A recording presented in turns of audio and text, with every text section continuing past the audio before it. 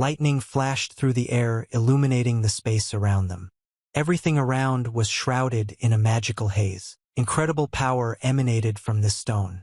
Unknown magical patterns were expressed by a hologram around it. The guy stood with his sword looking at the magic of this artifact, wondering if this was the same boss room that was called the Grave of Beginners. A huge magical creature made of stone, lightning, and armored in steel seemed like too much of a creepy training. The boss's eyes lit up red and he walked forward. The boy looked at him, trying to figure out how to defeat this monster that was about to strike first. The guy, thrown into the air by powerful magic, collected his thoughts and thought that he had no other choice anyway and he needed to win. He grabbed his sword and, encouraging himself that he would be able to do it, rushed forward. Everything around him sparkled with purple lightning, the color of his eyes. At that moment, his capabilities were limitless and he was able to defeat even this monster created by magic. He had unexpected methods of attack even against hidden enemies that appeared out of nowhere. He circled around his enemy, striking him and trying to find the one that would help him emerge victorious. Having gained enough of a running start, he jumped forward, literally pushing off from the air. Even though the enemy was several times larger and stronger than him, he still had weaknesses just like anyone else. He smiled in battle. There was not a drop of fear in him, which was an amazing sight. His divine energy dominated the battlefield no matter who was in front of him. He charged at his main opponent's sword thrust forward. The guy saw absolutely everything. Every movement of the enemy did not escape his field of vision, which gave him a great advantage in battle. With the next dash, he dealt with the hated monster and finished clearing the area. He stood proudly next to his defeated enemy, smiling smugly at his success. He was incredibly talented. He was a gaming streamer who was like a god possessed. At the end of the fight, he announced that it was over to those who had missed the moment. Many admiring comments poured in, but among them were those who did not think it was easy. A few months ago, Mr. Ken Bok was approached at the office and asked if he often made mistakes in contracts. He noted how attentive Mr. Kim, who was sitting in the chair opposite, was, to which Mr. Kim emphasized that Ken Bok had not changed at all. Lee Kyung Bok was a salesman in trouble. He was 28 years old. He took out a specially prepared pen for Mr. Kim and asked if he was ready to sign the document. Mr. Kim grimaced and said that it was terrible, but Ken Bok did not understand what he meant and smiled nervously. Mr. Kim said that Ken Bok should have been the best, to which the guy relaxed a little and smiled sincerely. Mr. Kim raised his glass of water and ice, wondering if it was possible to exert oneself on such a day. This was how business had been conducted since ancient times, and one should at least have a drink before signing documents. Ken Bok returned to his forced smile and gave a forced laugh, promising to remember such subtleties even though his head was actually splitting. But the next moment he was shaken by the thought that this could be a sign, or rather some kind of ominous warning. Ken Bok had heard from certain sources that Mr. Kim had not been having any luck lately, and a bead of sweat was running down his face. He dipped his hand into the bowl of chips and offered to play go to the Mr. which greatly surprised him. The guy abruptly threw the chips on the table, from the sharp movement of which Mr. Kim shuddered and shrank in his chair. He was outraged by what the guy did, and Ken Bok, looking at the table, noted that it was not funny. Looking at the way the chips fell, Ken Bok concluded that signing the contract would bring great misfortune to the company, while if they fell the other way they would mean little luck. Feeling that he might be in trouble, he stood up from the sofa and said that he would not be able to entertain Mr. Kim adequately, and advised him to understand that they were living in the modern world, and it was not worth demanding such a thing. Taking another look at the arrangement of the chips on the table and Mr. Kim, he declared that it was time for him to go. Mr. Kim became furious and waved his arms, splashing his drink, and began to curse at being treated so disrespectfully. He warned that there would be consequences for canceling Ken Bok's contract, but he didn't listen when he discovered that his nose was bleeding again. Ken Bok was born with some kind of divine energy. Since childhood he felt spirits and the aura of other people, and when he saw bad spirits in people he tried not to approach them. And he was always interested in whether his grandmother would scold him if he told her everything. His grandmother always told him not to even think about becoming a shaman because he received an amount of divine energy that the human body could not cope with. Touching his forehead, she explained that, in other words, he could become possessed by a god. She asked him not to talk and to live a normal life if he saw something strange again and felt bad. His grandmother was a shaman and always repeated these words to him when pain came to him, but he did not understand why he had to endure all this. Over time, he became accustomed to such manifestations of his incredible strength. But that day his head was ready to explode. He could barely move his legs from such pain and unfortunately found himself in a crowded place far from home. It was a very sudden attack. Ken Bok was wincing in pain, unable to go on. But none of the passers-by paid any attention to him since at that very moment an accident occurred on the road. Ken Bok, hearing the screams of people, opened his eyes with difficulty to see what was happening. There was a car on fire on the road that crashed into a truck. On the asphalt near the cars, Ken Bok noticed someone's necklace with a prayer for protection hanging on it. It was very familiar to him since he had once made something very similar with his grandmother for all members of the family. But Ken Bok's parents died. It was a very difficult time for him, long and eventful as it would be for any other person who lost their loved ones. Behind his back they whispered about the drunk driver who was to blame for the accident and about how Ken Bok was now an orphan. He blamed himself for having realized that the failure was his fault and for not paying attention in time. He asked his parents for forgiveness for such a serious offense that cost them their lives. Suddenly he felt a warm light on himself and soft, juicy grass under his feet. Everything around was strewn with snow-white flowers. He began to look around, not understanding where he found himself. The snow-white flowers were replaced by multicolored and bright ones which were dotted across the equally bright grass. In the distance he saw his father and mother, which surprised him very much. They walked further and further away from him and he began to shout for them to wait for him too. They just smiled back at him and continued to move away. He rushed to run after them, begging them to take him with them. But someone stopped him, grabbed him by the shoulder and asked where he was going. Ken Bok froze in fear. There was a young guy next to him who seemed to be floating in the air and asked him if he wanted to cross over to the other side. Ken Bok was taken aback, but the guy extended his hand and assured him that he could fulfill any of his wishes. Ken Bok took his hand and confusedly asked if it was true and who this guy was. There was a bright flash of light where they shook hands, but it was neither blinding nor burning. He replied that he was the law, he was a deity, and asked Ken Bok not to break the laws of heaven. Ken Bok's mouth opened silently in fear.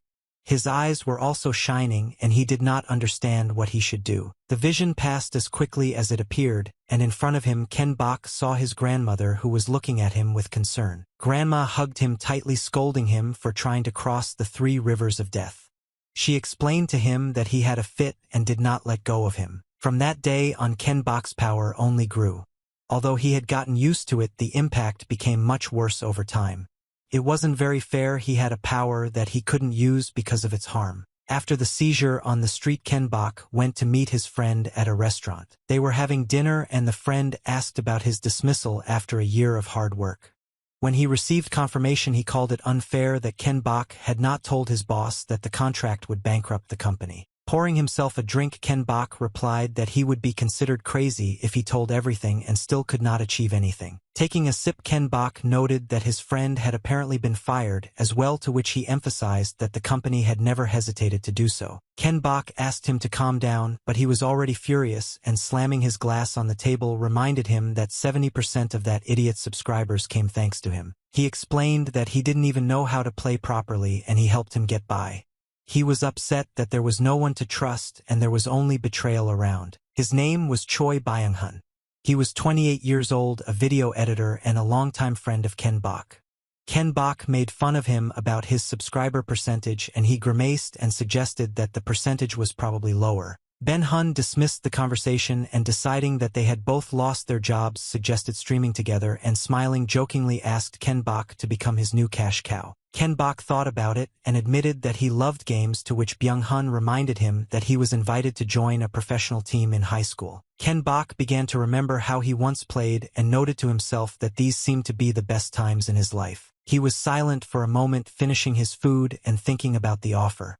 It was quite tempting, but it carried certain risks. Looking at Ben-hun, who was waiting for his answer with great hope in his eyes, he pointed out that his friend should remember the reason why he had to quit the games. Hiding in his hood, Ben-hun remembered that during the games Ken Bok felt ill and apologized, considering it to be a stupid condition. After thinking for a moment, he turned to Ken Bok again and noted that he seemed to have never used the capsule. Ken Bok was a little stunned since he didn't really know what it was, but Ben-hun claimed that everyone was playing them now. He began to convince me that since he would be using his head and not his body, there should be no problems since even people with physical disabilities play them calmly. Ken Bok thought about this access device that would immerse you in virtual reality. The spread of these devices was a turning point in the world of gaming, and many things changed because of them. Ken Bok propped his head up with his hand, thought for a bit more, and agreed to try it once, but he still had to earn money somehow. The next day, Ken Bok went to the computer club to try out a new way of playing games. Entering the capsule, Ken Bok began to doubt whether he was doing everything right. Ben-hun was a little nervous and decided to ask again whether his friend was sure of this decision. Ken Bok jokingly asked if this thing could kill him.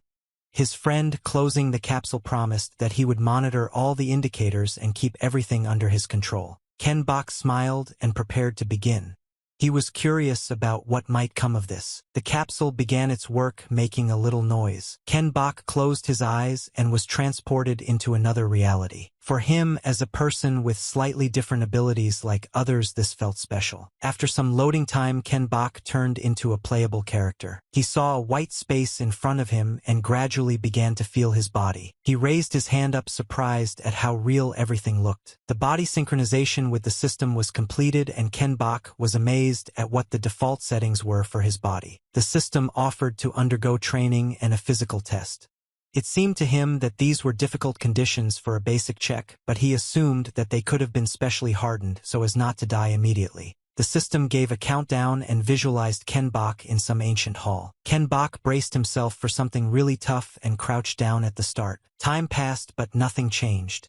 The hall was quiet and calm, and no obstacles appeared. Ken Bok was surprised and stood up, folded his arms across his chest, asking himself if this was some kind of bug. Ben-hong, looking at the screen, saw his friend standing still and became worried about why he didn't run. He began to worry that he might get sick, so he slowed down. And finally Ken Bok rushed forward, dodging arrow attacks and sharp blades falling from the ceiling. Ken Bok thought it was not bad for a first time and kept running. His friend, watching him, was shocked by what Ken Bok was doing in the game. He couldn't help but swear at Ken Bok's unexpected tricks. Ken Bok was very fast. He deftly dodged traps with various tricks. Ben-hun noted this, but the strange thing was that Ken Bok avoided all the randomly appearing traps and did not make a single mistake. Watching all his movements, it seemed as if he knew in advance where the trap would appear next and what kind of trap it would be. He sped up before the arrows and dashed in front of them in a second. He ducked, jumped, or slowed down just when it was needed. The test ended and the system announced the finish with colorful fireworks. Ken Bok slid across the floor, trying to stop. The system produced results that placed Lee Kyung-bok in third place in the overall ranking, which was equivalent to a true professional. Ben-hun couldn't believe his eyes. If Ken Bok hadn't stood still for the first 5 seconds, he would have been ranked first in the world based on what the game was giving out. Ben-hong was very amazed and noted how his assembly instinct screamed and rejoiced. He believed that his friend Ken Bok was definitely a genius and was guaranteed success. Ken Bok didn't yet know that his life would soon change and turn upside down. When Ken Bok's test started and nothing happened, he was initially very confused. He remained squatting and tried to figure out what was wrong. He thought it was a bug in the game system since the obstacles did not appear in front of him. The most interesting thing was that he saw the traps that were placed around the hall, but he could not understand how they worked. He also realized that it was strange that he could see them. In theory, they should be invisible and appear suddenly. Deciding to take matters into his own hands, he prepared to run forward and try out his theory. 5 seconds into the test, Ken Bok ran forward. I know where the traps are located, and roughly guessing how they should work, he deftly avoided them all. At the same time, he also noticed that he easily controlled every part of his body, which certainly helped him a lot. He also felt that his power began to manifest itself, but for some reason he still did not feel the recoil as it usually happened. Noticing this, he decided to test himself to the fullest. Only in this way could he check that there would be no backlash from the sending of his unusual energy. He performed a trick to attack from both sides: a crack in the block, a flip in the air, and a handstand. He very quickly calculated the optimal path for his movement and bypassing all the traps that the game system put forward for him. Having chosen the best one, he rushed to run along it, jumping over obstacles. When he reached the goal he had set for himself, the system notified him of the end of the test, and everything around him began to sparkle with fireworks. Ken Bok stopped watching the changes in visualization and was very surprised that this was already the end of the training. He started rummaging through the settings on the hologram screen, wondering if he could exit the game and how to turn off the system in general. After studying the settings a bit, he found what he needed and switched off. The capsule doors opened. Ben Hong immediately jumped up to him, who was in the capsule and trying to recover from the state that was similar to after anesthesia. Ben Hong was amazed by his skills and immediately attacked him with questions about whether it was really his first time, and noting that he could easily take first place in the world. Trying to come to his senses, Ken Bok was surprised that there were wounds even in training, but Ben Hun no longer paid any attention to him and was afraid because he could not record it on video. He knew that such a video could get millions of views. He turned around and saw that Ken Bok was not feeling well and asked if he needed to be taken to the hospital. Ken Bok declined the offer, claiming that he was fine. Surprisingly, he felt no pain after using his power, and there was no recoil in the capsule. He felt incredible. It was now clear to him what it felt like to release all his power. He also noted to himself that, in reality, the sensations were not so vivid. He laughed, causing Ben Hong to stare at him with a puzzled look. Ken Bok clenched his fist tightly and exclaimed how much fun it was. After the trial test, the boys decided that this should be enough for the first time and went home. Ben Hun assured that since Ken Bok had no pain, it meant that they had found something worth nitrate. Such talent would be a crime, and asked his friend to think carefully. Waving goodbye, Ken Bok was a little embarrassed and pointed out that his friend, as always, was greatly exaggerating. On our way home, Ken Bok thought about what happened and Ben Hun's offer to do gaming streams the whole way. He was aware of the fact that in games his strength was demonstrated much more often. But because of this, the return was worse, and that is why in the past he gave up playing and gave up. But now he realized how different everything was in the capsule and couldn't believe that he had found a way to bypass receiving the recoil. Suddenly, a very strange sensation pierced him. He froze in the middle of the street as this feeling grew rapidly. His head began to hurt very badly. He bent over and groaned in pain. He had a very bad feeling about something, but he couldn't understand what might happen this time. At such moments, he unconsciously looked where something was about to happen. It was as if his body had stopped obeying him and something from above was controlling him. He stood at the top of the stairs and looked down to see that a little girl had slipped down the steps and was falling. Ken Bok immediately rushed forward, hoping to save her from serious injuries. He grabbed the railing and slid down and miraculously managed to catch the girl before she broke something. Her mother was shocked by what was happening and simply froze in place. But she would hardly have been able to help her since she was holding the child in her arms for less time. She began to thank Ken Bok for saving her daughter, and he smiled awkwardly. "I assure you that there was nothing wrong with that." But for the people around him, he was a real hero. Ken Bok smiled at the girl and her mother, who were going about their business, and waved his hand at them. And as soon as this situation ended, he again plunged into his thoughts. He thought that this time too he could avoid the backlash from using force. Well, something happened to him that happened constantly and for which he should be prepared. His body was pierced by incredible pain. Unable to cope with it, he involuntarily bent over and sat down right in the middle of the sidewalk. He didn't understand why he still hadn't come to terms with it even after going through all this. He addressed himself, asking him not to be mistaken anymore. This pain would be with him for the rest of his life. His grandmother said that he needed a healthy body and mind, and only then would he be able to cope with his power. Since he didn't really have a choice, he decided to at least start doing sports. For him, it was more like survival. While he was training, Ben Hun jumped up to him and immediately started cursing that he couldn't contact him. Ken Bok joked about him being a ghost, but he noted that it was impossible to sleep in such a situation. He shoved the phone in Ken Bok's face and asked him what he was doing again. Ken Bok was outraged by the number of questions and cursed at the fact that they wanted something incomprehensible from him. On his phone screen was a frame where Ken Bok saves a girl. Ken Bok was surprised that the recording from city cameras leaked onto the internet. Ben Hun noted that although the frame was very blurry, but still anyone could understand who exactly was in the frame expressed his shock. Ken Bok joked that you noted that the face in the frame was not visible. But Ben Hun ignored this point and pointed out that the video had spread all over YouTube. Ken Bok was taken aback by the news that had come to him early in the morning. But he understood that it was due to the village that had always limited him. The video really took over the internet by force, and people thought he was a superhero and admired his precise movement without the slightest doubt. Ken Bok received the support of the people, and it was very pleasant for him. He had already completely forgotten what this feeling was like. Smiling, he turned to Ben Hun. He straightened up and said that he wanted to take a risk and therefore he should be his accomplice, to which Ben Hun became agitated and noted that he understood how hard it was for his friend, but the crime was too much. Ken Bok, smiling at such a joke, decided to put everything on the last attempt and agreed to the previously received offer to make a good game stream. The next day they gathered together at Ken Bok's house. Ben Hun had brought a game capsule with him and was busy installing programs. Ken Bok didn't understand when he had managed to buy it because it must have been very expensive. He wanted to send half the cost, which offended Ben Hun a little, but he decided to ignore it and asked what game they would start. After thinking for a while, Ken Bok replied that he had chosen something for beginners. The beginning of this game was related to the hospital. The weather in your game was disgustingly rainy at the beginning. They were pushing a gurney along the hospital corridor in panic and talking to each other. This game was called Biocrisis.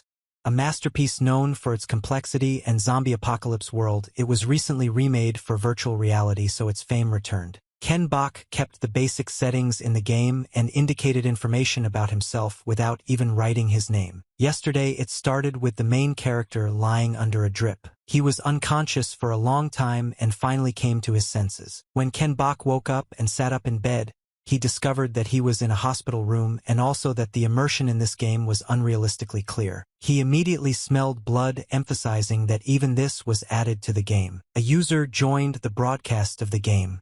Ken Bok, unhooking the IVs from himself, greeted him. A comment was added that Ken Bok was streaming for the first time.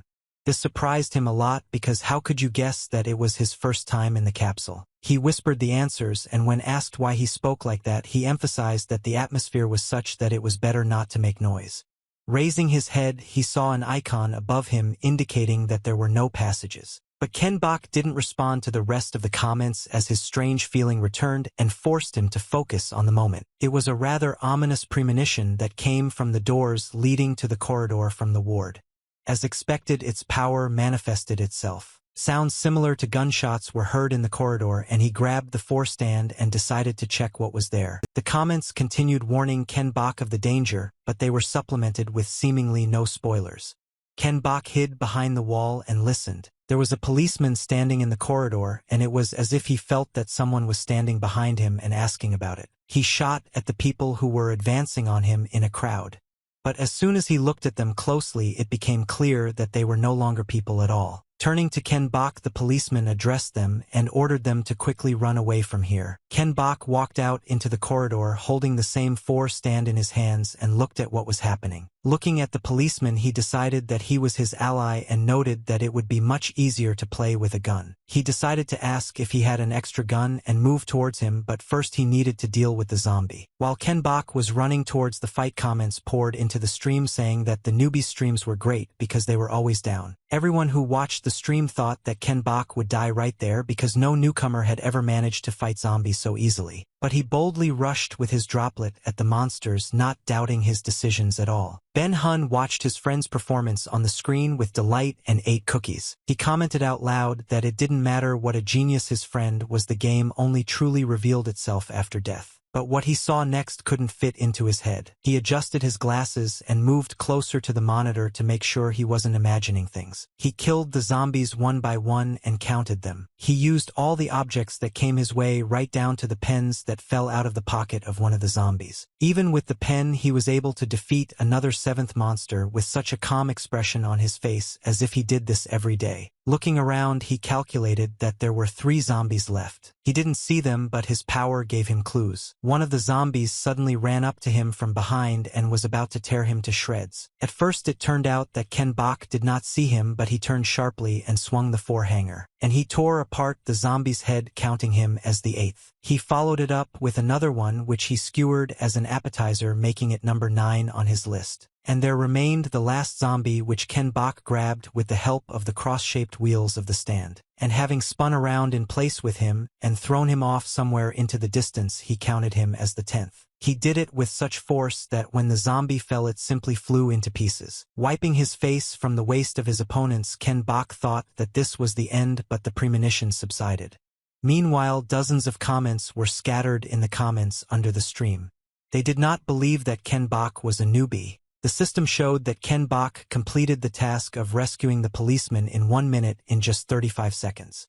In the comments, people didn't even know that the policeman could have been saved. Ken Bok smiled and said that the training was easy, just like he thought.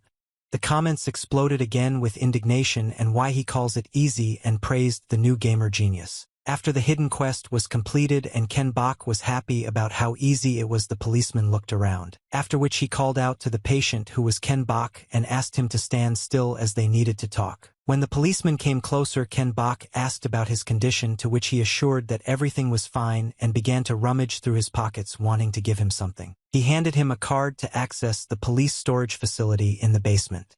In the comments, players were surprised that the events in Ken Bok's game were developing so quickly. The policeman explained that the way there was a bit confusing and promised to bring Ken Bok as close to him as possible, which further amazed those watching the game. Seeing the comments, Ken Bok realized that this was something unusual in this game and showed the card and invited everyone to follow him. While escorting Ken Bok to the basement, the policeman said that people suddenly began to lose consciousness and their bodies began to rise up, and thus complete chaos occurred all around. The policeman was walking ahead and suddenly stopped and swore. There was blood on the handkerchief he was holding in his hands, and it was also flowing from his mouth. He noted that apparently his time had come. Ken Bok froze and quickly examined the policeman, noticing a bite on his leg, and wondered to himself why the policeman hadn't said anything about it. The policeman handed Ken Bok a gun and asked him to take it. He explained that it had to be held with both hands and showed how to extend your arms to shoot. He stepped forward and, putting his hands up, suggested that they practice, explaining that they should not close their eyes and press the trigger. The policeman was already turning into a zombie. Well, and with his last strength, he explained to the guy that after the shot he should go down to the emergency exit behind him. As Ken Bok took aim at the police officer, he thought that I would never have predicted that he would receive the gun that way. Without thinking twice, he shot the policeman, preventing him from becoming a monster. After standing for a moment and looking at the policeman's body, Ken Bok said out loud that he was very sorry. After this, Ken Bok left the corridor and went to the basement as he had been told earlier. In the comments, they asked to be careful because this place looked very dangerous, and also asked to change the name and enable donations on the stream. Ken Bok asked for a minute to figure it out, noting that he was a newbie in all this, and only after changing all the settings did the first donation of 5,001 immediately arrive with a signature that the newbie was finished. The comments didn't believe that he didn't understand anything about it, but Ken Bok assured that he was speaking facts. After reading some more comments, Ken Bok began to go down to the basement so as not to waste time. Meanwhile, his friend Ben Hun recorded short videos and edited them immediately. He also made a clip pay attention to the fact that he is a newbie in the game and covered the hidden path. He decided that since they were doing this, they had to make Ken Bok famous. He posted these clips to a streaming community that was typically accessed on phones, where a short action video was enough to get attention. Ben Hun joined the game's community and uploaded a full walkthrough of the hidden path. He happily spun around in his chair. They say that Ken Bok should be grateful to have such a partner. Almost immediately, his phone started ringing off the hook with notifications. He unlocked the phone with irritation, thinking it was some kind of spam. The video he had just uploaded had received a lot of comments and likes.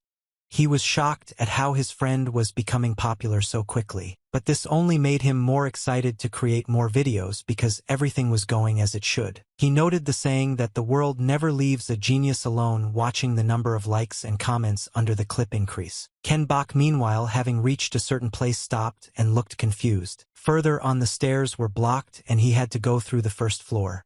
While he was looking for a way, more and more people were joining his broadcast. A notification appeared in front of him that more than 100 viewers had already watched it. This made him even more confused. He was amazed that so many people had started watching it in such a short time and greeted everyone. And then Ken Bok began to guess that the place in the ranking was not just a coincidence. And after that, he received a donation of 10,000 won with a question whether he takes missions. Ken Bok announced that he had never done this before and was ready to take it. A task appeared on the screen to get to the basement without taking damage with a reward of 1 million won. After seeing this task, Ken Bok understood what Ben Hun meant when he talked about things that streamers should be wary of. He said that the most dangerous were the trolls. These were viewers who challenged newcomers and gave them a task with a big reward and thus drew the newcomer into it. It was important that no one would watch a boring mission, so the difficulty was greatly increased. And then Ben Hun clapped his hands, noting that this was exactly how new streamers disgrace themselves. If a newbie fell into a trap, it could get to the point where they had to quit streaming. Then Ken Bok emphasized that in such a case it was enough to simply complete the task. But Ben Hun smiled because everything was not as simple as it seemed, because there were a ton of new streamers. Ken Bok looked at the hologram with the task and wondered if it was so difficult. The comments tried to dissuade him, knowing what usually followed. But Ken Bok accepted the task and smiled and promised to amuse everyone. There was an uproar in the comments. Everyone thought it was a mistake. A notification immediately appeared that the chat would be disabled for the duration of the mission. Ken Bok was surprised to see this and asked the audience to be patient for a little while. He opened the doors and, entering the hall, saw a mountain of dead zombies in the center. There were signs of a struggle. Scratches on the doors and walls as well as blood spatter. Ken Bok looked around and, taking the pistol more firmly, walked towards the elevator. Suddenly, one zombie's hand rose up. Ken Bok jumped up and held his pistol out in front of him. The entire mountain of corpses rose to its feet and was ready to tear Ken Bok apart. Then it became clear to him what the difficulty of the mission was. He raised the gun up and fired, suggesting to finish it quickly. The chat could not understand why he did this. Ken Bok quickly reloaded his pistol's magazine while the zombies were still some distance away. He stretched his arms forward and began to aim at the monsters that were staggering as they walked. After waiting a bit, he fired. One bullet after another flew out of the shower of his pistol. Ken Bok aimed straight at the zombie's head because that was the only way to kill them forever, and he hit the target accurately. He didn't stop and continued shooting, destroying all the monsters in the hall. He took a good position and did everything very quickly, not letting any of the zombies get close to him. And after a very short time, Ken Bok fired the last bullet into the zombie's head. He quickly interrupted everyone in the room. The comments flared up with renewed vigor. Everyone was surprised how the newcomer could be so fast. Ken Bok leaned against one of the tables and relaxed. Without even looking, he slowly pulled the gun to the side and fired. The bullet hit the last zombie, who appeared out of nowhere. The system gave an achievement for 10 headshots in a row. Ken Bok asked with boredom in his voice if this was all that was prepared for him. The audience wrote where he had been hiding himself and his talent all this time. After that, many donations poured in, from 1,000 to 10,000 won at a time. But Ken Bok was focused. His premonition worked again. He looked around the room and realized that something was coming straight at him. He felt chaotic and rapid movements, but he could not see anyone yet. Very suddenly, dogs who were also zombies jumped through the window, breaking the glass into the hall. Ken Bok noted that this was not the same as before. The dogs' lower jaws were split in two and diverged to the sides, and their tongues were certainly several times longer than those of ordinary dogs. In the comments, they said that these were the famous zombie dogs. They tried to figure out how to hit them with a gun, and someone said that they always lost at this point. Ken Bok certainly didn't expect to see these creatures, and was a little embarrassed when they flew into the room. Without thinking twice, he started running away from them. He quickly ran to the side and jumped incredibly high into the air, and the dogs ran in circles trying to catch up with him. Ken Bok jumped and fired towards the dogs. The chat was again in an uproar because it was unclear how anyone could aim in such a situation. The most amazing thing was that Ken Bok shot straight into the dog's head in the center of the forehead. Landing on the floor, he fired another shot. The last bullet, fired again, hit its intended target exactly. Ken Bok landed on his feet and tried to keep his balance. Someone wrote that he was definitely a monster to do such things. Ken Bok ruffled his hair in embarrassment and glanced towards the now completely dead dogs. He sat down next to them and looked at them sadly, saying that he loved animals very much and it was very unpleasant to kill them. Again, without looking, Ken Bok shot off to the side and killed another zombie with a short laugh. Comments poured in laughing at the very difficult mission. Ken Bok smiled smugly and stood up, blowing dust off his pistol, after which he approached the elevator and, pushing the doors open, announced that he was going to go down to the basement along the cable that held the elevator cabin itself. Commenters wondered why Ken Bok hadn't jumped into the shaft, explaining that they had seen others do it. When he came down, he saw a flashlight on the floor. Without thinking twice, he picked it up and began to look around. He was on guard and kept his pistol at the ready, but none of the enemies appeared. After looking around for a bit, Ken Bok finally found the doors leading to the police vault and declared that the mission must have been completed. The chat was once again available for viewing, and immediately a notification appeared about a donation of 1,000,001 and mockery of Agent Q, who was now disgraced and apparently bankrupt. Ken Bok shone a flashlight on his face and thanked everyone for the donation and help to the newcomer. He laughed and noted that he would be waiting for new interesting missions.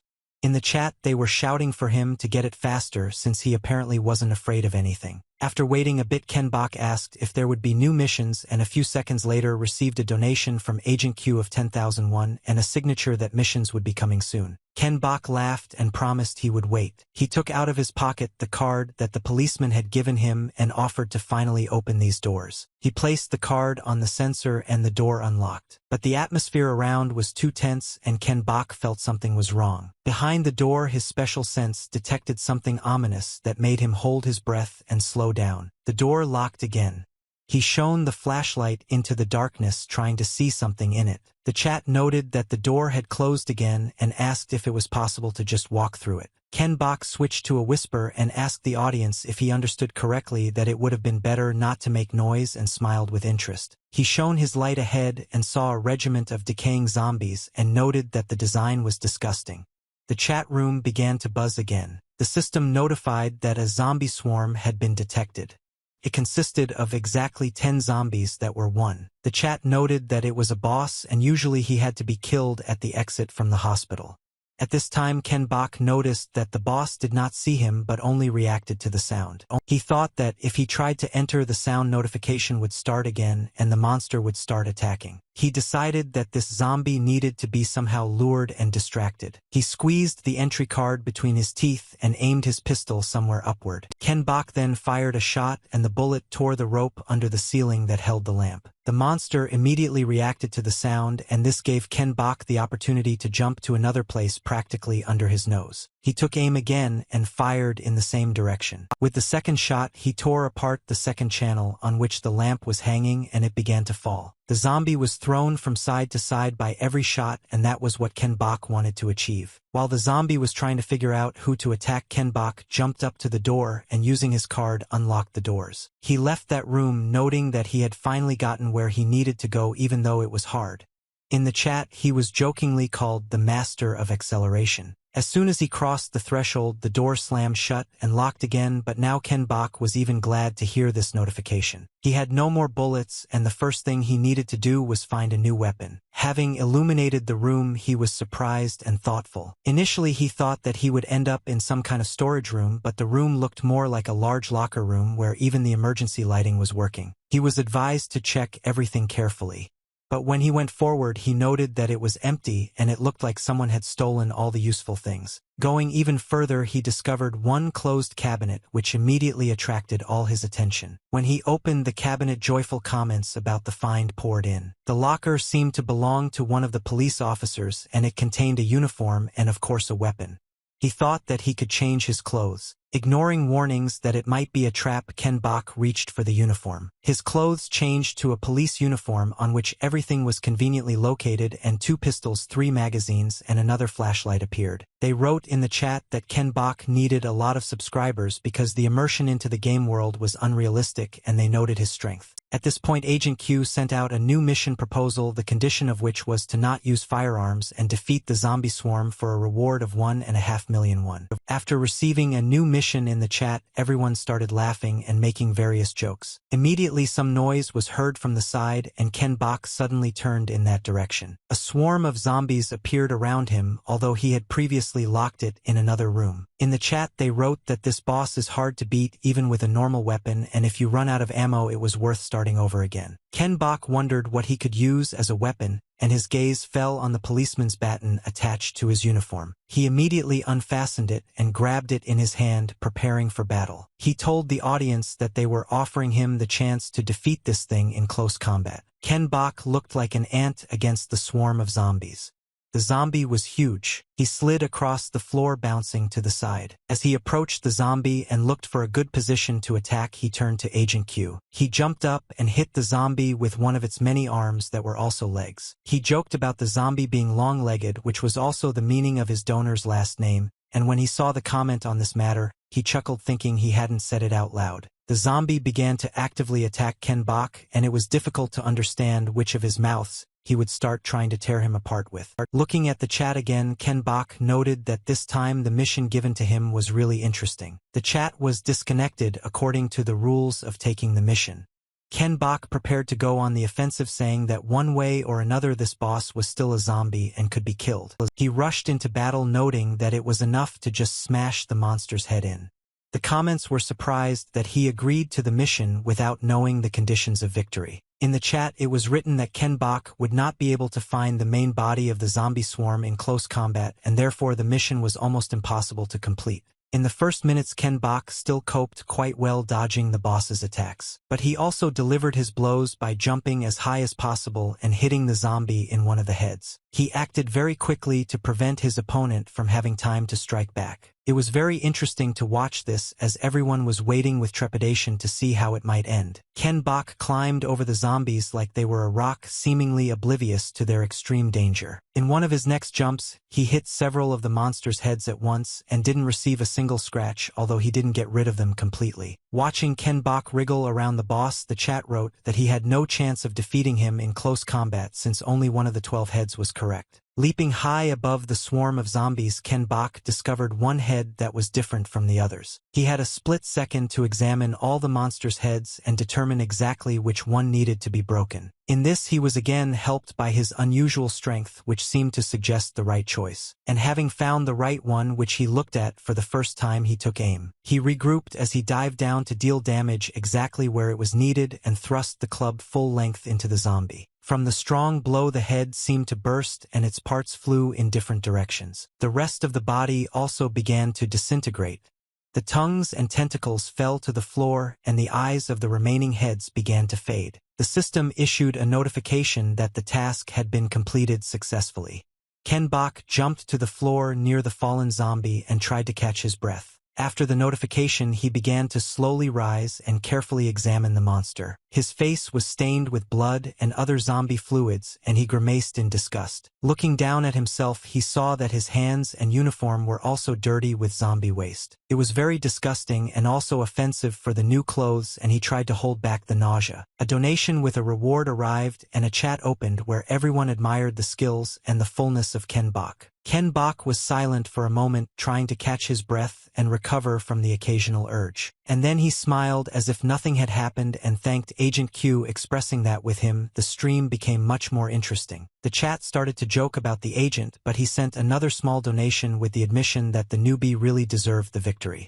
Ken Bok decided to go upstairs and figure out what to do next. After leaving the room, he discovered that he had managed to get around the block staircase from the other side, and from there he could exit into the first-floor lobby. Looking around, he found traces of a zombie swarm and noted that he would have had to meet it anyway before escaping from the hospital. As he stepped outside the threshold, his eyes lit up with delight. He began to descend the low steps and noted that he saw incredible beauty. He went out into the city and even smiled at the view that opened up before him. The world of the zombie apocalypse appeared before him, and everything was conveyed incredibly colorfully by the developers. The first section of the game was over and the stream ended. Ken Bok left the capsule and he and Byung-hun began to discuss the game. Ben-hun emphasized that he was talking about the resulting hit and said that there were more than 200 viewers on the stream. He then showed Ken Bok the community from the platform he was streaming on and pointed out that he was on the top 5 main page. Ken Bok expressed that now it became clear to him where only the viewers came from, to which Ben-hun replied that he had not been playing with toys all this time but working. Ben Hong handed the phone to Ken Bok and pointed out that this was what impressed him most. Ken Boka was mentioned by the game developer, who noted the good and high-quality walkthrough of his game. Ken Bok was very surprised that this article was really about him and noted that it would be worth changing his game nickname. Ben Hun immediately supported this idea. He announced that he had already prepared a list of candidates for his nickname and offered to choose from it.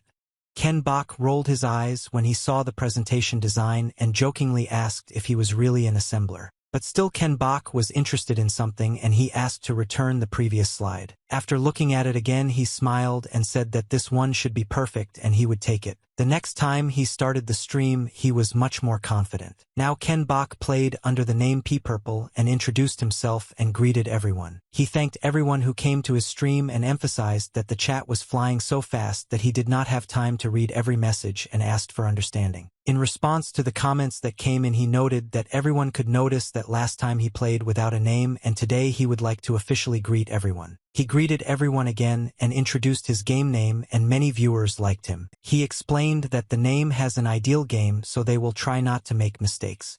The chat approved this decision. He pointed his finger at the game's start button, not wanting to chat about anything for long. The system notified that there were 10 seconds left before the game started and all visualizations disappeared. Ken Bok tried to get into his role as a famous streamer and suggested that they start the game.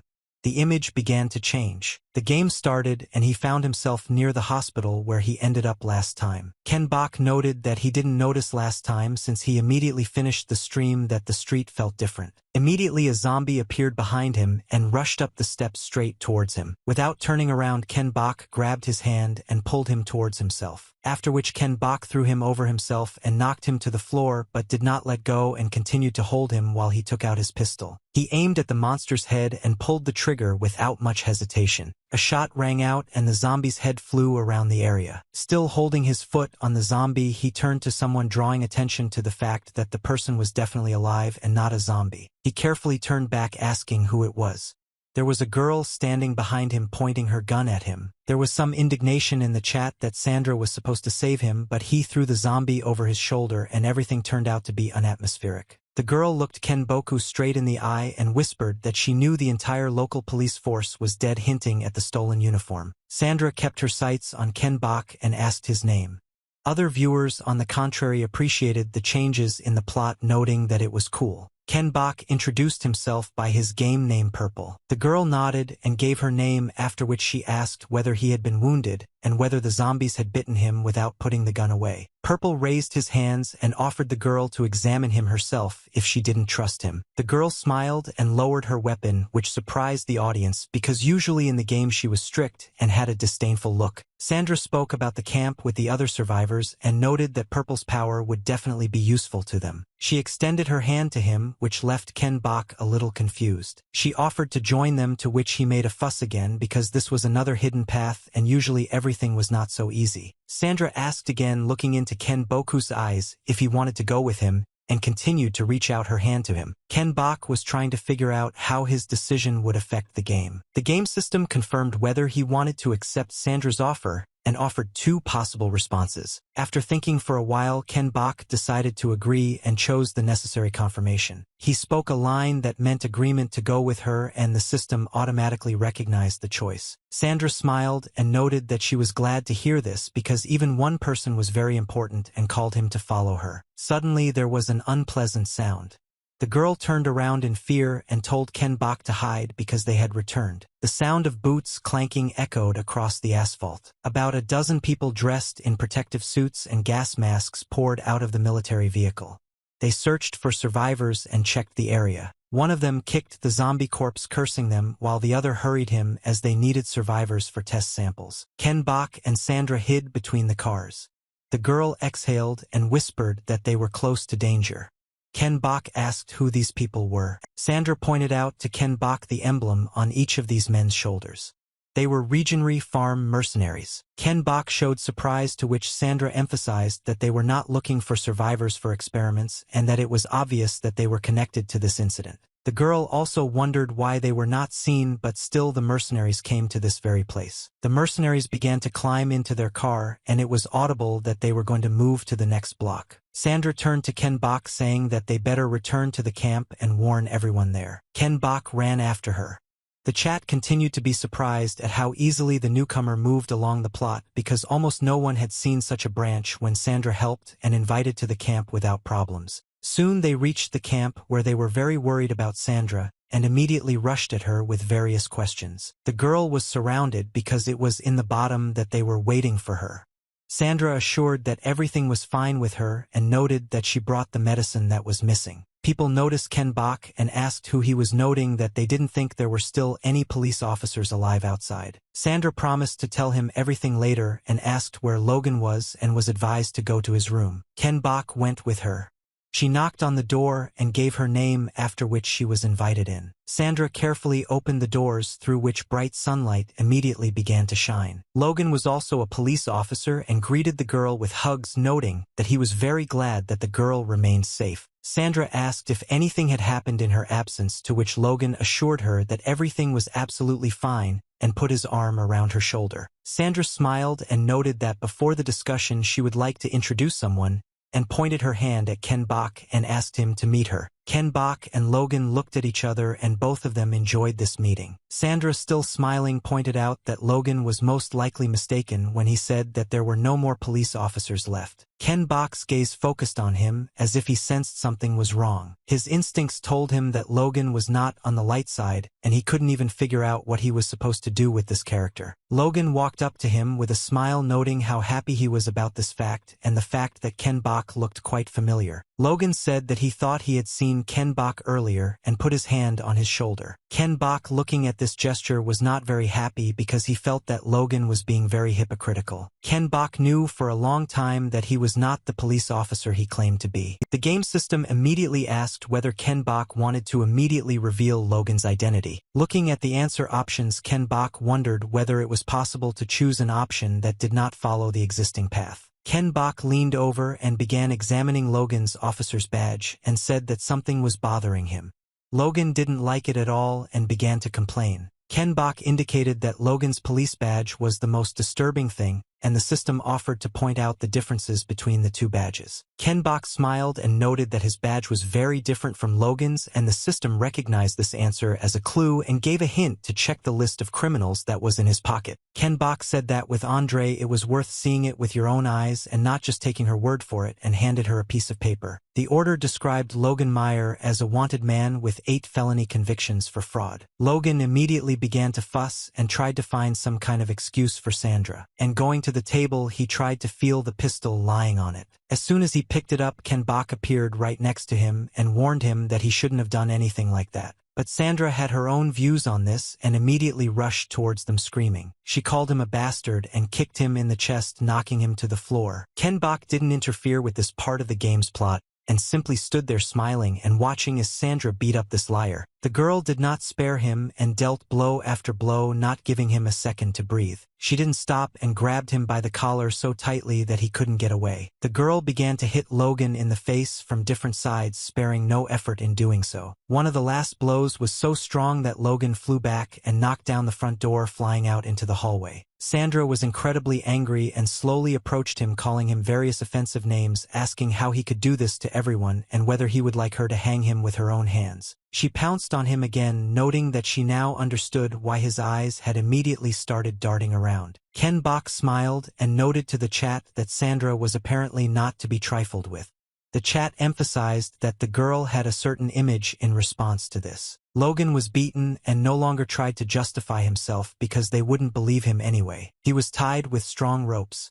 Sandra stood next to him, asking how he dared to deceive the whole camp. She recalled how he kept saying that they were trying to contact the rescue team, but he himself turned them into a camp into his kingdom and dragged him across the floor towards the exit from the camp. In the chat they suggested that he might not have done this for the first time. Initially he said that since he was the last policeman he had the only working radio that would help everyone get down. Sandra put him on the very edge of the roof and said that it was because of him that the entire camp was isolated. Ken Bok watched the public execution and read the comments that argued whether Ken Bok had done the right thing. Sandra, without waiting for an answer from Logan, threw him off the roof, not doubting her decision in the least. Logan fell below with no chance of survival. Sandra waved at him and wished him to become tasty dog food. Down below, dozens of zombie dogs were waiting for Logan, and they were very happy about this dinner. By evening, everyone had calmed down and sorted themselves out in their rooms.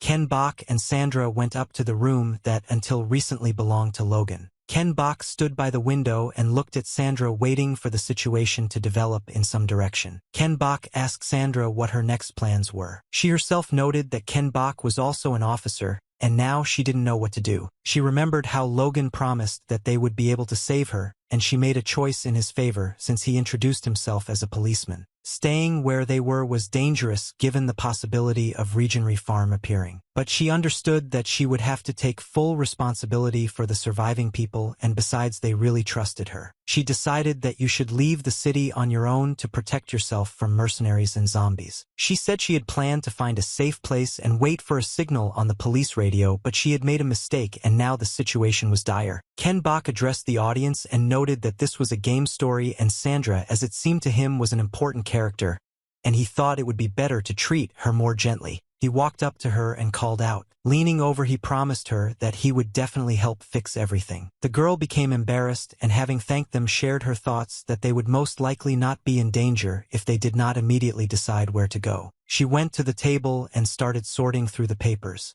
She said that the best option would be to ask the military for help. They would do something if they found out about survivors. When Ken Bok asked how to do this, she emphasized that there was no connection and that she would have to go personally to the outlet zone, and said that after the outbreak of zombies this was the first and last safe zone. Ken Bok, looking at the map of the area, suggested going through the subway tunnel, suggesting that there were fewer risks there.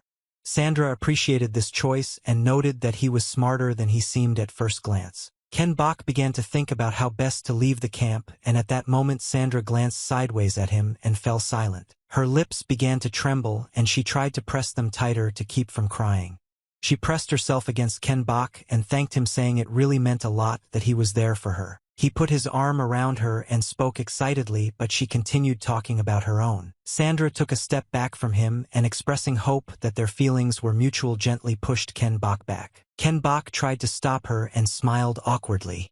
The chat exploded in anticipation of what could happen now. He was surprised that this part of the plot was so sudden and doubted whether it was part of the story at all. Sandra came close to him and he had nowhere to go. She pushed him onto the bed and lay on top of him and immediately kissed him hard. He tried to break away from her, but he couldn't move, and asked the audience if this was normal. Ken Bok put his hand on the bed, still trying to break free from the girl's embrace, but not as actively. The viewers of the stream were shocked by this turn of events. Ken Bok looked horrified and asked very awkwardly if it was a sex scene. The night passed in a very unexpected development of the gameplay. He woke up to the bright sunlight that flooded the entire room. He rose slightly in bed and noted that he had thought for a long time about whether to do this, but was still glad that everything happened in the dark. Having quickly read the chat, he didn't even have time to come to his senses before Sandra noted that he had finally woken up. She sat on a chair in a robe, drinking coffee and reading something like a newspaper, and taking a sip of coffee she expressed how cute Ken Bok was when he was sleeping. She lowered her legs to the floor and announced that she would go get ready to go out. Approaching the door, she indicated the meeting place in the hall.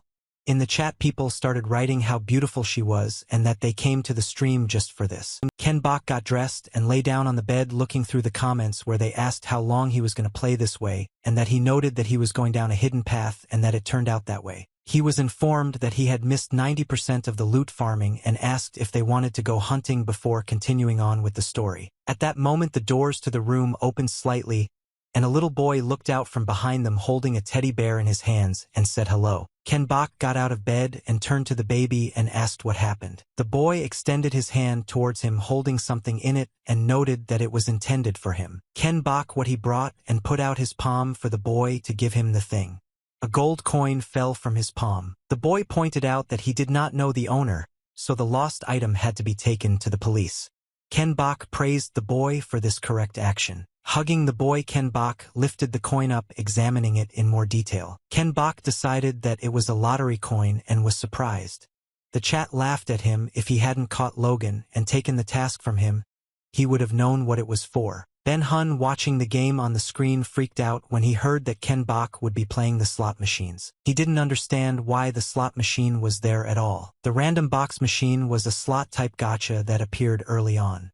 The game was difficult, so the chances of winning were terrible. Ben Hun remembered how he once tried to spin 30 times. It was a nightmare. Only healing potions dropped out, but the streamer was able to get millions of views from this. One of the streamers got really angry during the broadcast and threw his keyboard aside. He screamed that the slot machine was simply mocking him and not letting him get a normal win. There were about 50 streamers in the gambling community, and among them Anatomy became a legend, and he received a golden shotgun after 13,000 attempts with some change. Ben Hong thought that this lottery was ridiculous and just a waste of time, but it was interesting to see what would happen if Ken Bok played this lottery. Ken Bok walked up to the machine with great confidence and twirled the coin between his fingers. Before giving it to the machine, he threw it high into the air, and having caught it, he asked the audience again whether the golden shotgun was the best weapon. He put a coin into the slot machine and waited for the result. He stood near the machine gun thinking about something and did not notice that the name for the weapon was very good. When he put a coin into the machine, the chat noted that he was crazy if he thought he could pull out such a weapon on the first try. The machine sounded a notification that you need to pull the lever on the right to stop the slots. After reading the comments again, Ken Bok said that he was going to pull him out first. I wondered if this would make the game too easy. He was very happy, which confused the chat a little. I don't think for a long time he pulled the lever to stop the slots, but as soon as he touched the handle of the lever, he was pierced by a very strange sensation that did not allow him to immediately move the lever from its place. It was the same feeling of power that he periodically felt before some important events that he could not have guessed otherwise. Everything before his eyes seemed to light up and become enveloped in a golden haze. At what moment did he freeze holding the handle of the lever? For him, the feeling was definitely a little different this time, which seemed strange. He noted that he seemed to become more sensitive, especially his fingers, but nevertheless the feelings were constantly changing. I compared these different feelings to soft silk, to a burning sensation like a cat scratch, and to pain like skin peeling off. He also noticed that these feelings depended on the rotation of the machine, and he closed his eyes, tightly concentrating on these sensations. In the chat, they wrote that he would definitely get a healing potion, while others were sure that he would definitely surprise everyone. He surrendered himself completely to his feelings, allowing some higher powers to guide his actions. He decided that he would pull the lever, then he would feel the most pleasant sensation. He pulled the lever and began to watch as the matchmakers in the machine began to slow down. 3 cubes with question marks appeared on the screen, and a notification came that the prize was ready. Everyone froze in anticipation of what the reward would be. A very colorful and bright animation appeared on the screen, which was immediately noted in the chat. The prize was the same golden shotgun, which was the main prize of this game. The audience could not believe it. He still managed to win it on the first try. The game system also gave notifications that Ken Bok received a legendary item that had recoil reduction and semi-automatic fire. The ammo type will not be changed. Ken Bok noted that the shotgun was much better, which is why he imagined it and suggested watching him go to the subway and have fun there. Sandra was already waiting for him at the threshold of the hall, and they immediately went into the underground metro tunnel. On their way, they met several monsters.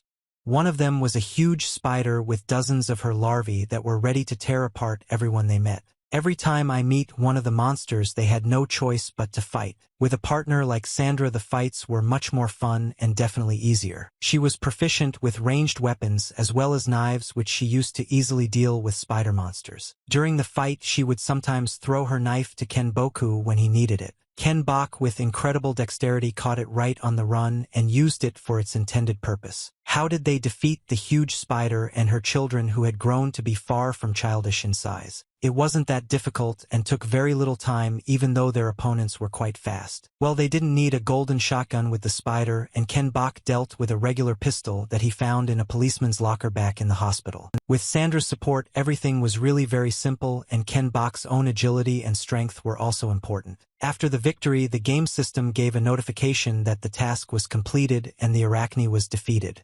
In the chat, they wrote that soon everyone would start rooting for the bosses since they were quite a pity. After defeating the spider, they moved further down the tunnel but were quite careful. Seeing the sunlight and realizing that they had not left the tunnel, Ken Bok looked around and noted that they were in place. In the chat, they wrote that they expected a game of crazy difficulty. Everything looked very easy. Sandra and Kyung Bok were at the walls of the outlet military camp. After examining the security zone from the outside, Ken Bok was surprised noting that this zone was supposed to be guarded by the military. Instead of the military, they saw people from the Region Farm mercenaries who swarmed throughout the area. The second section of the game, called The Survivors, was over as soon as they left the tunnel into the subway. As soon as Ken Bok finished broadcasting and started to exit the capsule, Byung-hun immediately shouted that they had to urgently upload all the content right now. Ken Bok was a little taken aback and asked not to scare him like that, watching this with his friend screaming either from delight or from something else. Ken Bok got himself a drink while Ben-hun said that he had to run like a madman. Ken Bok was very surprised that Ben-hun had already uploaded all the clips, to which he noted that it was necessary to strike while the iron was hot and that opportunities could not be missed. He explained that of course there are a lot of viewers of the streams, but the clips were watched more often, and Ken Bok was the first to find the hidden path, but someone else could have recorded and posted the walkthrough on YouTube, and that would have been a serious loss. Ken Bok agreed, noting that he now realized that being ranked first was quite an impressive achievement. Ben-hun immediately suggested opening a YouTube channel, which almost made Ken Bok choke on his water. The clips posted online quickly gained a large number of views. New topics were opened on the forums to discuss the new streamer Purple, who has already become a favorite of many. There were also comments of indignation regarding various topics related to the game and a lot of controversy. The news that the new streamer had started a YouTube channel quickly spread among the viewers of the stream, and this made everyone happy. Sometimes internet users even outpaced the light, and the YouTube channel was instantly filled with people,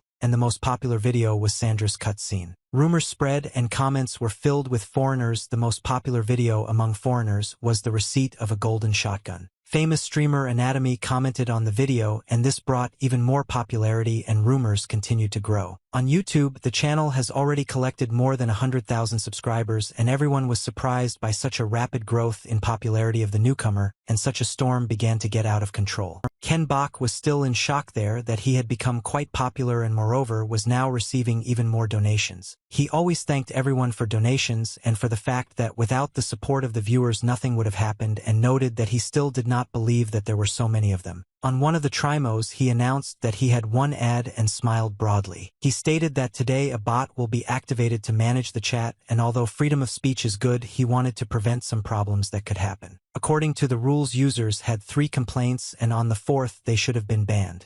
Ken Bok asked everyone to keep this in mind, and after that he suggested to continue playing the game. The system stopped loading the game and transferring him to the game world. He found himself back near the metro exit watching dozens of mercenaries from Region Farm. Ken Bok and Sandra hid, trying not to be seen by any of the mercenaries because that would mean the end. Ken Bok noted that Region Farm seemed to be deceiving the government. You asked if there was another way. Sandra hid her face in her hand from the question. Sandra looked out from around the corner and suggested going forward as soon as it became clear what was happening. Ken Bok whispered that they would have to go through them, and Sandra noted that the guns were not working. She explained that if they made too much noise she would find herself in trouble, and stressed that she would deal with them quickly and quietly with a knife. She tracked down 2 mercenaries who had come close enough to their hideout. Right in front of them she threw in an old tin drink can to get their attention. They also shouted that the territory was under the jurisdiction of the 5th Detachment and unauthorized entry was prohibited, and aimed their machine guns in the direction from which the can had flown. They ordered them to show up immediately, but before they could say they would open fire, Alexandra flew out of hiding and quickly dealt with them. First she grabbed one of them and dragged him into hiding, and then she came back for another one and sat it down next to the first one. She proudly declared that the difficulties went away one by one, wiping her knives. Without thinking twice, she went to 3 more mercenaries who were also nearby and saw what she did to their partners. One of them immediately tried to report what was happening over the radio, but he didn't have time to contact anyone as Sandra attacked him first. She quickly scattered them to the side, flying past like a storm. She didn't kill anyone. She took one of them hostage and asked him to be quiet. The mercenary noted that she had a military knife and asked where she got it. Ken Bok ran into another, lost his guard, and with a quick movement twisted his neck. They were caught off guard, so all attempts to neutralize the enemy were unsuccessful. Ken Bok was also very fast. I quickly dealt with one of them and jumped up to the second one, who took aim with his machine gun. Before he could even start shooting, Ken Bok was too fast for him, holding only a police baton in his hands. Guns be damned! Ken Bok knocked out the organization's mercenary with a baton in one blow. Suddenly something flew past him and he froze in place. He quickly turned around and saw that there was another mercenary behind him, but he already had a knife stuck in his head, which Sandra had thrown. Ken Bok crouched down, allowing the mercenary to fall to the floor without hurting himself. If it weren't for Sandra, Ken Boku could have had a very hard time, so she saved him. He turned to her and, smiling, thanked her for saving him. The girl was embarrassed by his gratitude and, stepping over the bodies of the mercenaries, went to meet him. Having dealt with those who were nearby, they went stealthily further, trying to get as close to the zone as possible. But they did not take into account one point that would decide a lot about the success of their sortie. A drone was circling over the area, monitoring the area with a video camera, and quickly detected strange movement. He circled above them. Most incredibly, he could transmit information to someone who was in the outlet area. Sandra flinched when she saw the drone and immediately turned to Ken Bok, wanting to point out the danger to him. The drone descended lower towards them, and a voice came from its speaker asking Kyung Bok if he was from the Foxtown Police District. Ken Bok thought that in this case it would be better for him to pretend to be a policeman, and he confidently asked what was happening in this place. Through the drones, he was told that Foxtown was currently under quarantine unless Ken Bok was told about it. The guy pointed out that there were survivors in the city, so they were conducting a rescue operation. They responded via drones that the infected zone was not under their control, and that management of the infected territory was transferred to the jurisdiction of Region Farm. Sandra couldn't stand it any longer and screamed, pointing out that these people were kidnapping survivors to use them as guinea pigs. They responded via drone that these claims were false, reported that all residents of the city were infected and the military was doing everything possible to prevent the situation from developing. The girl screamed they didn't let the infected just die.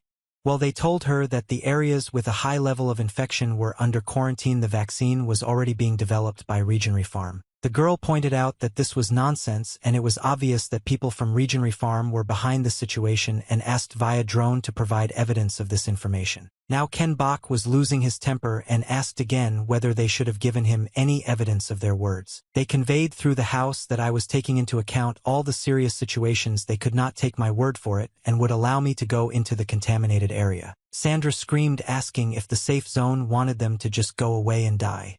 They promised to look into the matter via drone, but if proof was provided, they asked for it and promised to accept it. The drone immediately flew away, and the game system issued a new task to expose the illegal activities of Region Farm. Back at camp, Ken Bok and Sandra were disappointed to find themselves empty-handed. Sandra didn't understand what she needed to tell all the other survivors in the camp. Ken Bok tried to reassure her that she had done everything she could and promised to find another way together. Sandra awkwardly wiped a tear from under her eye, and then she suddenly stopped as if she had been inspired by some idea and informed them that they needed to hurry. They went into the hill, and Sandra called Billy and Lloyd, and immediately they, along with Ken Bok, discovered that there was trouble in the camp. It was very quiet, and almost next to the entrance lay the teddy bear of the boy who had given Ken Bok the coin for the machine. The girl looked at the toy for a short time, trying to comprehend what had happened. She began to look around, and her face changed with amazing speed. Her lips began to tremble, and she could barely hold back her tears, seeing what had happened in the camp in their absence. Everything around was destroyed. She fell to her knees with a scream from great despair and pain. Rain began pouring through the broken window, which gave the atmosphere a special dramatic quality to the moment. The bodies of those who had been in the camp were scattered around the hall. Someone had been here and dealt with them cruelly. Sandra hugged her teddy bear and cried loudly.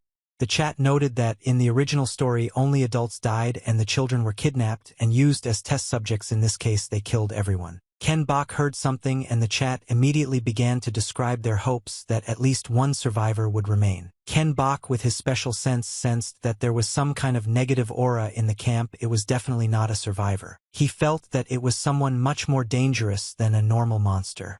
From the other end of the corridor, a huge brute appeared and approached them. He looked very human, but an ordinary human could not do such terrible things. I'm approaching, he asked in a disgusting voice if Ken Bok and Sandra liked his gift. They wrote in the chat that it was unfair such a monster was reasonable.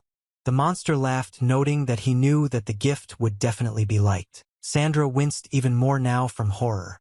In this monster she recognized Logan, whom she had executed with her own hands. Logan asked why they were staring at him and if there was something wrong with him. He said that in exchange for atonement, he handed over the stones that they treasured so much. And he noted that these insignificant creatures dared to resist him and therefore he killed them. The system gave out that in front of them was a fusion of the giant and Logan.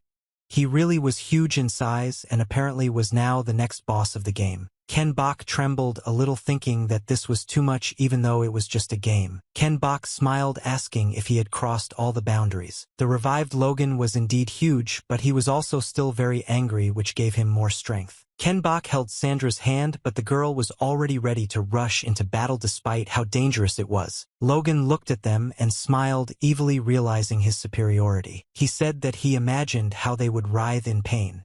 As he spoke, he began to flex his fists. He talked about how he wanted to kill them as soon as possible, comparing them to small bugs, and hit the floor with his hand. Sandra only managed to shout to Purple, warning that the ceiling in the hall was collapsing.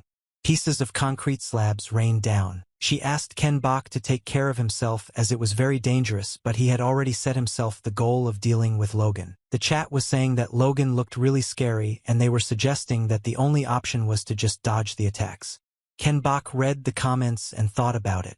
The game system issued a new mission offer with a reward of 10,000 won for killing Logan by any means. While Ken Bok was pondering over the comments, the reward was raised to 60,000 won. Ken Bok saw this and read the comments and thanked everyone for their support, after which he smiled and said that he had wanted to beat up this bastard for a long time and now he had even more motivation. He coughed awkwardly and corrected himself that Logan simply deserved revenge for everything he had done. In the chat, everyone really believed that Ken Bok could defeat him even though it was difficult. Meanwhile, the reward for completing this mission began to rise. Sandra lay among the rubble of the ceiling and the collapsed wall, unable to move. She shouted to Purple that everything was covered with rocks and they probably wouldn't be able to get out of here. Viewers noted that no one could figure out what Sandra's role could be in this episode, and it was a fight to the death. Logan, meanwhile, glowed green in some places. Sandra noted through the gap between the stones that it was regeneration, which made the task even more difficult. Logan laughed loudly and asked for confirmation that his form was now simply incredible. Logan hissed angrily at Sandra that he wanted to save her for dessert and asked her to be patient for a little while. Ken Bok, meanwhile, discovered that the weapon apparently didn't work considering what his opponent was capable of. Well, he still took out his golden shotgun, and in his other hand he took a knife, which really surprised the audience. He watched Logan's movements closely and moved carefully around the hall, looking for an advantageous position for both defense and attack. Logan was overconfident in his own strength, looking at the smaller opponent compared to him.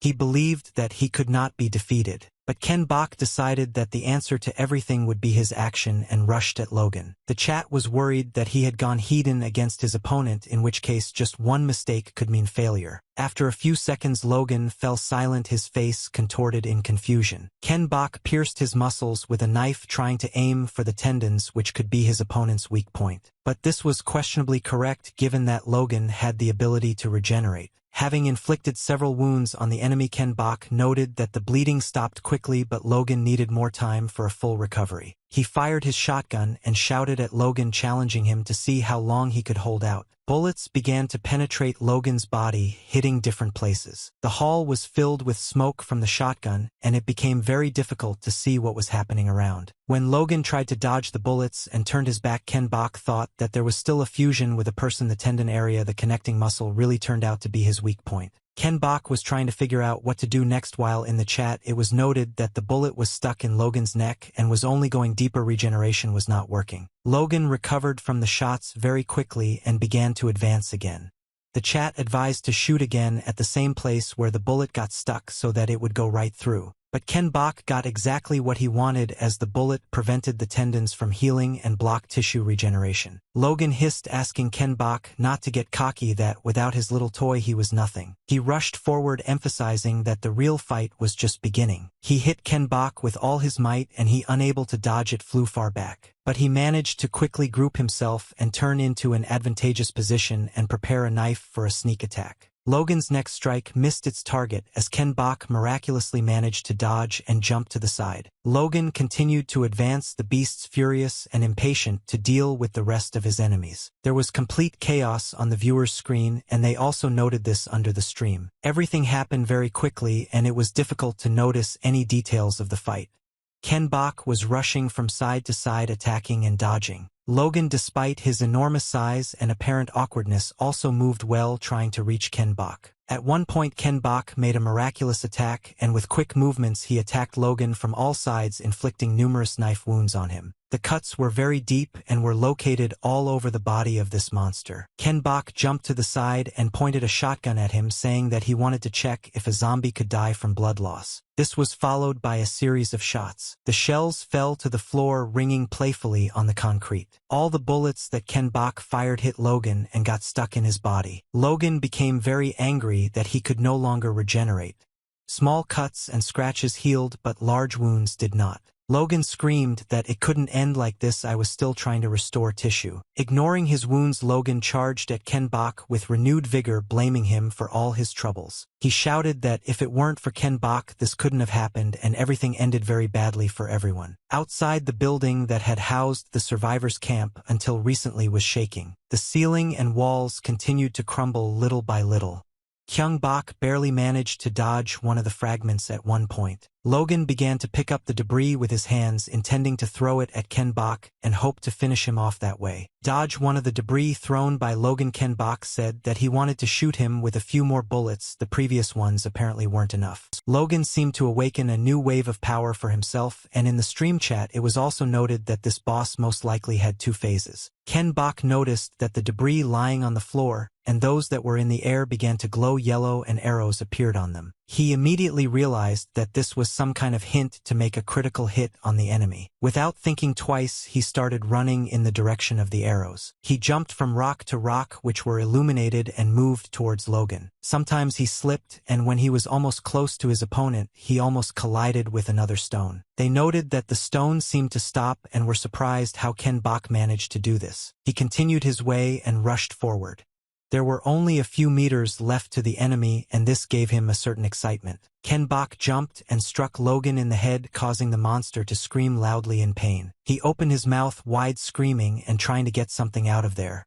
Ken Bok saw that his police baton was already in the monster's mouth. Ken Bok jumped again, pushing off from one of the debris, and prepared for the most important blow. He fired a shotgun right into Logan's mouth, and the chat room was filled with jokes about him being a weird dentist. The monster's head was scattered into tiny pieces across the hall, and for a moment Ken Bok seemed to hang in the air. The system confirmed that the mission was completed and the giant Logan was defeated. After which a notification came that, in addition to the sponsor, the squad, together with 131 other viewers, contributed a donation for a total of just over 2 million won, which greatly surprised Ken Bok. Ken Bok smiled and thanked everyone, noting that he thought it would be easy for him to kill. But Ken Bok didn't smile for long, because the situation continued to be very dangerous. Everything around began to collapse. The publication was about to fall. Ken Bok immediately ran towards Sandra as fast as he could. Sandra sat among the rubble of collapsed walls and ceiling, hugging her teddy bear and crying. Ken Bok saw how one of the debris was about to fall on Sandra,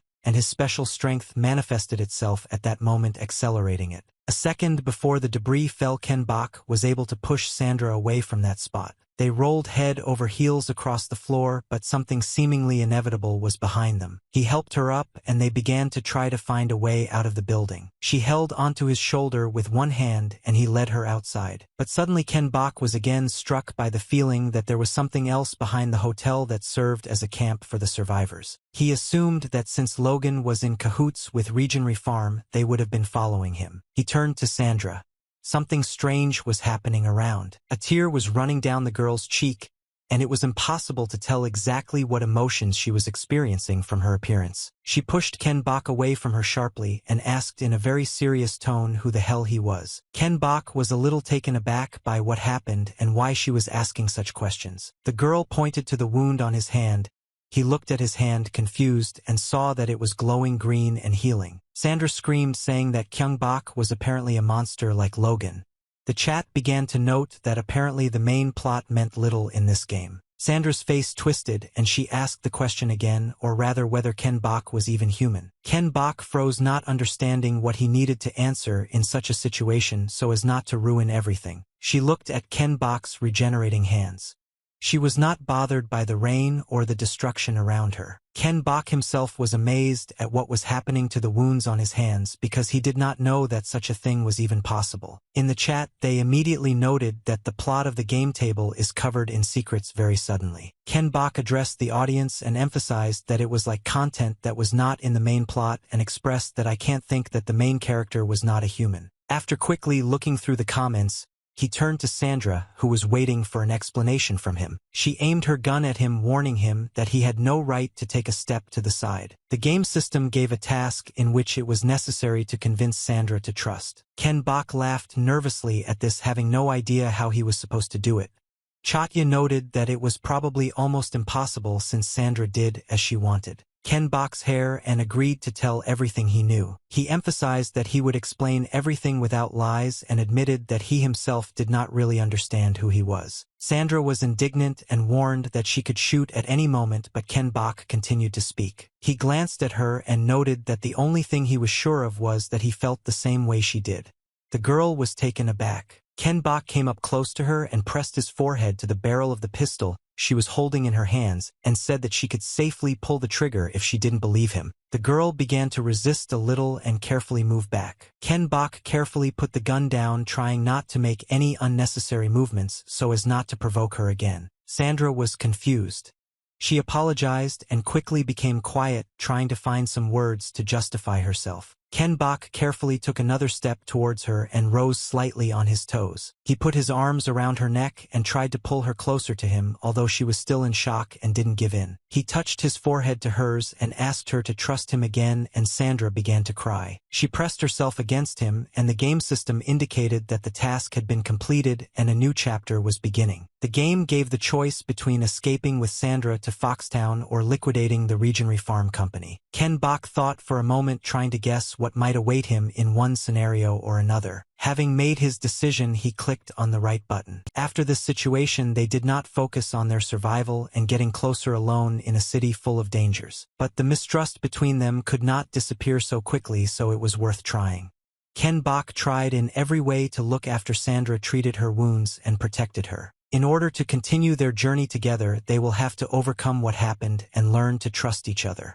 Tension was always felt even when searching for food. They prepared carefully for the upcoming task, although the mistrust became stronger because of one thing. They managed to get motorcycles, which saved them a lot of time compared to if they had set out on foot. They had a reason why they had to survive in this terrible reality and find different ways to protect themselves. Ken Bok chose the mission to liquidate the pharmaceutical company Regenry Farm, and they rushed through the night city to their target. They stopped near the area owned by a pharmaceutical company since it was dangerous to go further on motorcycles. Sandra looked around and noted that these mercenaries had eyes and ears everywhere. And Ken Bok noted the strong security at the entrance to the zone. There were dozens of mercenaries around the perimeter of the building, and meeting them face to face would have been suicide. Ken Bok and Sandra were studying the situation with the roof of one of the high-rise buildings. Ken Bok thought about what could help them achieve their goal. Suddenly, the radio attached to his uniform began to make noise, and a voice came from there. The chat asked not to write spoilers because something interesting was planned. They checked on the radio to see if they had heard them, and Ken Bok responded by asking who had tried to contact him. Some girl tried to contact him on the radio, and when she realized that she was being heard, she said how worried she was because she didn't think she would be able to contact anyone. Ken Bok asked him to answer his question. The girl introduced herself as Jessica. She said she was a research assistant at Regenry Farm and asked if Ken Bok was a police officer as she thought. The chat was very surprised. Usually according to the plot, Sandra died, and then Jessica appeared as the second heroine. The girl immediately shouted for them not to reject the connection, and she stated that she was going to expose this company and she needed help. Jessica explained that she was collecting evidence of their wrongdoing. She noted that she understood the police's loss of power, but she still continued to try to send radio signals because she needed help and wanted to believe that someone could do it. In the chat, they explained that according to the plot, the police were killed for trying to deal with the company. Jessica emphasized that she had to hand over the data to the military. She wouldn't be able to do it alone. Ken Bok looked at the company building and wondered how he could have gotten them. Looking around again, he said that he was not sure that he would be able to get inside. Jessica said that the building was connected to the sewer. This place was hidden from outsiders, and there should be no one there except special personnel. The system asked whether Ken Bok wanted to follow the mysterious interlocutor into the building and offered two options to choose from. Ken Bok became a little nervous and rubbed his hands together trying to figure out which decision would be the most correct. Well, I decided to pause the game and explain that today was fun and so many shocking events happened, but it was necessary to stop. The chat realized that he simply couldn't choose and suggested choosing himself.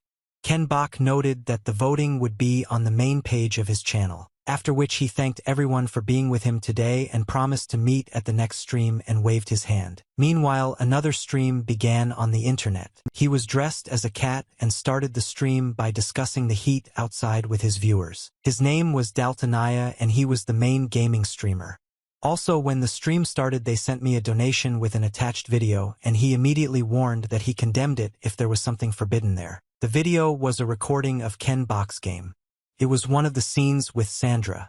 Naya immediately recognized the heroine and said that he wanted to scream with joy just at the sight of her. He started watching the video and was then very surprised. The videos were clips of newly discovered scenes from Bioeresis where Sandra was pestered as a tender and vulnerable girl. Daltonaya promised that they would not ban this user only if they explained to him what was happening in the video. He also received another donation with an attached video which made him a little angry. But he quickly moved away and thanked for the donations and opened the next video with Ken Bok's fight with the boss of the second chapter. He was amazed by what he saw in the cut and said that most likely it was the best thing he had ever seen. He decided to immediately check all this on YouTube and started looking for Ken Bok's channel. He quickly found it and scrolled through all the existing videos frozen in shock. I drew my viewers' attention to the preview of Ken Bok's video and noted that it was incredible. After watching the channel, he began to think out loud. After all, a newbie who rose so quickly will become an easy target for cybersaboteurs, and will he be able to cope with this? Early in the morning, Ken Bok went to his friend Ben Hun's house. Entering the door, he grimaced a little and was surprised that he was sleeping at such a time. He turned to Ben Hun and asked what had happened to him since the morning, to which he practically groaned that he needed a lot more coffee. He slammed his glass of drink on the table and declared that he would now show the reason for his condition. He took out his laptop, opened something on it, and shoved it in Ken Bok's face. After watching it, Ken Bok was a little confused because he was watching a video that was not created by the two of them. Ben Hun explained that they were being hunted. This was done by cybersaboteurs who were recalled by Daltonaya in his stream shortly before their conversation. Cybersaboteurs were people who quickly spread information on the internet. They were also the creators of YouTube, which increased its views with the help of clippings. But they did this not only by stealing other people's content, but also by creating clickbait videos with rumors. Ben Hun was furious. He shouted that they should have gotten their permission first and discussed the details, but they were breaking all the rules. Ken Bok continued his thought. Each side had to find a compromise and asked if it was possible to complain about them. Ben Hun grimaced and explained that he wanted to do so. Well, he noted that the copyright to the game videos belonged to the developers, so it would be difficult to organize a complaint. Ken Bok, hearing him, thought about it. Ben Hun put his hand on his shoulder and suggested that I should become depressed because of this, but Ken Bok also protested that he had no intention of doing so. Ben Hun gave a motivational speech saying that if there was a desire, then a solution must be found, and if there was darkness, then there will be light, and they will sail the entire seas. It was clear that he was the one who was most worried. But after his speech, Ben Hun chuckled, noting that someone had contacted them, spreading intrigue. Ben Hun continued to chuckle, pointing out the interesting expression on his friend's face, to which Ken Bok asked in a serious tone to just say it straight out. Ken Bok was also upset by this news and asked why Ben Hun behaved like that. Ben Hong silently held his laptop out again towards Ken Bok's face, who didn't show much enthusiasm. But Ben Hun smiled as he explained that this was the first time something like this had happened in the streaming community. He showed the email he had received. It was hard to believe, but they received an offer from the official developers of the Biocrisis, and then Ken Bok perked up and stared at the monitor rereading the letter. Whenever videos from Ken Bok's channel were open, knowledgeable users immediately became delighted. The intro to the stream was incredible. It seemed like everything that happened was absolutely impossible to perform. It collected a lot of comments. People rated the quality and expressed their admiration. The intro ended with the face of the channel's main character, who was smiling and waving his hand to everyone. Ken Bok began calling his viewers pearls, as was the custom among many different streamers who called their audiences words derived from their nicknames. Ken Bok decided to make an announcement and asked for some attention. It was very important. He pointed his finger at one of the upper corners of the monitor. At the top, there was a note that the stream was sponsored by the Gap Company. He was again showered with donations. One of the first was from the developers of the game itself, who wished him a successful stream. Ken Bok always thanks everyone for donations, but he also always thanked everyone for their interest in his business.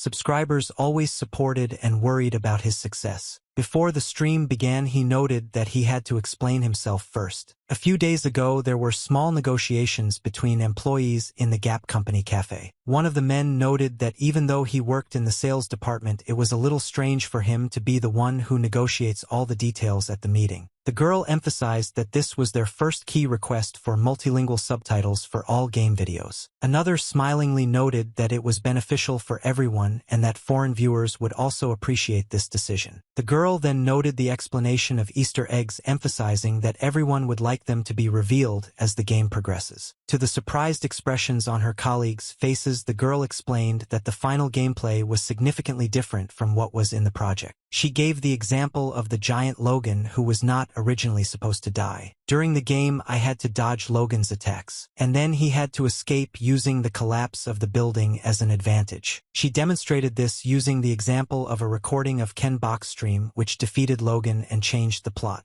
Some of the colleagues didn't even know this nuance.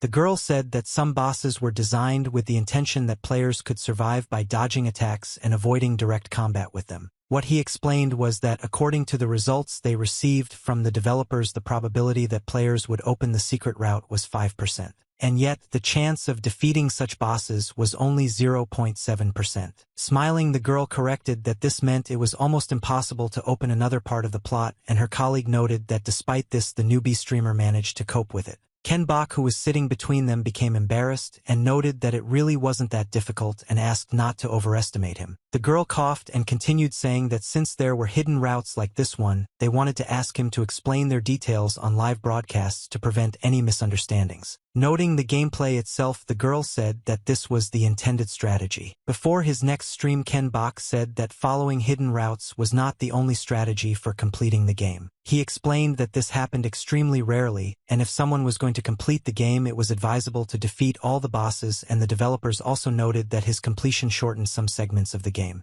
Made such a statement, he asked everyone to enjoy the game the way they want, taking into account all the possibilities. In response to controversial comments from viewers, Ken Bok noted that if they try it themselves, they will understand that it is not so difficult. The chat continued to be indignant, laughing at the fact that Ken Bok was apparently lying to them in their eyes.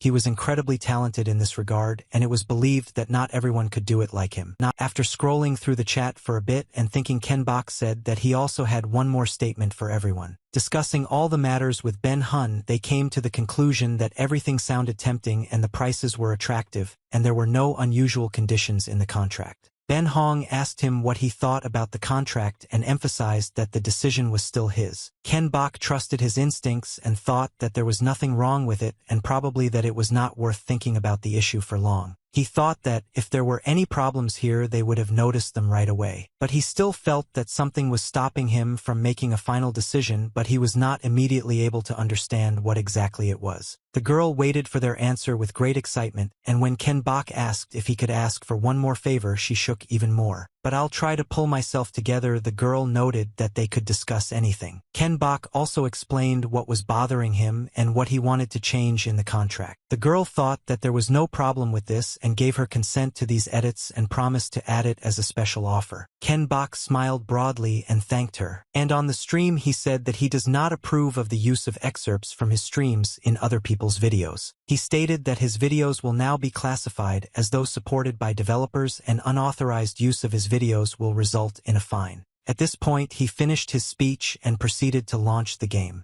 The chat supported his decision and rejoiced that all the scammers would be punished. A few seconds later he was transported into the game and found himself faced with a choice. He suggested looking at the results of the voting which he posted on his channel to determine which choice they would make. He noted that those who chose the no option were apparently fans of Sandra, yet almost 90% voted for the option to go and deal with region reform. He agreed with Sandra that this was a great offer and they would be able to obtain evidence of illegal activity, and the system recognized this option and warned that the decision would affect the outcome of the game. Sandra immediately became indignant, noting that Jessica was also an employee of this company and it could have been a trap. Ken Bach pointed out why they contacted them via police radio then, and stated that he believed her 100% and wanted to know more. Sandra tried to object. While using the game's hint, Ken Bach pointed out that your body could have been somehow connected to region reform. And he explained that if they contacted Jessica, they would be able to find out much more information and would be able to help them. Sandra thought for a bit and eventually agreed, noting that she trusted him and his decision. They went through the sewers that Jessica had talked about on the radio. In the chat, they noted how realistic the sewer looked and that it was even a little scary. Ken Bach said the smell was not as strong as one might imagine, but was still unpleasant, and he covered his nose with his hand. But suddenly he removed his hand and stated that the smell had suddenly disappeared. Ken Bach suddenly felt something and began to slowly back away towards Sandra. He pressed his back gently against her and didn't make a sound. The girl wanted to ask what was going on, but he pointed with his hand at her to keep quiet. After that he whispered to her whether she had heard the same sound as he had, and noted that it was more likely that there had been someone further down the sewer. The girl was surprised, and it was clear that she had not heard anything. Ken Bach began to listen and caught some barely noticeable waves. He ran forward and pulled Sandra along with him, but still he could not understand what kind of sound he heard, even though he used all his senses. He heard only an echo, and from it he could not determine what they had to fear. They sped up, although it was hard to run on water.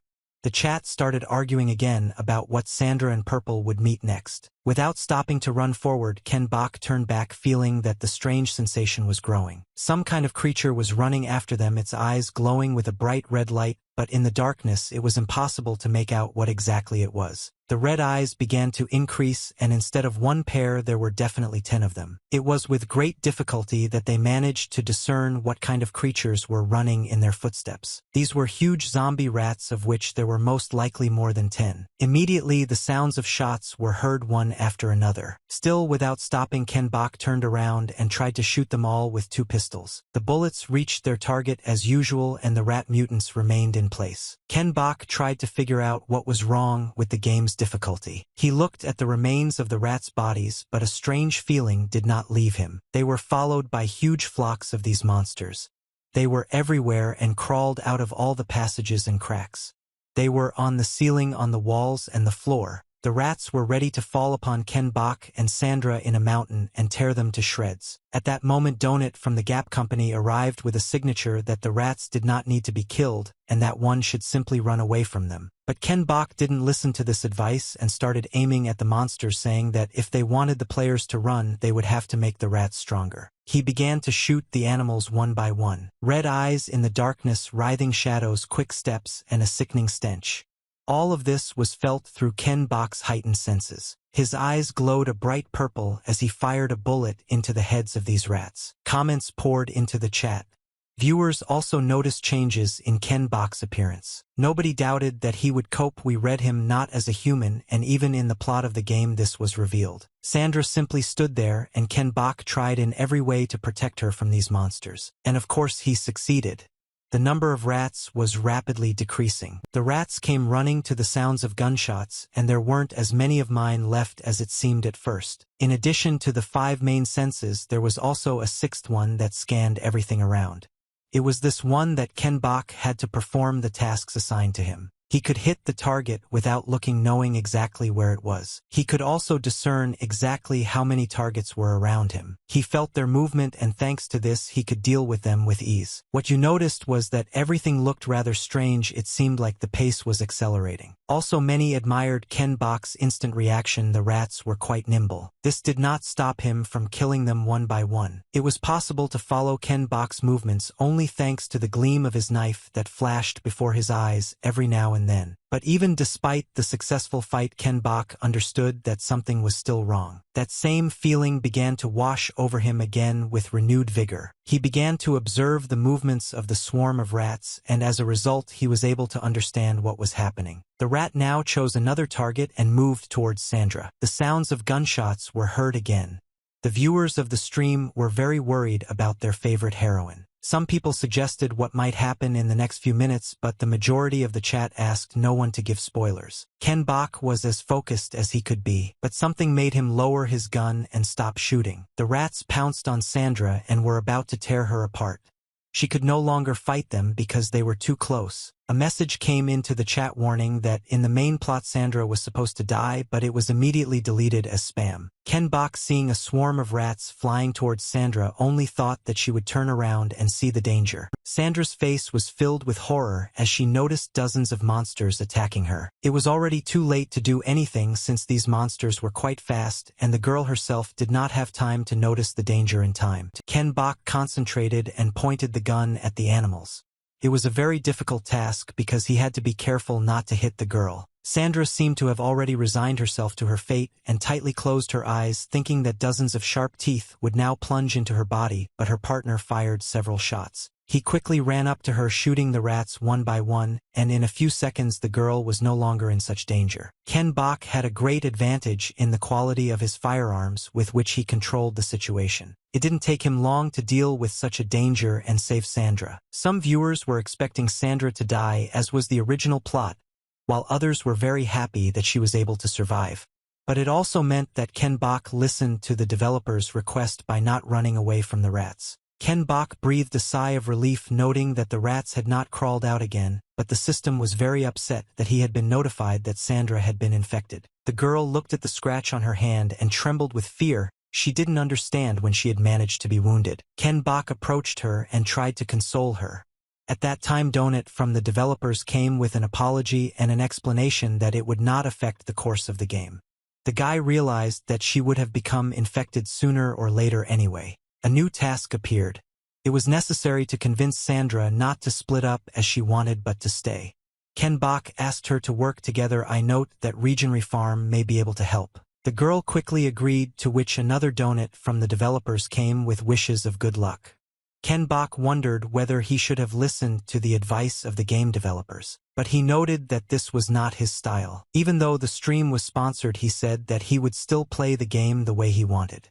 The comments supported him and were happy with his decision. Kyung Bok and Sandra continued to move through the sewers. Having reached one of the intersections, Ken Bok noted that this was the zone that Jessica had spoken about on the radio, and now it was necessary to climb up and get out of here. Sandra volunteered to go up first, explaining that she no longer cared and had nothing to fear given her mortal wound. Ken Bok supported her, and when she almost reached the top, she told him to follow her up when her steps faded away. Ken Bok asked the girl to let him know if anything happened.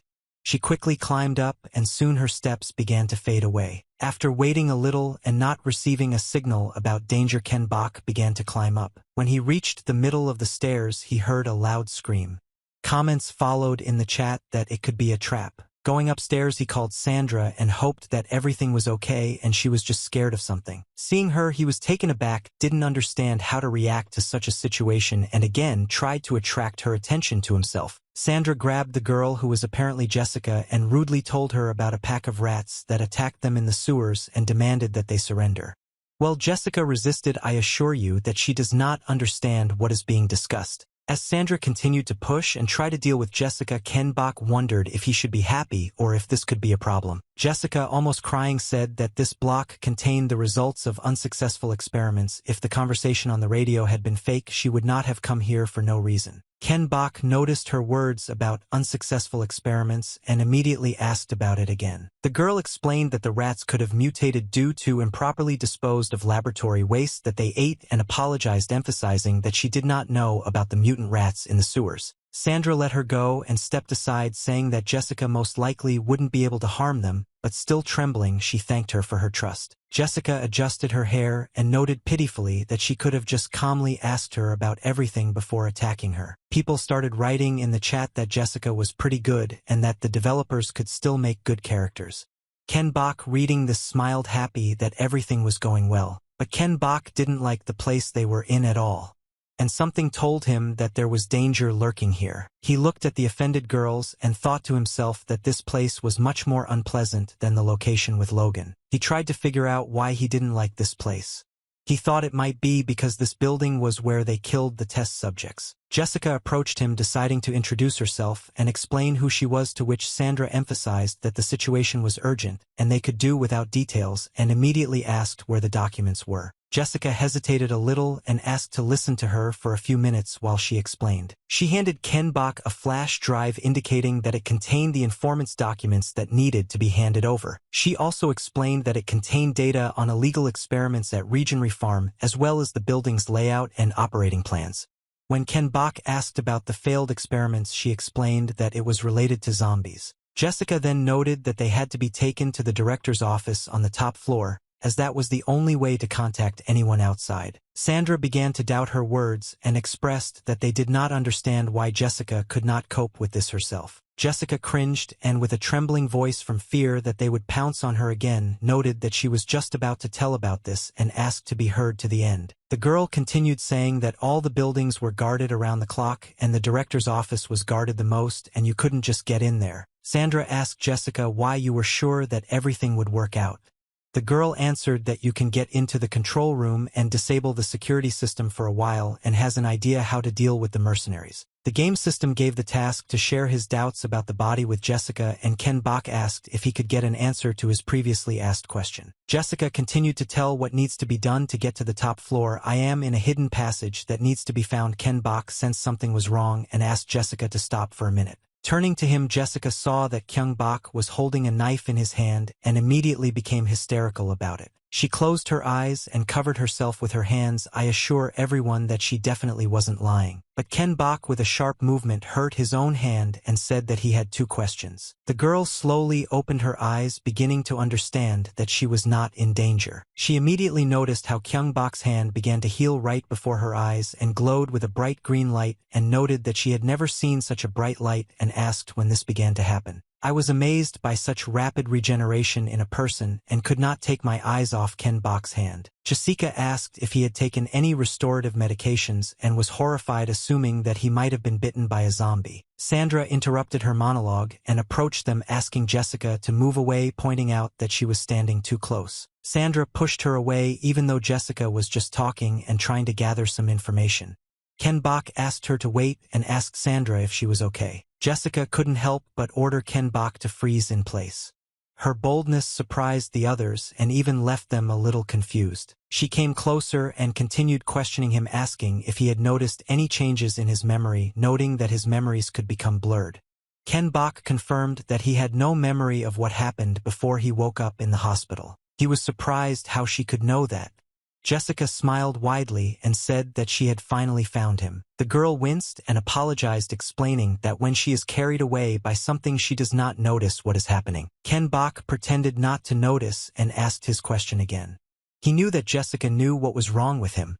The girl completely drooped and lowered her head, and exhaling heavily, she briefly answered that it was an elixir. She explained that this was a treatment method that was being researched by the company Regenry Farm. This elixir has given rise to strengthening of the body and maximum regeneration, which appeared as a result of its intake. With this medicine, one could heal from any wound, even a zombie bite. The most interesting thing was that this elixir could give immortality. Jessica was carried away by her story about the ideal remedy for the ideal humanity.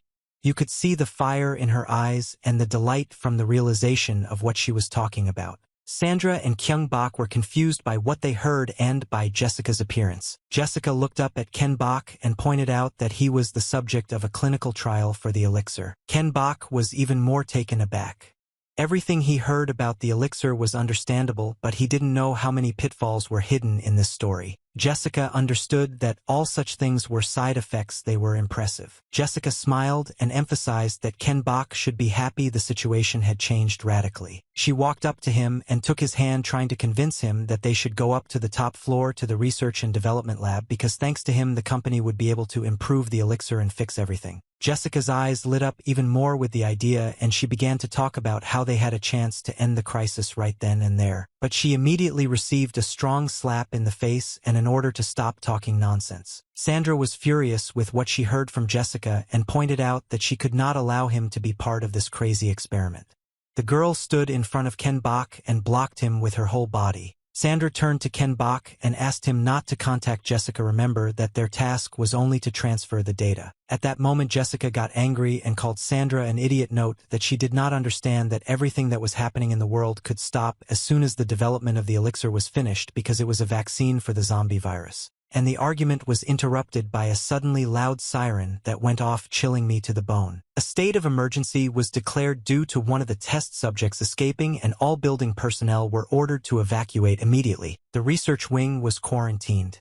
Kyung-bok shuddered and could only imagine what lay ahead. Kyung-bok was overcome with emotion. There was a noise on the upper floor. The sound was very similar to the footsteps of a thug. Ken-bok raised his head and began to follow the trajectory of this experimental subject.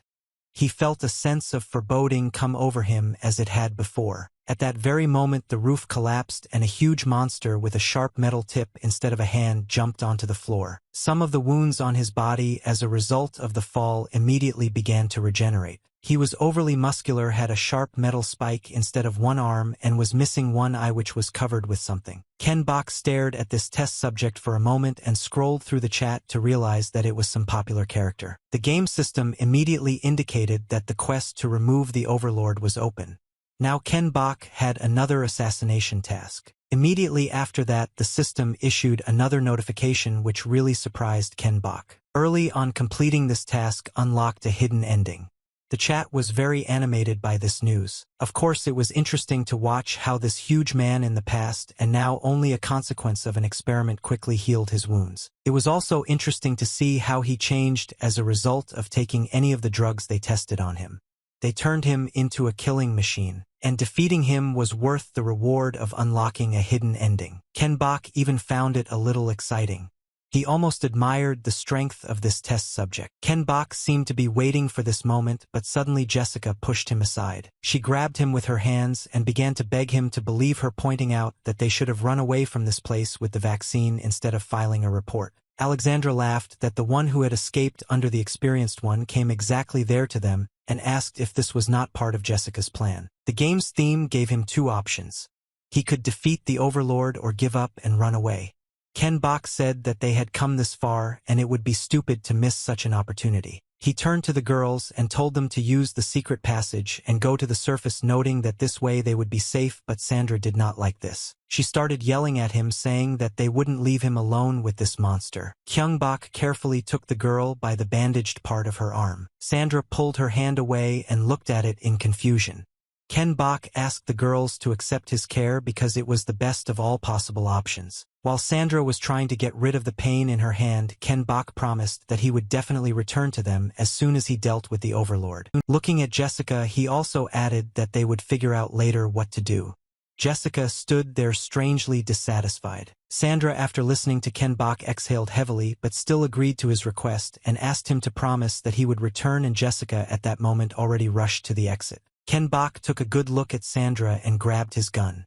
That look definitely meant he was going to go back to her. He took his pistol out of his bosom and pulled out an empty magazine. Having reloaded his weapon, Ken-bok was ready to begin another fight with the new boss of this game, fully trusting his abilities. The game system focused on the Overlord and marked the beginning of the hidden quest. Ken-bok turned to his audience and asked if it was time to receive the hidden final reward. He was smiling cheerfully and couldn't wait for the battle to begin. Before the capsules, the console version of BioCrisis, had a character that was the final boss for many generations of the game. This character was the same Overlord that Ken Bok was going to fight. Overlord was a perfect biological weapon that was the result of countless experiments. His strength was equal to that of 10. His muscles and other body tissues were completely changed and acquired new characteristics. He was a Superman, or rather a super being who was capable of everything. Overlord was the main villain who, according to the plot of the story, opposed the main character Ryan Kim. And concurrently, he was the king of zombies. Throughout the series, he appeared in various variations and was very difficult to defeat. But he managed to earn the recognition of experienced players who were happy with such complexity. Over time, the Overlord became a historically popular boss that even those who were not associated with the game knew about. The Overlord didn't think long and immediately pounced on Ken Bok and hit him with his iron tip instead of a hand. Ken Bok barely managed to dodge this blow. The chat noted that this boss became stronger as his series progressed, and it was impossible to defeat him with a simple pistol. But Ken Bok was obliged to try this option and fired several shots into the body of the game's main boss. Well, Overlord was very famous among players and spectators because he repelled any attacks well, just like this time. Ken Bok did not stop his offered shooting. In the chat, they hoped for his victory. I note the high speed of reaction. One of the bullets fired by Ken Bok hit the subject directly in the head. It got stuck in his skull, and the Overlord froze for a while.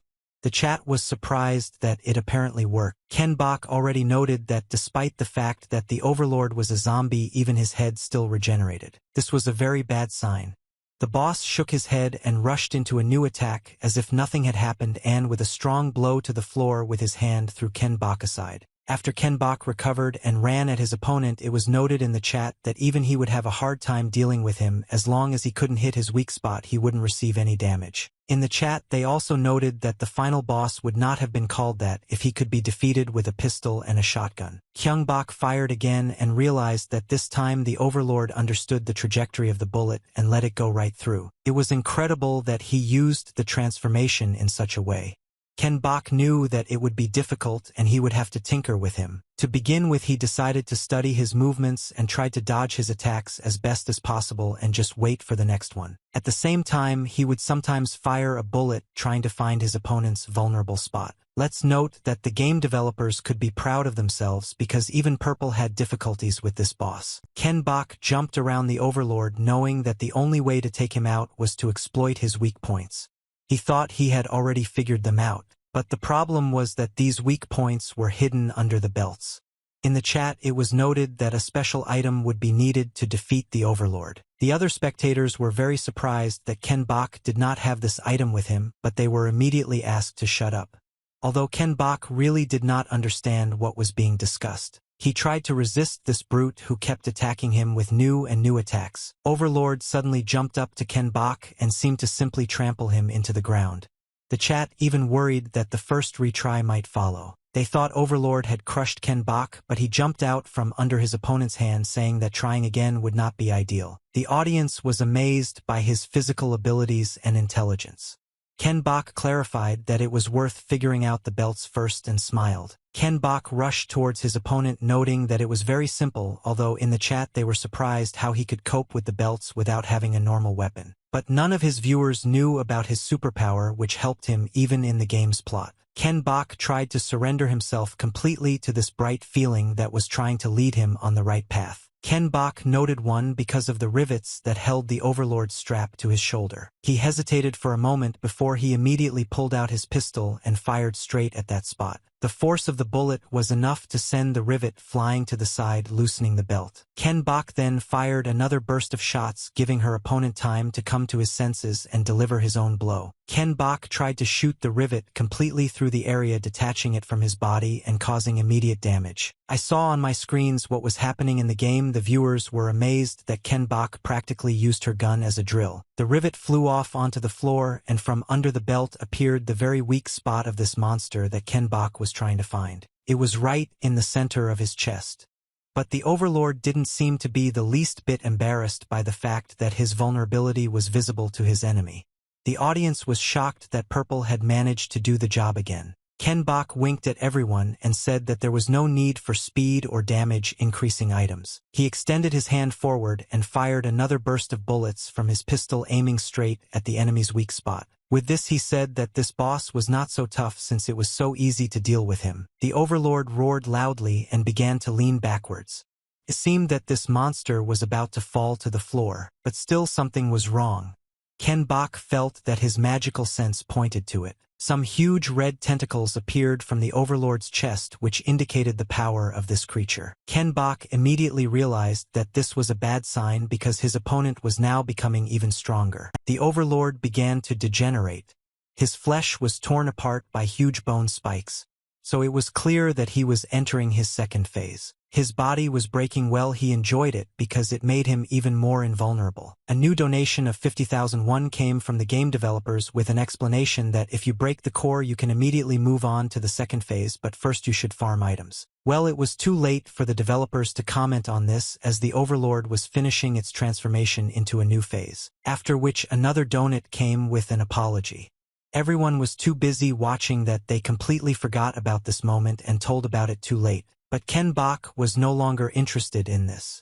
Before him stood a real titan who was even scary to look at. Ken Bok was a little worried and looked into his uniform to make sure what kind of weapon he had with him. He immediately pulled out a golden shotgun from behind his back and took aim at his opponent, noting that he was in a bad situation. As usual, he didn't think long and immediately fired shotgun bullets into the subject's body. But as soon as a bullet got stuck in his arm, it immediately began to heal.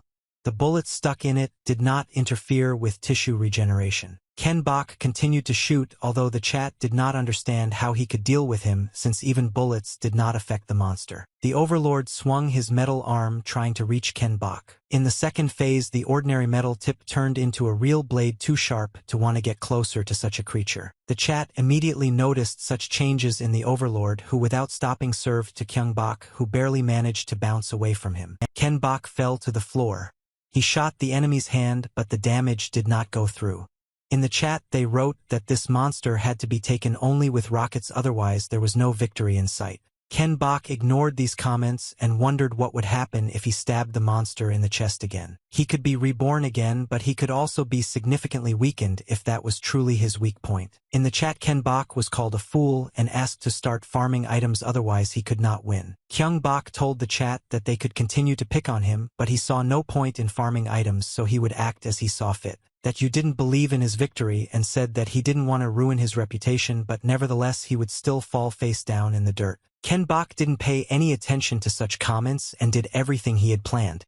It didn't matter to him what they said about him. Getting close to the Overlord, Ken Bok raised his golden shotgun as high as he could and fired straight into the center of his chest. He then fired again and again, making a whole burst of shots all aimed at the same place. The Overlord glowed with a bright light that scattered in all directions.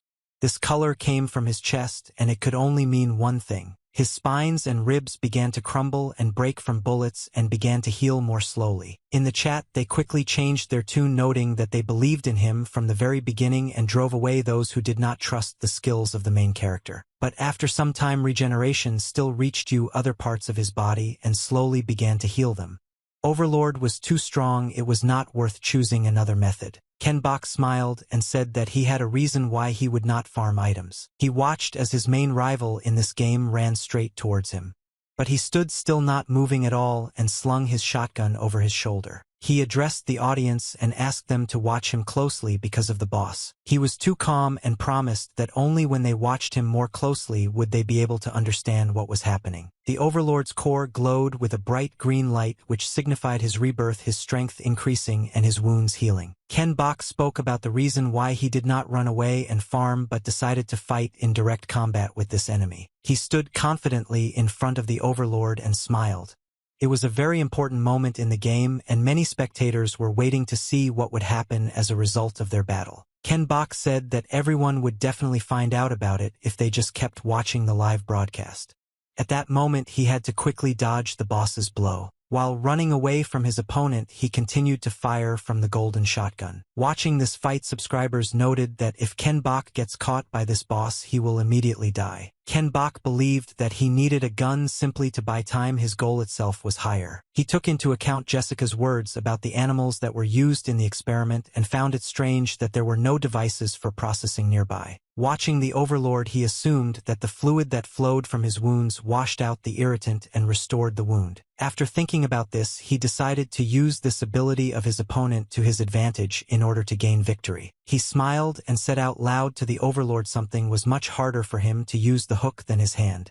He grabbed his golden shotgun ready to attack. He fired, noting that he simply had to hold out as long as possible. Viewers noted that his performance was similar to the film, and they were very amused by the fact that the main character uses the legendary golden shotgun. Ken Bok does everything he can to the Overlord to wear him down even more and reduce his regeneration. When he managed to knock the boss down, he breathed a sigh of relief, noting that now everything was finally calm. After looking around, he turned to the audience and asked if they knew where he was. After the Overlord collapsed, it caused the floor beneath them to collapse, and the two of them found themselves on the floor below. Ken Bok said the place looked like where Regenry Farm got rid of the experiments. He fired upward, aiming at one of the pipes running under the ceiling, and began to talk about the only possible reason why there were no special devices. Some kind of liquid starts to flow out of the pipes that were hit by the bullets and splash all over the hall. Ken Bok shared the solution, noting that unsuccessful experiments were thrown away after dissolving in this liquid. This liquid hit the Overlord and began to dissolve him into bone spikes and tissue. The audience was amazed at how the main character was able to think like that before and use this liquid to defeat a serious boss. Even though the poisonous liquid was eating away at the Overlord in seconds, he continued to regenerate. Ken Bok wondered how long his opponent could hold out like this. Watching as the Overlord froze in place and tried to fight off the caustic liquid, viewers of the stream compared Ken Bok to a mad scientist. Seeing that the Overlord had finally started to get up, Ken Bok was indignant that he had absolutely no manners and fired another shot from the shotgun. The bullets hit the monster in the arm and also in the leg, forcing it to stop again. Without wasting any time, Ken Bok moved up close to his enemy and abruptly thrust the barrel of his shotgun into the very weak spot in the Overlord's chest. The monster did not try to resist, as he was busy with the strong restoration of his body. And Ken Bok noted that this was the very height he had spoken of earlier. He fired a shot and the monster flew back. His artificially created heart trembled. The Overlord was defeated, and the game system immediately reported the completion of the task, and the opening of a hidden ending. The enemy was left with only practically corroded bones. The game workers dropped the donut with gratitude, although they were surprised that Ken Bok's tactics worked, but asked to remember about the historical rocket launcher. Ken Bok rolled his eyes. Let's talk about them using a rocket launcher like the bosses of the previous series, and promised to leave it for them. Ken Bok walked around the room a bit and noted that, in principle, it was gentle whether this experiment was legal or not. He decided that he would go through the closed passage, because if he does this, he will see the hidden ending. He approached the steps that led up. He climbed up to the floor where the research and development room was located. The room was huge, and he was surprised that the company used the entire floor for such tasks. He called Sandra and Jessica. Although they had agreed to meet at this place, they were nowhere to be seen. Suddenly, Jessica jumped on him from behind and started screaming about how scared she had been the whole time. She hugged him tightly and didn't want to let go. Turning around, Ken Bok was taken aback and asked Jessica what had happened to her appearance, and also asked where Sandra was. Jessica looked battered. Her face was covered in fresh bruises. The girl began to stammer, trying to explain what had happened, but she still pulled herself together and noted that Sandra had lost her mind. And although Ken Bok's face did not express trust in her, she tried to convince him that Sandra had attacked her and then gone upstairs. Ken Bok immediately felt a sense of foreboding, just like he had in the control room. He pulled away from Jessica's embrace and asked in a rude tone what that could mean. Jessica's frightened look was gone. Instead, she became irritable and declared that Sandra had turned into a zombie. Ken Bok didn't know whether he should trust her and pointed out that he had to see it with his own eyes. Jessica was indignant that he did not believe her. She said that it was the pure truth and that it was the first time she had seen people transform so suddenly, and pointed out that the effect of the virus was slow and she herself initially doubted it. Jessica assured that the bite was definitely from a zombie, and Ken Bok was horrified Sandra turned into a zombie from the bite of those rats that they met in the sewers. The girl folded her hands near her chest and pointed out that there was a way out, and if Ken Bok agreed to become part of the experiment, they would create an elixir and be able to save Sandra. Ken Bok broke out in a cold sweat. He looked at Jessica, who stood with tears in her eyes, and begged him to take this step. The game system offered a choice to agree to her offer or to look for Sandra on your own and see for yourself. It made Ken Bok think about how he didn't know for sure if Jessica was telling the truth, and the decision was really hard to make. He concluded that compared to last time, both options were not ominous, and asked whether in any case the vaccine was needed to save Sandra. The system recognized this as an agreement, and Jessica breathed a sigh of relief, noting that he had made the right choice. The girl walked up to the control panel and pressed one of the buttons. The wall in front of them began to move apart, and a bright light began to shine through the resulting gap. Many viewers were surprised that there was a hidden passage in the wall. Ken Bok covered his face, protecting his eyes from the sudden source of such bright light that he had become unaccustomed to it. They stood there as the wall completely disappeared and the light source grew stronger in power. At this point, the chapter of the game was over. Ken Bok smiled at his viewers, noting how quickly this chapter of the game ended. The developers donated to him again with new thanks and wishes for him broadcasting at such a late hour. For a moment, Ken Bok paused to read the comments from his viewers. He was a little confused, noting to himself that he probably should have done it his own way, but he was simply confused, so he paused the broadcast. After looking at the details of his broadcast, he discovered that it was already midnight, but about 3,000 people were watching it. He understood that all his viewers were used to him stopping the broadcast after completing each chapter, but he decided that this time he would go all the way to the end. Looking at the large number of comments and viewers who still hadn't left his broadcast, he realized something. He didn't want to leave them and disappoint them because they stayed with him at such a late hour. He wanted to share the pleasure with them and part on a happy note. He wanted to experience that feeling again and thought it would be much more fun. But suddenly Ken Bok remembered his friend Ben Hoon, who at that time was himself performing the duties of editor and manager, and thought that it might be better for him to end this broadcast. And at that moment, Ben Hun himself addressed him. This address left Ken Bok a little confused. He watched all this carefully and noted that he did not want to wait for the hidden ending and asked for a continuation to finish the game for this broadcast. Ken Bok laughed and noted that it was no surprise that Byung Hun was his friend. The title of the broadcast changed, and the viewers were happy that Ken Bok decided to continue playing. Ken Bok noted that in any case the next chapter should be the last one. Instead of dragging it out, they will watch the ending and go to bed. At that moment, Ken Bok became a little scared because a lot of notifications began to appear. A large number of donations poured into his broadcast. Ben Hun opened this function in time, and the guys definitely made the right decision by doing this. Many started sending money in honor of their gratitude. Ken Bok pressed his hand to his chest and pointed out that he always talks about this but was still grateful for both the viewing of the broadcast and the donations of his viewers. Another donation came from the developers. They indicated that they were happy to continue the broadcast and will stay until the end together with everyone else. Ken Bok clapped his hands, marking the beginning of something incredible. He began to say that before they lost their spirit, they would already have time to finish this game. He announced the beginning of the 5th chapter, which was a hidden ending that no one saw. Ken Bok followed Jessica as she showed him around the lab and led him somewhere. Ken Bok felt like this place looked like a secret laboratory that was not accessible to everyone. For a second he froze and saw something in front of him. It made him very nervous, and he asked Jessica what it was. The flasks contained various creatures floating in a special liquid. Jessica explained that these were the samples that formed the basis of Regenry Farm. Passing by one of the flasks, a human hand hit the wall inside it. Apparently all these samples were alive, which was incredible. Jessica noted that it was amazing, but Ken Bok did not fully understand what he felt when he saw these creatures. Jessica said that it was their early experiments that had partial genetic compatibility that led to partial immortality. She also explained that the elixir was only effective for those with absolute genetic compatibility. For example, Logan and Overlord were more advanced versions. Ken Bok began to guess what Jessica was talking about, and without letting him finish the question, she replied that the guy was not the only sample for the experiment. But Ken Bok was the only one with perfect genetic compatibility, so he was a very valuable asset to the company. And at that moment some machine grabbed him and shackled his hands and feet. When Ken Bok woke up, Jessica immediately noted that it was just in time and everything was already ready. She thanked him for his help in improving humanity and for his future help. Ken Bok was now in one of these capsules himself. His arms and legs were chained to the inside of the flask. Jessica asked him not to worry and promised that after the elixir was created, Sandra would be saved. Ken Bok did not like everything that was happening to him. Apparently, it was too late to do anything. Jessica smiled and noted that now that they were doing this, she could explain everything. She explained that the elixir that was supposed to be humanity's greatest vaccine had only one side effect. It led to loss of mind and a desire for blood.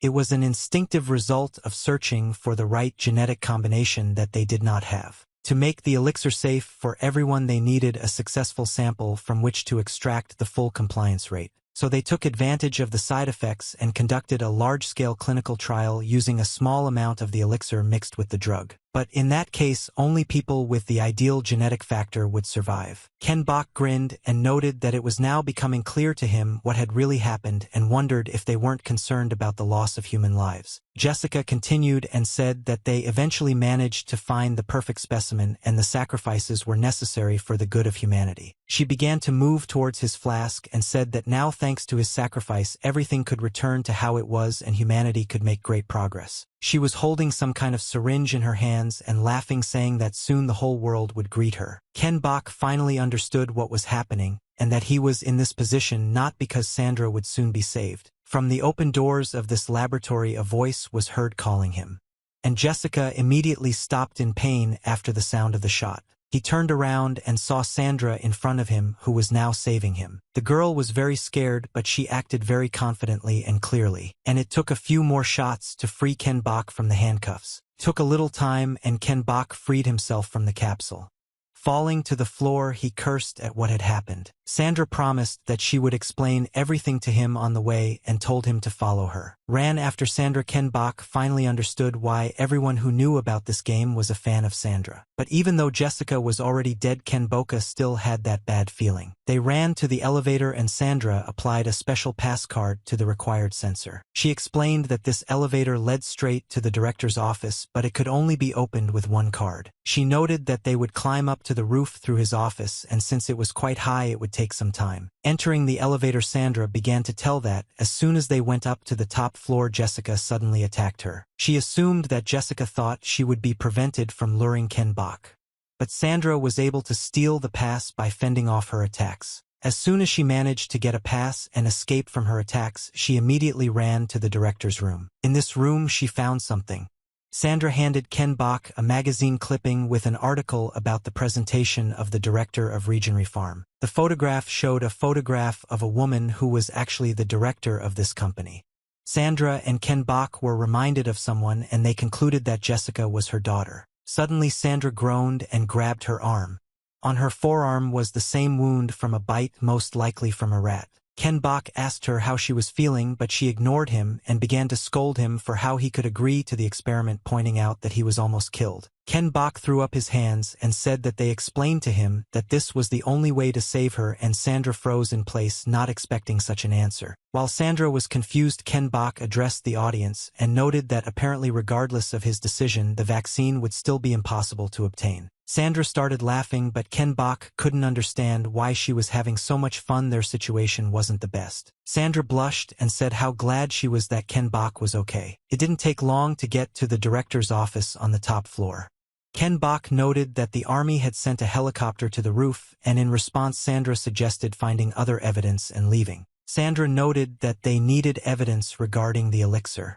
The game gave the task to find 3 clues and go to the roof. After a little searching, Ken Bok found all 3 pieces of evidence he needed about Regenry Farm's illegal activities. Looking around the office, he noticed a computer that was very similar to the main one, and Ken Boku became very interested in what was in it. Approaching him, Ken Bok immediately discovered documents in which his name was mentioned. These documents even had a photo of him after he defeated Logan and the hotel collapsed. The computer turned on and asked for a password to log in. Kyung Bok wasn't surprised that the computer was password protected and decided that the word elixir would be perfect for it, and it worked. The computer started up. People in the chat immediately started writing that they had never seen a computer start up and on the first try at that, and they started asking to look inside all the folders on it. After trying to open several folders, Kyung-bok said that apparently all the files were protected by some special password and he couldn't find it. But one of them was still unprotected and he managed to open it. This folder contained video materials which somewhat confused Kyung-bok. He opened the video and hoped there were no jump scares while he waited for it to load. The video was footage from a CCTV camera in the director's room. Chat was asked to turn on the sound. The guy running in the video looked very much like Kyung-bok. The system was not in order, so he needed to send USB to files through the communication device. He went to the computer and tried to send data through the designated channel. When the files were sent, he requested immediate assistance and was told that troops would soon be there and was asked to wait. He sat down on one of the chairs and exhaled heavily, noting that finally everything was finished. He bent over and expressed regret that there were too many victims and named Jessica and Sandra among them. While he tried to cheer himself up and smiling slightly emphasized that at least now everything should be as it once was before. In the chat they wrote that it looked like a normal ending and soldiers were supposed to come out soon. And so it happened. Mercenaries appeared in yellow protective suits and with weapons. According to them, the sample was saved. They took Kyung-bok by the arms and began to lead him out of the building. A woman standing in a cloud of dust asked to redirect the channel back to the outside channel. It was Jessica. She stood in the respirator and said that she had to tell the news that the elixir was ready. She reached for the flash drive and said how she hated that this ancient machine automatically switched to the internal channel as soon as the device was connected. Walking away from the computer, she said that Regenry Farm's security measures were incredibly well thought out and that this was precisely what formed the basis of this security. She looked somewhere into the camera and hissed that it was his fault that he was able to trust. Kyung-bok was delighted with what he had seen, noted that it was now clear what had happened in the original ending, and said that he would like to experience it all over again. He took the flash drive out of your pocket and showed it to his viewers. He also said that he didn't think that the flash drive that Jessica gave him was so dangerous, and now he needed to personally deliver the evidence. Having checked all the evidence for safety and accuracy, he decided that now they should move quickly, and he and Sandra ran to the exit. Having run out onto the roof, they stood waiting for the helicopter to land. The helicopter was still quite high, and although they should have hurried, they had already completed all the main work. Suddenly, he was again pierced by an incomprehensible premonition that made him shudder. The feeling is much stronger than when he met the Overlord, and he wondered if he would now meet the final boss of this game. Suddenly, a beam of light pierced the helicopter, and it began to fall, smoking heavily. It was definitely intentional, but Sandra and Kyung-bok had no idea what was going on. The helicopter tried to stay in the air, but eventually it crashed and exploded. Around the table, very thick and dark smoke rises. In the chat, everyone was also worried. The smoke rose higher and higher and became blacker. Through it, a certain silhouette began to appear, resembling a woman's with burning and bright blue eyes. Kyung-bok was aided by his strength, which meant he could not be caught off guard. He knew that this chapter couldn't end so easily, and his premonition was true. Jessica stood before them. She was not dead, and apparently she herself was one of the experiments. Kyung-bok and Sandra were stunned by the sudden appearance of Jessica, who turned out to be dead. Kyung-bok grimaced and watched as the risen from the dead Jessica advanced on them. Sandra was even more surprised by this, as she had shot her several times with her own hands. She said that she had no more words to comment on what was happening. Jessica didn't look quite like herself. She had very strange movements and bright blue eyes that no longer indicated that Jessica was the same girl everyone knew. Sandra couldn't understand how Jessica could stand in front of them when some bullet had hit her right in the head, and that should have killed her forever. Jessica stopped nearby and pointed out the situation, emphasizing why she couldn't stand fools. She threw something on the ground.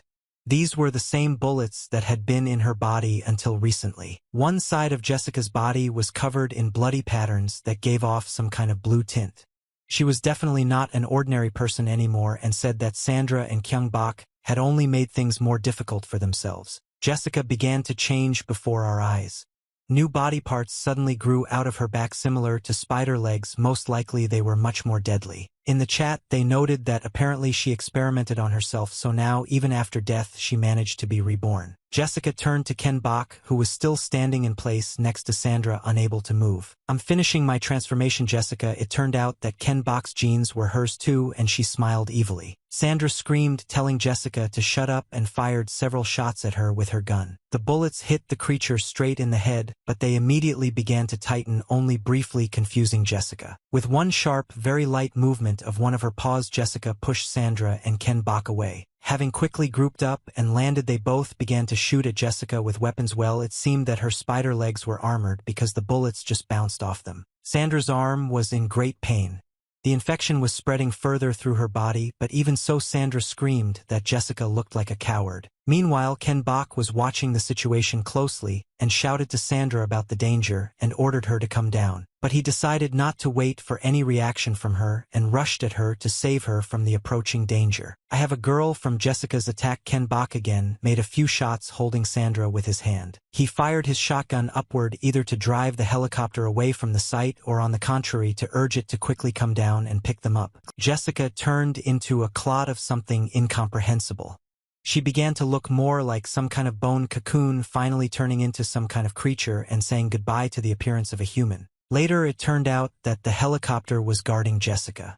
At that moment, a new donut from the developers came. They noted that this segment of the game assumed the presence of an RPG protagonist. Kyung Bok agreed this was exactly the weapon he was missing and added that that is why they recommend everyone to find it if someone suddenly wants to play such a game. Ken Bok tried to shoot down the helicopters with his pistol, although it was rather pointless. It is likely that the helicopter's glass was bulletproof, but Ken Bok decided to try his luck anyway.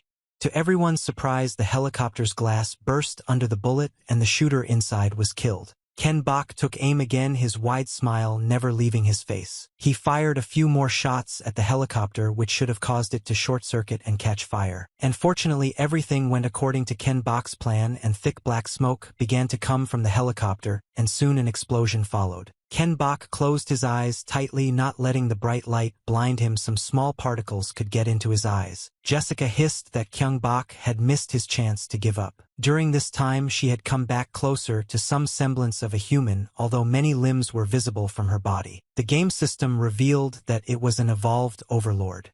Viewers appreciated this transformation and noted that the developers adhered to tradition. She made a movement with her hand, cutting through the air. Jessica hissed, noting that she wanted to get rid of her nuisance first and then take care of everything else. Sandra was extremely unhappy with what was happening, but most of all, she was betrayed by her helplessness.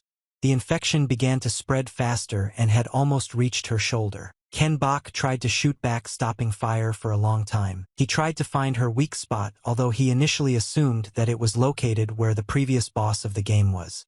First, Jessica should at least be stopped a little. After the unsuccessful attack on Sandra and Ken Bok, Jessica was very surprised. Meanwhile, the bullets continued to hit her, causing her to stumble back. Sandra turned to Ken Bok and noted that her pain was passing and she wanted to fight with him. Ken Bok emphasized to himself that at least this time he himself would participate in the fight with them. From what Ken Bok understood, Jessica could modify her body better than any other overlord. It allowed her body to move unpredictably. There was no way to tell what the next change would be or what part of her mutant body she would choose to say it with. Ken Bok decided there was no point in aiming for her weak spot. The best he could do with his gun was keep her at a distance. He knew he had to find some stronger weapon to even out their strengths a little bit. He was having a hard time resisting Jessica and was able to dodge at the last second. He began to think that since they were on the roof and the helicopter was empty, there was nothing around that could be useful, but suddenly an idea came to his mind. He turned to the iron barrel standing nearby. I had aviation fuel, which I could definitely help him with. The fuel was most likely used as a spare, that's why there was only one barrel there. He dodged another attack from Jessica and ran towards the fuel. Jessica immediately noticed where her main opponent was heading. Ken Bok hoped that this barrel would be enough for him and ran towards it as fast as he could, throwing his shotgun to Sandra along the way. Sandra did not expect such a throw and almost dropped the weapon from her hands, screaming loudly. Ken Bok asked her to hold on for a while he tried to fix the whole situation. The audience was outraged that Purple used Sandra as bait. She only had one working hand. But he explained that the gun had a fairly low recoil, so you can shoot with one hand. Also, Ken Bok explained that the shotgun had much more setting power than the pistol, it was simply a better weapon. Sandra wasted no time in bringing the weapon to the task. But no matter what the audience said, Ken Bok was going to help Sandra, and without stopping began to reload his pistol. After firing a few shots, he finally got to the barrel and grabbed it tightly. Ken Bok smiled like a little child at the sight of new toys. He picked it up and was very surprised. The barrel was too light for him to lift it above his head. Ken Bok shook the barrel a little. I heard that there was very little fuel inside. He froze, trying to figure out what he should do next. They were trying to pull themselves together in the chat because they really wanted Sandra to be saved. He swung and threw the barrel forward in front of him, seemingly with great anger. He immediately kicked the barrel. The meager contents of the fuel in the barrel began to spill onto the floor.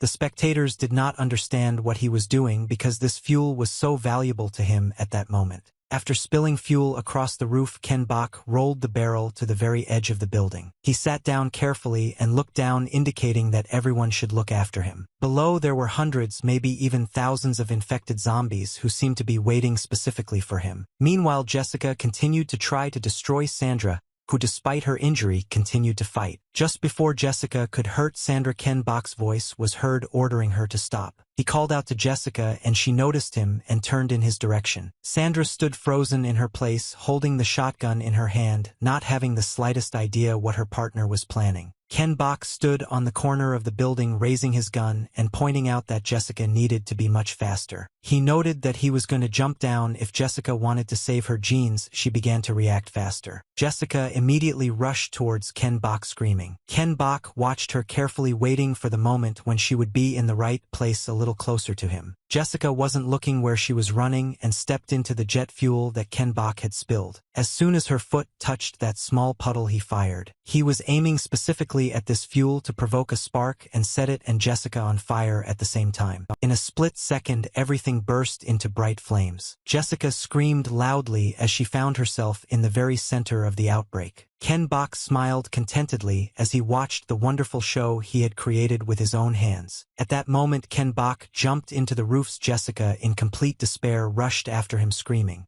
In the chat, they were already expecting to pass this task again. I think the main character died. Jessica tried to make it and save Ken Bok as he was very valuable to her. She did not pay attention to the fact that she was all ablaze. Without thinking about the consequences, she jumped after him, but she didn't realize that Ken Bok could have grabbed onto the wall and not actually fallen. He greeted her mockingly and fired the last shot, immediately saying goodbye to her. The bullet hit her in the head and she fell down like a stone. Climbing back onto the roof, Ken Bok noted that whenever something came into her head, she froze for a while. He said that Jessica had survived the fire. It was extremely interesting how she would survive the fall. Jessica was approaching the ground with a blaze. In the chat, viewers were amazed as Ken Bok managed to stick a knife into the wall, a gun, and discuss his fire trap. The system reported that the main mission was 80% complete and victory over Jessica had been achieved. Ken Bok climbed onto the roof and exhaled, happy that everything had gone according to plan. He looked down and noted how much elixir Jessica had used, but it couldn't save her. He chuckled that she must have had genes that might appeal to the zombies that were already waiting for her down below. The developers, having sent another donation, expressed their admiration for Ken Bok's ideas. The children did not think that such a thing could be done without the necessary weapons. Ken Bok came to his senses and rushed to Sandra and immediately noticed her hand, in which the infection was progressing. Jessica backed away from him and assured him that she was fine and asked him to concentrate on escaping. Ken Bok started to talk about how they needed to find a better way to do this, but he was interrupted by some noise. Sandra's face twisted in horror. Ken Bok immediately turned around to where the loud noise was coming from. Along the walls of the building, a multitude of zombie monsters climbed straight to their roof. They were not stopped by the smooth surface of the walls. They clung to them with their claws like suction cups and rose upward. Ken Bok didn't understand what was going on, but he grabbed his shotgun. It would also be his readiness, and said that they still wouldn't be able to withstand all the zombies and they needed to evacuate as quickly as possible. They were surrounded on all fronts. What was embarrassing to you is that the developers really expected the main characters to fight such a horde after defeating the main boss. Zombies poured out of the doors that led into the building. There were dozens of them. They were everywhere, and it turned out that their numbers were inexhaustible. Kyung Bak and Sandra started shooting back at them at the same time, but in the chat viewers were very doubtful that everything would be okay. Blood and zombie brains were spraying all around, and the sounds of a continuous stream of gunfire could be heard. Ken Bak and Sandra continued to shoot back, although the zombies did not become less numerous, but on the contrary, it seemed that their number was growing with every second. At one point it seemed to them that everything was over, but then immediately even more zombies appeared than before. I get the impression from Ken Bak that they weren't supposed to defeat them all, and he was expecting some event that would change the plot, although he didn't really understand what their real goal was in this situation. Ken Bak thought it was impossible with just a shotgun and they were out of pistol ammo. It felt like the game was deliberately trying to make them waste bullets. The game system notified about the task completion. It turned out that it was really necessary to wait until the ammo runs out. When Sandra asked about the availability of ammo, Ken Bak indicated that only the shotgun remained. Sandra was sweating profusely and her face was already showing signs of infection. She had apparently taken out her last magazine of bullets, but she still showed great courage. They continued this fight for a very long time, trying to destroy as many zombies as possible and save their lives. They were standing next to each other, but suddenly Sandra began to move closer to Ken Bak. She reloaded his gun, which surprised him greatly. He tried to object, asking why she did it. Sandra said that these were her last supplies and asked Ken Bak not to give up. I emphasized that she had no doubt that he would be able to get out of there. She put the gun to her forehead, adding that he would be able to do it if he was alone. Preparing to take a shot from his hands, she admitted that Jessica had offered her a deal. Jessica had previously pointed out to Sandra that the virus was slowly affecting her, which was strange, but since the infection was not stopping, it was obvious that she was missing genetic factors. Jessica tried to offend her that she should have joined them for her own good. Sandra was sure of what she said and noted that he would never allow Purple to be experimented on. Jessica smirked, and based on that she pointed out that the purpose of conception was the exchange of DNA. Sandra became very tense at that moment. Jessica looked at her and smiled. It was unknown that Sandra was carrying Purple's child and asked her if she wanted to hear something interesting. She came closer to her and said that even with the vaccine, if Sandra loses her mind even once, she will never fully become human. Even if the child needs the genetic factor, then after all the child will never be born. Jessica felt like a winner and surprised that Sandra had not yet told Purple anything, decided to propose to her. Horror asked her to join the company, and then her child would survive, and besides, the experiment would not kill Officer Purple. Jessica smirked and asked Sandra to make the right choice, which depended on several lives. Sandra held the gun to her head and noted that it seemed like a good idea, but she refused because she couldn't trust and was glad she made that choice. She was sure that I would be kept in experimental rooms, as if in prisons. It was not like real life. Ken Bak grabbed her hand and pulled the gun away from her head. He didn't understand why the girl hadn't told him about it before and asked her what the reason was. The viewers of the broadcast of this game really wanted Sandra to be saved because according to the plot of the game, she did a lot for this city. Sandra noted that she thought the decision was the most correct one and smiled. Ken Bak was shocked and didn't know what to do until Sandra said that she would rather he live remembering her than become an experiment. Sandra said that her last wish was to die quickly. She absolutely did not want to turn into a monster in front of Ken Bak. The girl tried to fight Ken Bak's hands and tried to return the gun to her head. In the chat, everyone was praying that this would not happen. Sandra said that she did not regret a single moment that she spent with Ken Bak. She smiled even though she understood that she was about to say goodbye to life. Ken Bak froze in place. He learned that the girl was carrying his child at the moment when she decided to end her life, and with his hands at that, Ken Bak came to his senses and fired a shot followed by another. The zombies had gotten too close to him. While they were talking, there was no point in reducing their numbers. Looking at Sandra, Ken Bak was even more surprised because the places where the infection of old age appeared glowed green, and he immediately pointed it out to her. He looked at this green glow, which gave a chance that the ending would be good. But meanwhile, the zombies were becoming more and more numerous.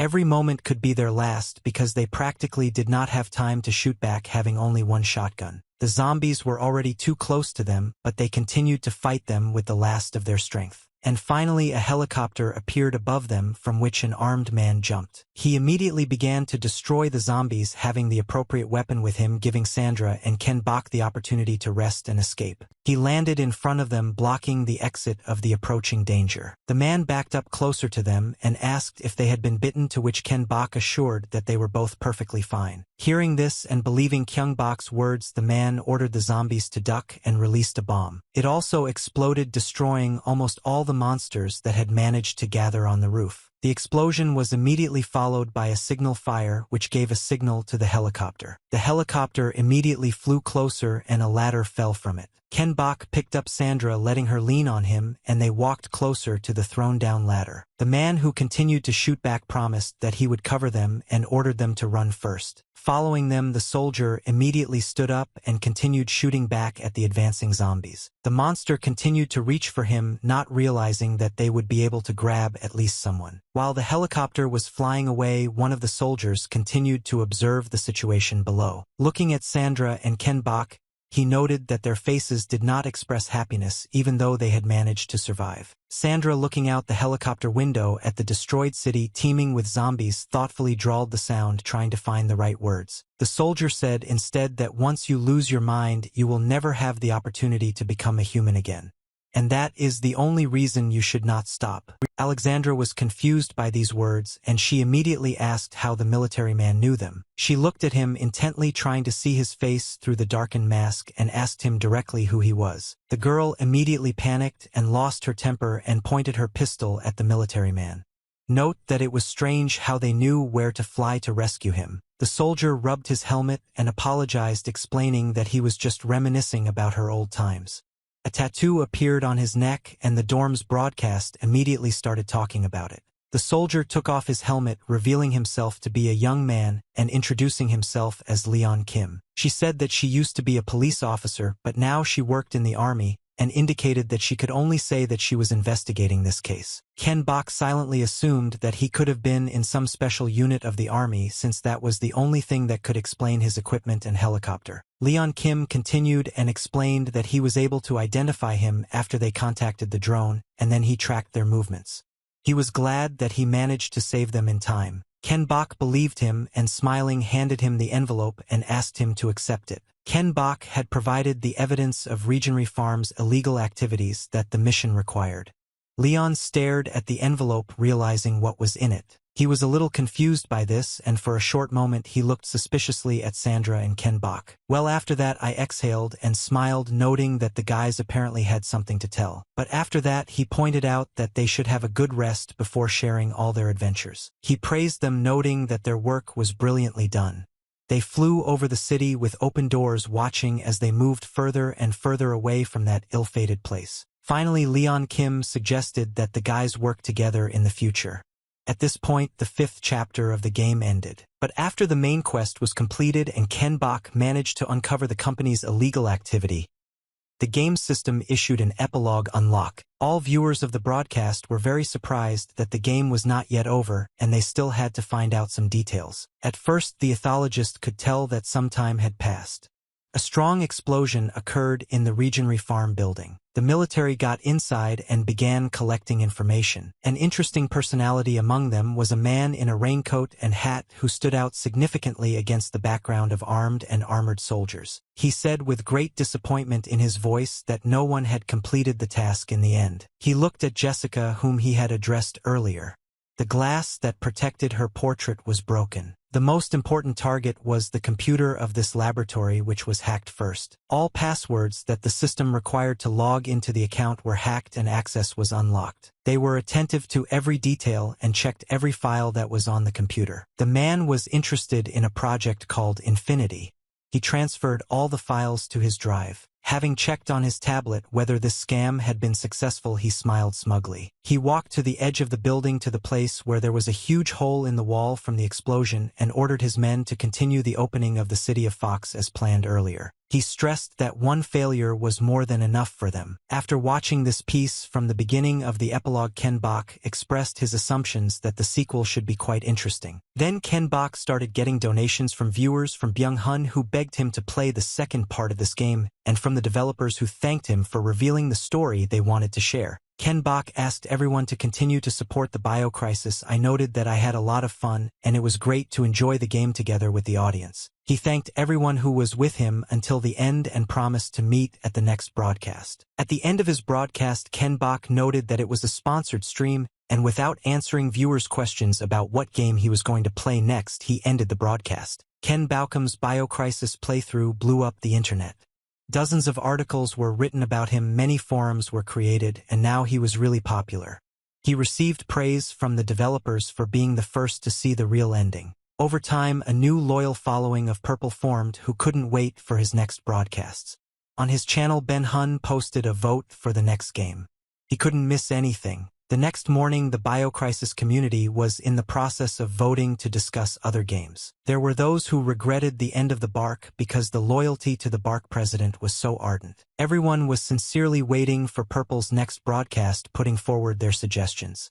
And for Ben Hun, it was quite a heart-wrenching story. Ben Hun was very tired. The video was a lot of work, which helped Ken Bok to stay at such a level of fame.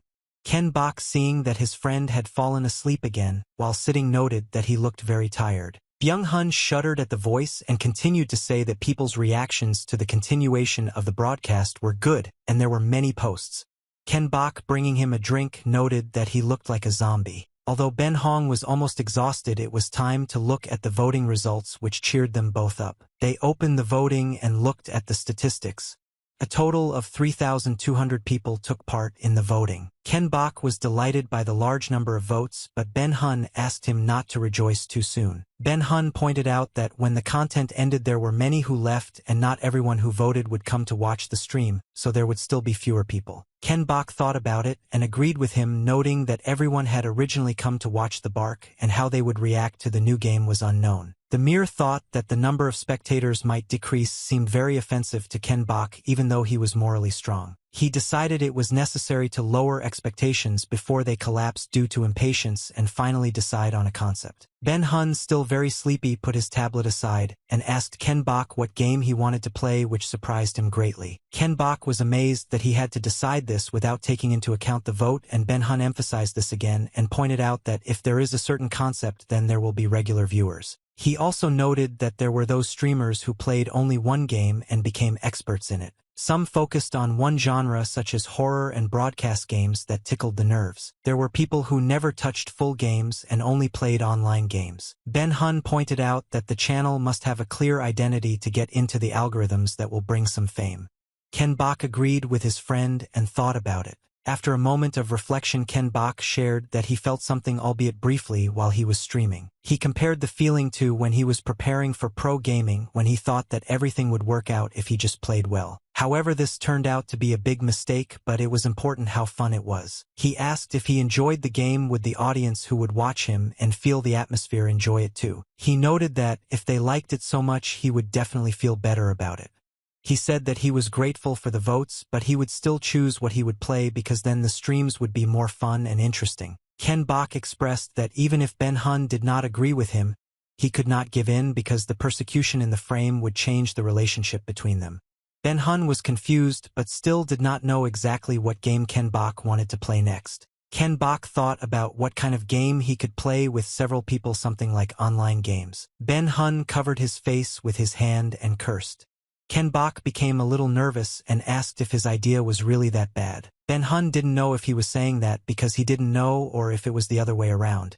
Ken Bok exhaled and asked how bad his idea was, to which Ben Hun told him that he was a very good person, and these words seriously scared Ken Bok because the beginning of his speech was not joyful. Ben Hun knew that with such skills Ken Bok would naturally stand out among gamers, and if he was lucky he would be able to meet other streamers and then he could lure viewers. Ben Hong stood up from his chair and took the tablet with him. Throwing him over his shoulder, he said that Ken Bok could do whatever he wanted and he himself would take care of everything else and prepare what was needed. Ben Hun noted that Ken Bok could run as much as he wanted. This sounded very pleasant, but nevertheless led to great confusion. Ben Hun said this because despite his knowledge, he trusted his friend very much. He knew that he was a genius and would get what he owed anyway. Ken Bok exhaled and began to go over in his head the options for games that suited him. Well, after some thought, he suggested skipping the stream this coming weekend to give himself time to think things through. But Ben Hun was, to put it mildly, not delighted with such a proposal and immediately became furious. It seemed like his scream could be heard throughout the city. He didn't understand why Ken Bok had made such a decision since there were more viewers on the weekends. He was shaking with nerves, but Ken Bok just smiled and didn't really explain anything. Well, you're at the right moment. Ken Bok pointed out that Ben Hun should have a good rest because it was tiring to be responsible for so many things alone, and it even affected his appearance. And Ken Bok jokingly asked him if he was really human because he looked worse every time he saw him. He had huge dark circles under his eyes, greasy hair, and his clothes hadn't been washed for a long time. Ken Bok pointed out that there was no arguing with this and suggested hiring a manager during the vacation, and if Ben Hun wanted to last long he had to be in shape and rest. When he finished talking about this, he laughed loudly and noted that he looked like the head of a black company. And having calmed down a little and looked at his frightened friend, he tried to convince him that he was very exhausted. But Ben Hun was quite offended by these words because he was the one who was in a hurry not to lose the current good results and therefore worked so hard. He smirked and said that even the mighty Lee Kyung-bok didn't know he should be grateful that he had such a person next to him. Ben Hong leaned on the refrigerator, saying that if he took proper care of this body, he would be able to move into Namcam, and this was called hidden power. Ken Bok, who was still sitting on the floor, laughed again and remarked that it would have been better if he had never found out about it. Ben Hun knew that Ken Bok would always keep up the flow, but he had already noted that it was too much information for him at one time. Suddenly Ben Hun's eyes opened wide and ideas sparkled, and he noticed that he had someone in mind for the vacancy of their manager, and he was a very reliable person. Ken Bok made a joke about the words about a reliable person and looked at the tablet that his friend handed him. Ben Hun noted that even if he didn't know about the streams, if he trusted their data, he would join. It was raining outside. The man was walking with a huge suitcase under an umbrella and talking on the phone.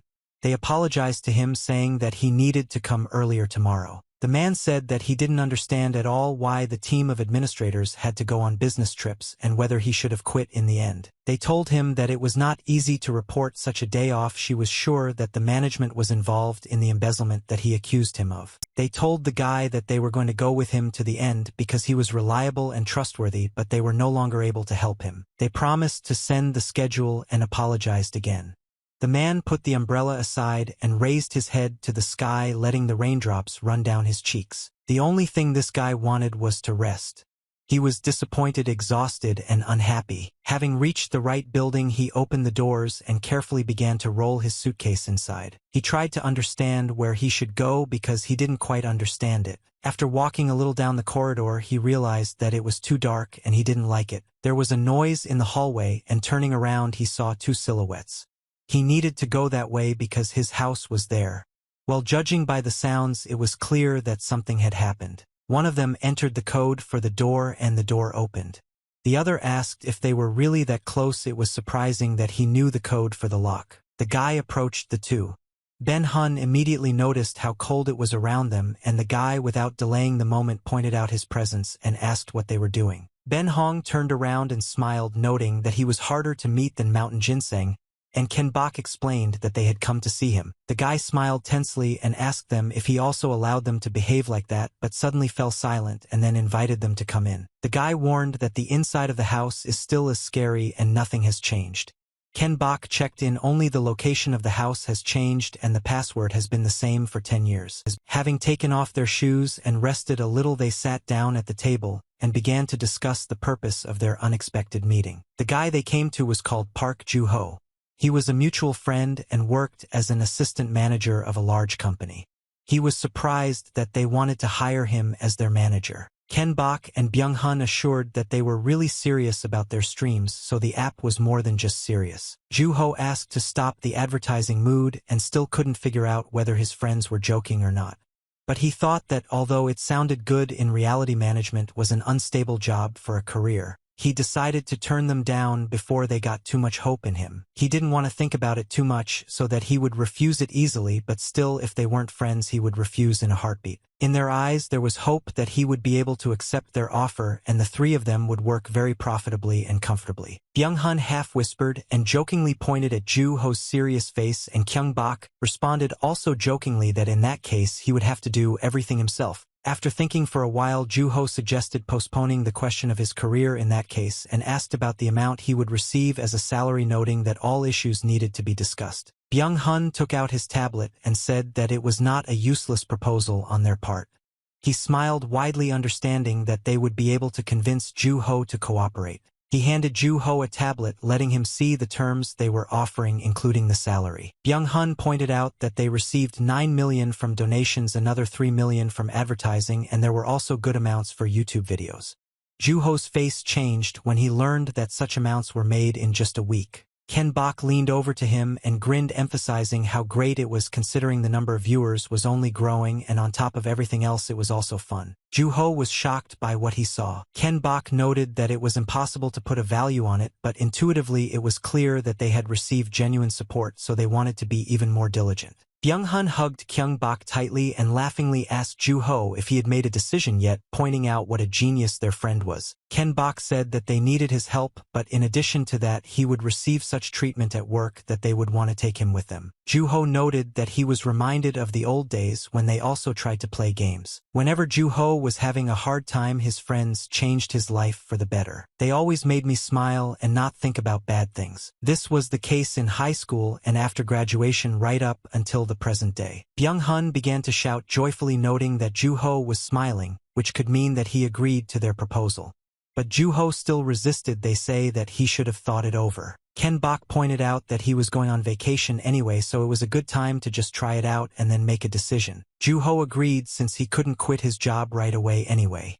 Byung-hun raised his drink and shouted that he completely agreed with him. Ju-ho also raised his drink and was surprised that the atmosphere was as if everything had already been decided. Ken-bak smiled, understanding his can, and assured him that once he tried it he would understand everything and be able to make the right decision for himself. They clinked the cans and Ken emphasized that this should be a lot of fun. But Ben-hun was the happiest of all, already looking forward to both his rest and the presence of a good, reliable person in their work. At the same time, Ken-bak drew attention to himself and said that he had a few words about the next game. He drew out the intrigue, speaking very abruptly and building a pyramid out of cans and bottles. He said he wanted to play a game that meant a lot to him. A new stream started and he said you thankfully chose, carefully watched the poll's introductory video. He also kept the intrigue going for a bit, not immediately saying which game he had chosen. He announced the next game to be the Mystic League. The chat was surprised that she was chosen.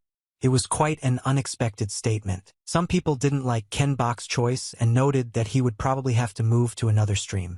But Ken-bak wasn't scared at all. He simply smiled, knowing that those who would understand him and share his interests would remain with him. He was confident in his success and nothing could upset him anymore. And so it happened.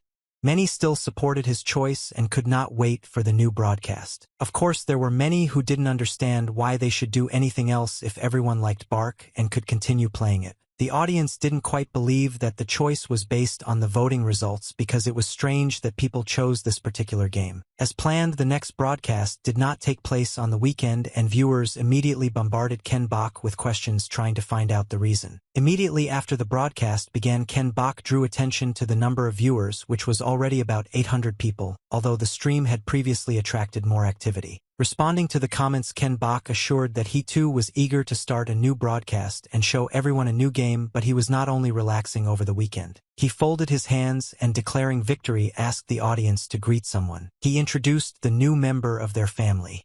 Ju-ho's manager wrote that he was pleased to meet him and suggested that they get along. Several donations came in asking which game will be broadcast now. Ken-bak began to talk about the main topic of the day and emphasized that he made his choice long and carefully. He smiled, hoping that the majority would support him. He introduced the game Mystic League, although it was not as popular as, for example, the previous Bio Crisis. The audience was surprised. For them, this choice was unexpected and they were probably hoping for something else. Some noted that this game was at the very bottom of the voting and was unlikely to get the required number of votes. But Ken Bok tried to ignore the not-so-positive comments and launched the game. It was released by the developers of the most popular PC game League of Legends. This game was a continuation of virtual reality, so you can enjoy it by becoming the character yourself and live everything as vividly as possible. 5 players as a team destroyed the enemy's tower and weapons. The easiest way to win is to destroy the center of the camp and the temple in turn.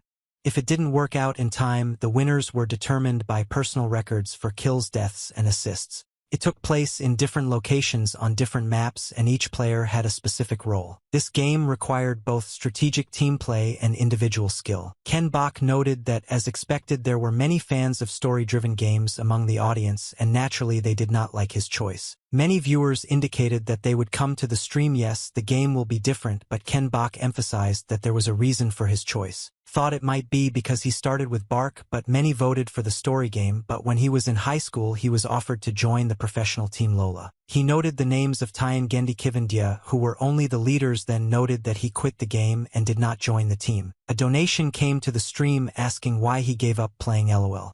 Ken Bok understood that he could not talk about his illness and therefore answered that this was how family circumstances developed and difficult things piled up. But she also added that everything has already worked out and now his family would be happy to see how much love he receives, so he definitely wants to play the sequel to Lola on the broadcasts. Some of his viewers supported his choice, stressing that with his participation any game would be interesting. Ken Bok said that he played Mystic for the first time but wanted to do it energetically. He opened the game settings and selected rating games. The audience was very surprised that he did not even go through the training but immediately began to play for the rating. He was transported to the battlefield. Ken Bok's rating was Bronze 0, which surprised the audience even more. It didn't seem like such conditions were his style. Ken Bok had to prove his skills in 7 fights. In this game, he should have been free to support his team without a specific line during the game. Accepting the fight, Ken Bok was happy to return to the game after a full 10-year break. He chose Jungler as his hero and turned to his teammates and asked how lucky they were. The loading went very quickly and Ken Bok was ready to tear apart all his opponents. Juho asked Byung-hun if it was normal that he suddenly started with a ranked game, but he received the answer that he behaved as usual and for him it was normal. Juho noted that even the controls were different from the PC version and it was essentially a different game. Ben-hun noted that in Mystic you could become a character I and most of the previous ones were replaced. He smiled and said that Kyung Bok hadn't changed anyway. Juho looked at him in surprise, not understanding where he was going with this. Ben-hun explained that if he was a regular player, he would not have received an invitation to the Pro League, but he had a good sense of reading the map and the ability to manage the game. Ken Bok had already appeared on the map next to his teammates and was waiting for the battle to begin. Ben Hong watched the screen with delight and concluded that he was also expecting other parts. He explained to Juho he understood little about it. The growth happened primarily after the match. It was purely Lola's method. The concept of growth in mysticism was removed, so skills were the player's level. You can't transfer skills through the game, so if you only choose a character well, you could expect success. And Ken Bok just finished choosing a character. Byung-hun and Juho moved closer to the screen waiting for someone incredible. Well, when he saw the game character, Ben-hun was very upset. He thought that Yami was not the best character in Ken Bok's situation. Ancient times, a ninja who became skilled in vision. This was the characteristic of the character Yami. This character specialized in magical assassinations and had 5 different skills. That the character was successful, unlike the PC where you can click on your skills in the game through the capsule, you will have to implement the transformation yourself. It was very difficult in the fight. Immediate reaction. Although Ken Bok was really a genius, but it was worth considering his huge break. Ben-hun noted that the character could not perform a basic attack because he could not use his hands during the transformation. As long as he was a killer, he was weak and extremely vulnerable if he got close to the enemy. Ben Hong was angry and freaked out, and from the emotions that overwhelmed him, he slammed his hands on the table. He thought the character was very poorly created. Meanwhile, Ken Bok was taking over the power of the hero who was already tied to the account's default avatar. All players have finished selecting their characters and the countdown to the battle has begun. One of the team members addressed Ken Bach and he turned tensely in his direction. They told him that everyone on the team was new but he should have at least watched the video beforehand because his character wasn't quite right for his role in the game. Another member pointed out that Ken Bach had ruined his whole thing with his terrible choices and was so rude from the start. Looking at the disgruntled faces of his team, Ken Bach was surprised that his character was so shitty, although according to the video review he showed everything to him as very good. I try not to pay attention to the indignation of my teammates. Ken Bach found it strange that in the present time they did not use the magic of the killers in the times of Lola. It was the best choice for such a role. At that moment he was sent a new mission, the task of which was to win 5 games in a row on such a character and in case of defeat admit his stupidity. Purple smiled and thanked him for the new mission. He had been looking forward to noting that avoiding such an expensive mission would not be his style. His friends immediately changed the title of the broadcast to the question of whether it was possible to strive for 5 victories in mysticism. The countdown ended and the battle began. Ken Bach ran first across the map, promising that they would do everything perfectly. He waved to his team, noting that he had no choice and he would definitely win this game. One of the characters was outraged that Purple had a rather strange concept and called him an attention-seeking troll. Ken Bach ran across the map and, reading the not entirely pleasant comments of his viewers, was not at all upset by them. The first thing he did was run into the forest as his role required. He met with the guards who were in the form of huge mutant rats. He quickly ran past them. The chat was still indignant. I note that it was the first time they saw how this particular character was chosen for such a role. After which Ken Bach was sent a donation and explained that his character's attacks were mediocre even if he was not tied hand and foot, which is why junglers were always criticized. The chat started writing about a 3x3 player game where, on the contrary, this role was highly valued. But Ken Bach was amazed by this and noted how much the game world had changed while he was absent from it. He prepared himself to fight these mutant rats to gain experience and train his skills. He said that learning should be a lot of fun, and now that fun was about to begin. He rushed into the attack without thinking twice. He warned everyone that he would first try to play in his own style. There were 25 skills, in total 5 attributes corresponding to each of the 5 stages, and the higher the level, the more gestures and sequences accumulated. It was possible to hate Yami, who had to remember everything and act independently, so most people didn't like him. Purple climbed a tree to look around. He needed to focus on identifying all his skills and capabilities. Of course, he relied on his strength, his intuition, which should help him this time too. He had the feeling that someone was painting a picture in his head, and his senses perceived the emerging movement. It was like a person learning to walk and gradually getting used to running. He closed his eyes tightly and concentrated completely on his sensations. Fully focused on his goal and possibilities, he opened his eyes. He knew that he would succeed, and after this short meditation he was completely confident of it. He instantly jumped down from the tree branch. Using the right gestures, he revealed his hero's power and prepared to attack the rats. He used one of the skills and resorted to the power of healing. He knew what he was doing, and therefore he had every chance of successfully completing this fight as a whole. Using the property of 2 in the 3rd stage, he summoned a stone giant who was supposed to help him. The giant struck the ground with all his fury, sending cracks through it that quickly spread to the mutating rats. The chat was delighted that Ken Bach got the 3rd stage of this skill on the first try, and all the mobs were defeated. Ken Bach continued to build up his power and used it a little to heal himself. It was very beautiful to look at from the side. It was surrounded by golden spheres that were spinning around. Ken Bach smiled, pointing to his skills and thus proving to the audience that they could be wrong. He was happy to feel this feeling again and used his character's skill again. This served as a little training and learning, and noting that he had also gotten used to the skills, he was ready to move on. He flashed forward down the line using his strength and skill to great effect. He suggested that viewers immediately go ganking, which meant helping other lanes kill players on the enemy team. Ken Bach quickly got into the game with the hope that he would be able to successfully use all the skills of his character and prove his viewers wrong. He took part in one of the very first fights between players from the 2 teams. Well, fortunately, the enemy team turned out to be stronger and reacted faster to the lead. The player noted that the health of the rest of the players on his team was at a minimum and they were all in trouble. One of the players used the dodge skill, which was a magnetic pen. I can pull one of the players to me, but it didn't work, and the player was freaking out that all the attacks were shooting past the target. Ken Bach arrived just in time for this fight.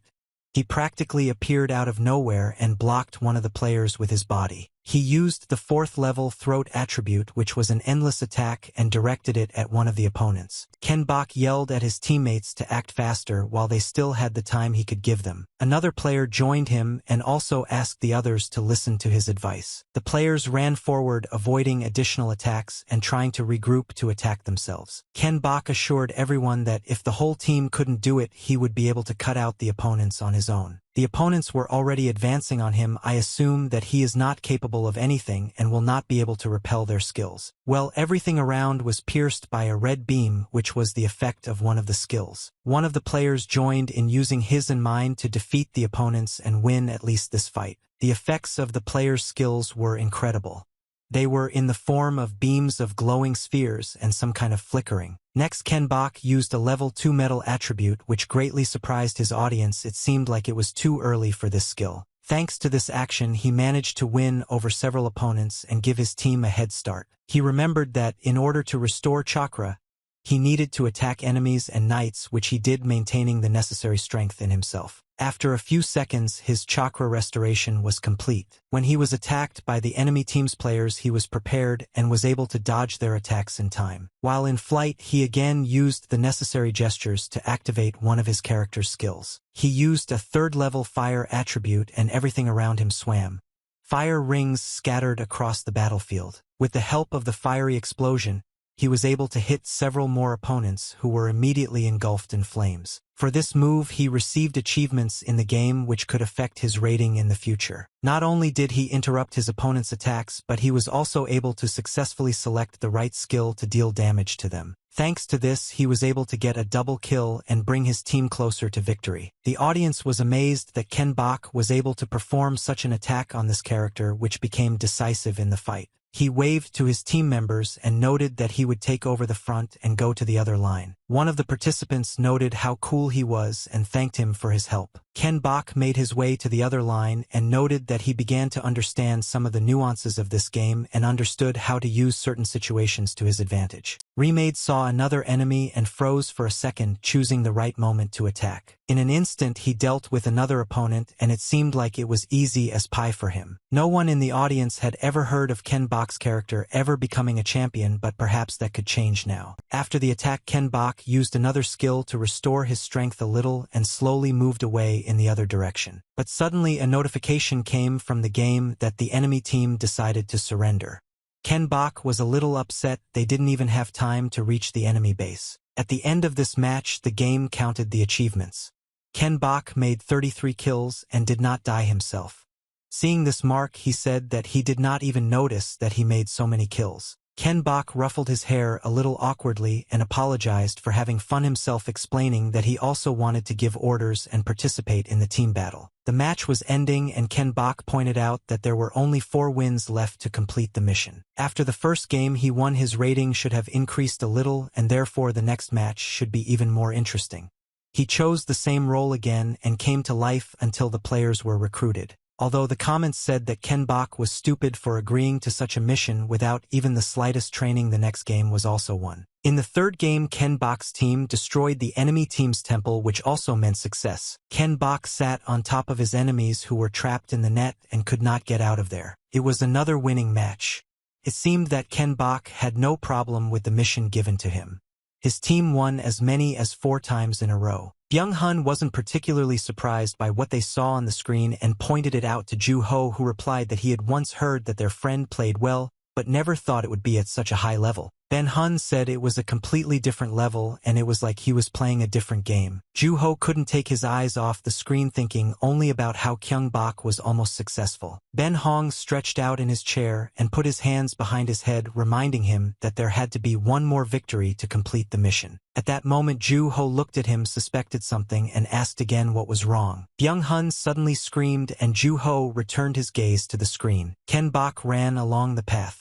He was a little confused, indicating that he missed the events by a second and the top line was already lost. He noted for himself that the enemy opponent was apparently quite serious and immediately went on a gang. After reading the chat, he found out that one of his opponents was the streamer that everyone was buzzing about. This streamer played under the slogan, "If something works out then he will definitely do it." His character was probably skilled at using cards, which were his weapons. He had 700,000 subscribers and was a guy who played at the genetic level. His name was Genom and he was now Ken Bok's main target. His opponent had 4 games of platinum and a very high ranking, but Ken Bok ran towards him convinced that he should beat him. Ben Hun was a little excited to learn that his friend had gotten into a match with such a streamer and was expecting them to clash. This streamer is very self-confident, and when addressing his viewers, he did not even imagine his defeat. He pointed out that he was 4th in platinum and asked if it wasn't obvious from his play. He was a complex gamer known as a guy who played well on a genetic level, and he found it funny to doubt him. Genome nervously replied that he was busy last season and therefore couldn't get to the diamond. Looking at the map, he concluded that the jungler on the white team should come to support and thought about how he would plan his route. Genome was in no hurry to rush off to look for him and decided to do a little pumping of his skills by killing mobs. Having quickly dealt with them, he moved forward and along the way decided to see which hero was in the role of jungler. He opened the characteristics and was very surprised and even doubted for a second that everything was shown correctly. He couldn't believe that the character here was actually Yami. Genome noted that this was a bit abnormal.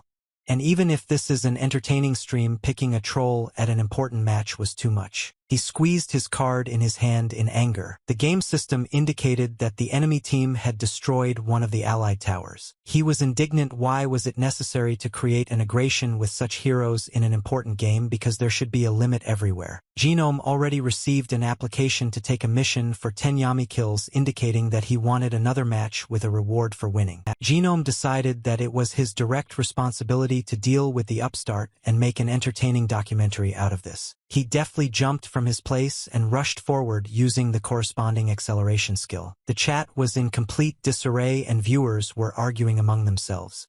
Ken Bok tried not to pay attention and even tried to have fun. Suddenly the chat was blocked, which surprised Ken Bok greatly. He smiled and noted that as soon as the level became higher, everyone became more serious. If you try, then the blocking can probably be removed. He wondered if he killed his rival streamer, would the comments unlock faster after that. After which another mission proposal came to him, and he smiled. Let's note that he just wanted to play well. Now it will be even more fun. He was showered with donations in large quantities, both from those who supported him and from those who did not believe in his success. Ken Bok suggested going for a kill immediately before the difference in items appears so as not to create a strong gap. Ken Bok advanced along the line towards Genome and lay in wait in ambush. But after a while Genome never showed up, although Kyung Bok thought that he would immediately go gank and would be able to intercept him in this place. Looking at the map, he found that even Genome's position was not visible. But it was necessary to take into account that Genome was a magic shooter and he could not have hidden skills. After a not-so-long moment, the necessary thought reached him, but judging by the bright red Uchu that was directed straight at him, it was already too late. It rained cards from him, which were the weapons of the character Genome. But Ken Bok was able to dodge each of them without taking any damage. Genome jumped down from behind the hill and carefully walked towards Ken Bok, trying not to give away his presence too much. Coming closer, he loudly noted that Ken Bok was very good at dodging. Although he didn't understand how he managed to dodge the predictive arrow. Ken Bok analyzed that if he hid behind a building, the enemy would not be able to see him, which meant that Genome could predict his movement in advance. Genome began to flip the deck of his killer cards in his hands, and after this gesture he threw several of them at Ken Bok using a certain skill. When Ken Bok jumped very close to him, he emphasized that there were no personal intentions in this fight. Using another skill, he assured Ken Bok that he was only following his instructions. The cards flew at Ken Bok again like arrows, but he immediately gathered his energy into a ball and launched it back at his opponent. And I immediately used another skill to say that this speech also applied to him. With this power, he tried to throw the enemy as far as possible and inflict good damage. But Genome was no ordinary player, so he dodged this attack and threw his cards at Ken Bok again. It was nice to watch their fight as they both enjoyed it and smiled widely. At the scene of the fight, a powerful explosion occurred which covered a large area. Ken Bok and Genome continued to fight each other, not losing in skill and ability. Ken Bok proved himself to be a very worthy opponent, although there were still those in the audience who doubted him. Genome took all the attacks with a smile, reflected them, and dealt his own blows. Some of them were quite unexpected for Ken Bok, but he still managed to cope. Another attack from Genome caused another explosion with Ken Bok at the center. The chat noted that Yami's weak body had taken damage that was unlikely to be dodged. Genome waited for the flames to die down to see his opponent. But despite all the fears of the spectators, Ken Bok survived and used his strength to jump to the side. He activated the first-level iron attribute and his arm was irradiated into iron armor, which increased the damage of his attacks. He was completely focused on his movements and tried to use his strength as efficiently as possible. He then used the second-level tree attribute and blocked Genome with the help of the ghostly vines. Having received a lot of time, he immediately dealt an additional blow to him and ran to the side. The effects of the attributes passed and Genome broke free from the shackles and only laughed with Ken Boka. In the chat, they noted that the level of fights between these two was really high and they both managed to dodge at the last moment. For a very long time they fought at the same level and neither could cause significant damage to the other. Ken Bok always looked only into the eyes of his opponent, tracking his every move. Ken Bok noted the ability to use skills and kite Genome and understood that if it continued like this he would be in trouble. He had very little magical energy left, which was restored by normal attacks or over time. On the other hand, the Distorted Fate used randomly drawn Genome cards. They needed to be replenished at the base when the deck was running low, and that could give some time for Ken Bok. However, Genome could still use Shuffle to replenish skills. Therefore, Genome could stay in a fight for a long time and did not need to run away to replenish his strength. It's more likely that he was simply stalling for time. He activated the iron attribute, but due to a lack of mana, the duration was shortened, and in the chat it was noted that Genome had miscalculated. Ken Bok quickly launched his attack and decided to get out of there as quickly as possible while he still had time. Ken Bok understood that unlike him, Genome only became stronger with each item he used. And now Ken Bok had the perfect moment. Genome had recovered from the shock and was walking behind Ken Bok. Ken Bok grabbed his dagger, preparing to continue their fight. He decided that it would be worth using something else. And in the chat, they immediately noticed his killer smile. I understand that he was planning something. Seeing Ken Bok preparing for a fight, Genome was surprised. You thought he had run out of mana a long time ago. But looking at how he used another skill, I thought that he used it to distract attention. I thought for a bit and decided that Ken Bok would immediately run away at the first opportunity. Genome also emphasized that his skills turned out to be better than he thought, but Yami's character still remained useless. In the streamer's chat, they wrote that Yami turned out to be somehow tough and it was necessary to teach him a lesson, and Genome said that his body was so warmed up that it was time to finish off the enemy. He ran after Ken Bok through the forest. It was dangerous because there were many places in the forest that could be attacked from behind. He walked carefully on the ground, trying not to give away his presence and remain unnoticed as long as possible. He stopped in a spacious clearing. There was nothing around to indicate Ken Bok's presence, but he had his own thoughts on the matter. He thought that Ken Bok might be hiding in the bushes, but this was not at all convenient because in this case his body and sound would disappear. But the sound of the bushes could give him away, and Genome launched his cards in the direction where his opponent could be. And at that moment Ken Bok jumped out of those bushes, putting up a shield. Surprisingly, he was exactly where Genome expected. He deftly jumped over the enemy's attack and hid in another place. It was important for him to act according to such a strategy. Genome grinned and noted that it was very stupid to waste the barely restored mana. He was already jubilant. I think that victory over Ken Bok was already in his hands, and for the opponent it was the complete end. But he was deeply mistaken. Blows began to rain down around him, and everything happened so quickly that it was impossible to notice Ken Bok himself. Genome began to shake his head. He was surprised because the character Yami did not have a split skill. Not only that, what was happening was quite strange and unexpected. They were quiet for a long time, and Genome prepared a few more cards, roughly calculating where his enemy was hiding. Having launched the cards, their mutant rats poured out from there, but there was no trace of Ken Bok. But the sight of the monster of the thicket only made Genome laugh. The audience was surprised that this monster was here and wondered why he left his area. The monsters began to pounce on Genome, who did not quite expect this and was fixated on finding Ken Bok. He cursed, but it didn't frighten him, it just made him a little angry. He was upset that he missed, but at that moment Ken Bok himself jumped out of the bushes. He rose high above the ground and seemed to freeze in the air for a while. As he jumped, he prepared to use his skill and repeated the necessary gestures for this. In a second, he managed to get rid of all the monsters that were attacking his opponent and clear a path for himself. Genome was amazed that in such a short moment Ken Bok was able to restore all his chakra by attacking these monsters and use them as a distraction. Well, what happened next still managed to scare him. Ken Bok used the 5th level fire attribute and everything around him was covered in flames. It was quite hot and it was also very dangerous. It was a fire of purification and Ken Bok was not putting on any show, he was participating in a real fight. Genoma destroyed his self-confidence but gave Ken Bok the ability to fulfill his mission. Immediately after completing the mission, Ken Bok's account was credited with more than 500,000 won in donations. The audience changed their minds and admired the game. Ken Bok thanked him for the donation and noted that the game was not over yet and he should have returned to the battlefield. Back in the game world, he immediately heard the sounds of new notifications which distracted him again. The team members wrote him apologies. They explained to him that he was blocked because he was mistaken for a troll, and after a few more apologies they asked him to give them orders considering that he was in the role of a forester.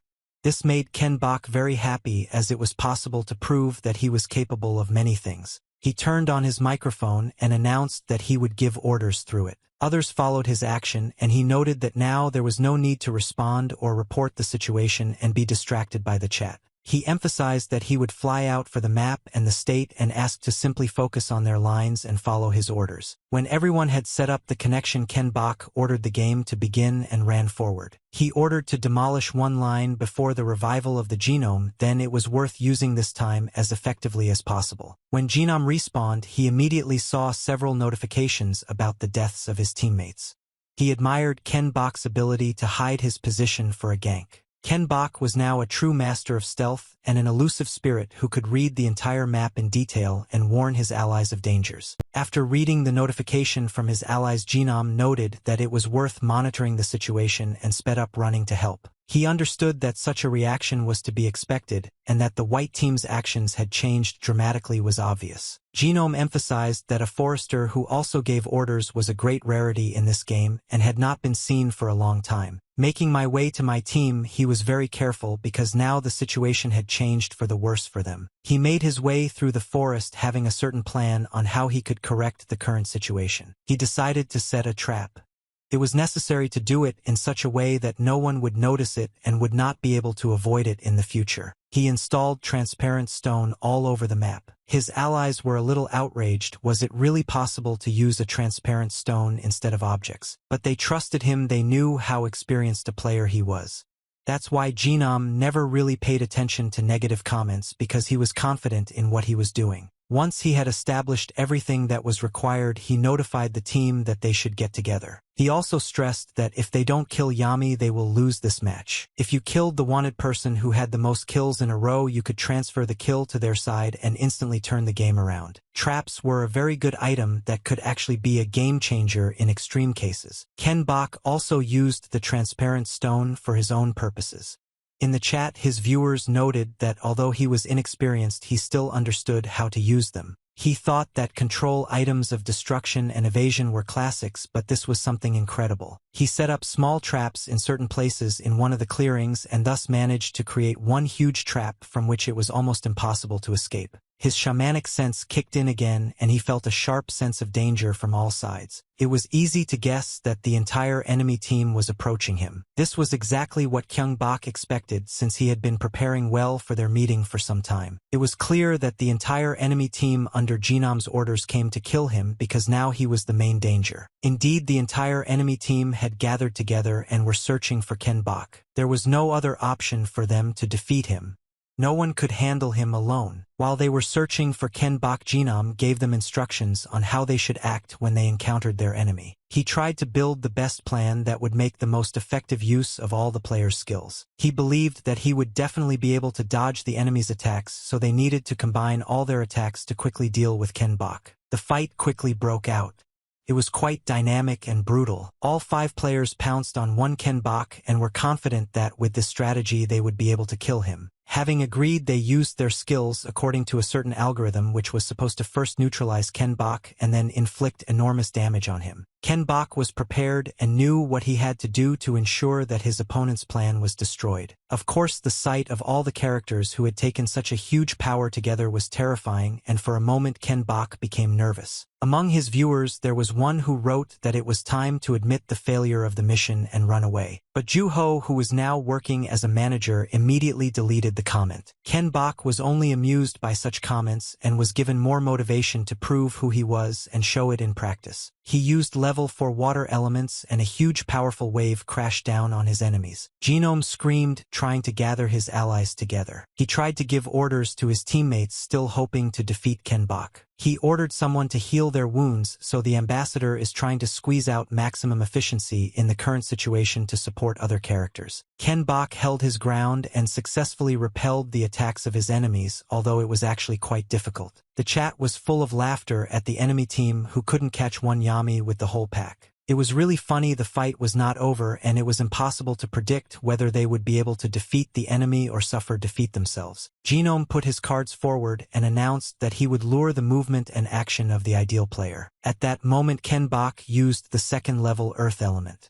and the earth burst out huge sharp stone spikes which might clay to bear great damage and block the enemy's movement. Having understood the head, Ken Bok saw right in front of him one of the cards issued by Genome and was surprised because it couldn't be that he got the Queen of Hearts again. According to Ken Bok's observations, this card had already been used, and it was unclear how Genome pulled it out of the deck again. Genome smiled and used his ultimate skill, Distorted Fate. The Joker in his deck of cards was responsible for this skill. He stood in the thick of all the events happening in the clearing and did not shuffle his cards. He used skill after skill, trying to gain an advantage in the fight against Ken Bok. Ken Bok was immobilized.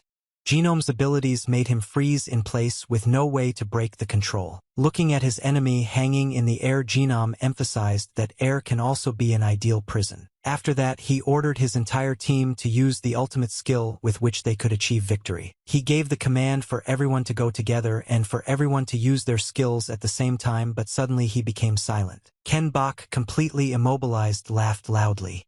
It was unsettling because in his situation this was not the emotion that needed to be felt. Ken Bok laughed and used the 5th-level earth element and applied it to himself. He was shocked by what his opponent had done.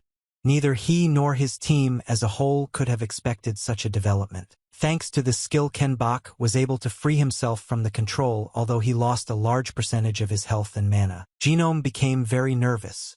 He was confused by what he saw and forgot a little that he should continue the attack. He shouted that Ken Bok had no health and it would only take one hit to finish him off. He stepped forward, pressing his foot hard into the ground. Suddenly the viewer's screen went completely black and everyone was worried that something had happened to the broadcast. But soon everything was restored and they saw a frightened Genome who could not move from his place. Ken Bok used his ultimate ability Ami, which created complete darkness around him. This skill absorbed the health of enemies within the dark ball and converted it into health and chakra. There were certain activation conditions for this skill. To begin with, it was worth using techniques of all 5 elements at the 4th level or higher. It was amazing that someone was able to successfully do this in virtual reality. With this skill, Ken Bok managed to make 4 kills in a row. The last of the team was Genome, who tried to jump back from the dark matter released by Ken Bok. Well, it was clear from his eyes that he no longer had any hope of being saved. In front of him, he saw Ken Bok, who in a split second was supposed to deliver the final blow to him and prove his superiority. Many in the chats were surprised that the character Yami even had an ultimate ability, and on top of that, it turned out to be so strong. The next move, Ken Bok delivered the finishing blow to Genome. In this way, he managed to completely disable the entire enemy team and buy a lot of time for his own. The game system offered the opposing team to respawn at the base or surrender. Meanwhile, Ken Bok received new achievements for the murder he committed. Genome's allies believed that they should have surrendered since the map showed that the enemy was approaching their base and it still meant their defeat. Genome couldn't believe it and doubted whether he should press the button to surrender. He noted that it was a rather dangerous situation. If they simply lost, they would be ashamed in front of the team. but nevertheless refusing to meet with a dangerous enemy was also very offensive. Meanwhile, Ken Bok reached the enemy camp and asked his team to teleport to him using an item. He asked his allies to ignore the enemy and focus on capturing the temple, while Jinom asked his allies to immediately defend their temple after respawning. The teleportation of Ken Bok's allies and the revival of the opponents happened simultaneously. Everyone was wondering where each other's limit was. The battle continued. The atmosphere was quite tense.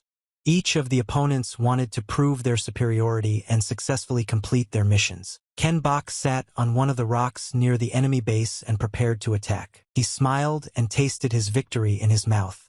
As soon as his allies got to him, they began the attack. He used the first-level earth element, with which he also incapacitated one of the opponents by squeezing him in a stone fist. The team immediately lost one ally and was significantly weakened. Ken Bok, without wasting time, ran further towards the others. They were waiting for him, but everyone understood perfectly well that meeting him could mean imminent death. One of the opponents tried to identify him by the smell that came with his skills. Well, that couldn't help him because Ken Bok was still using the power of the earth. A huge stone hand slowly approached the enemy from behind and was about to grab him. When the enemy saw it, it was already too late.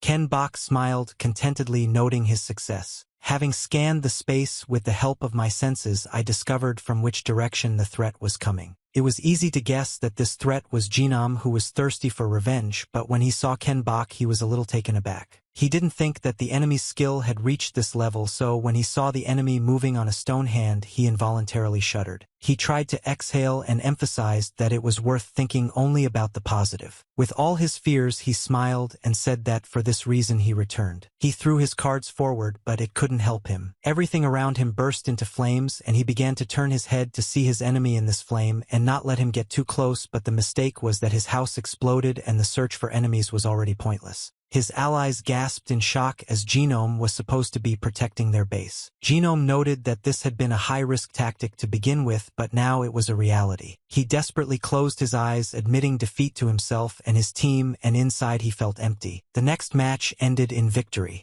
Ken Bok managed to complete the task of 5 victories in a row. Agent Q, who gave this mission, dropped another small donation and asked if there were games that Ken Bok couldn't play, to which he replied that he didn't know of any such games yet and smiled broadly. He tried to correct his words, saying that there were simply a lot of games that he hadn't played, but he decided not to make excuses and simply laughed along with his viewers. Many of the players he was in the match with immediately sent him a friend request, noting that his game was simply incredible. Ken Bok smiled confusedly and said that he didn't know what the rank would be, so he would have to decline the friend request, and immediately apologized for it. Scrolling down a little bit, Ken Bok opened his eyes wide in surprise because he received a friend request from Genome himself. Along with the application, Genome sent Ken Bok a video message asking him to watch it. Ken Bok was confused and very carefully pressed the screen to launch the message, although he felt some tension at that moment. Genome apologized to Perfect Play for mistaking Yami's choice of hero for trolling for his unpleasant behavior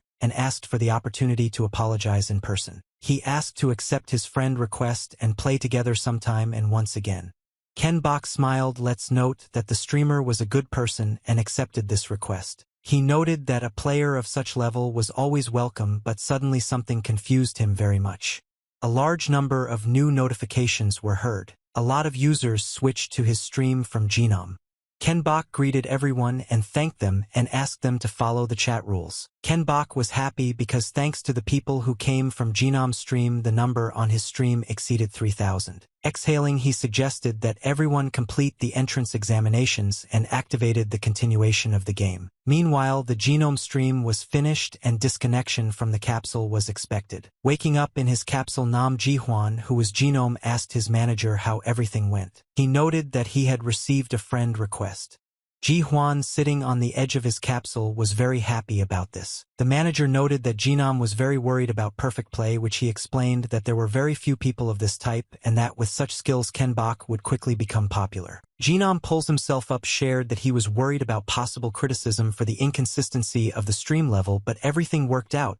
But the manager noted that such a proposal should have been approached very carefully. He looked at him in surprise and asked what problems there could be with all this. They became a little tense. The manager explained that he continued watching Perfect Play's stream until it ended, and hesitating a bit, he pointed out that Jinom would most likely not be the main character but a secondary one.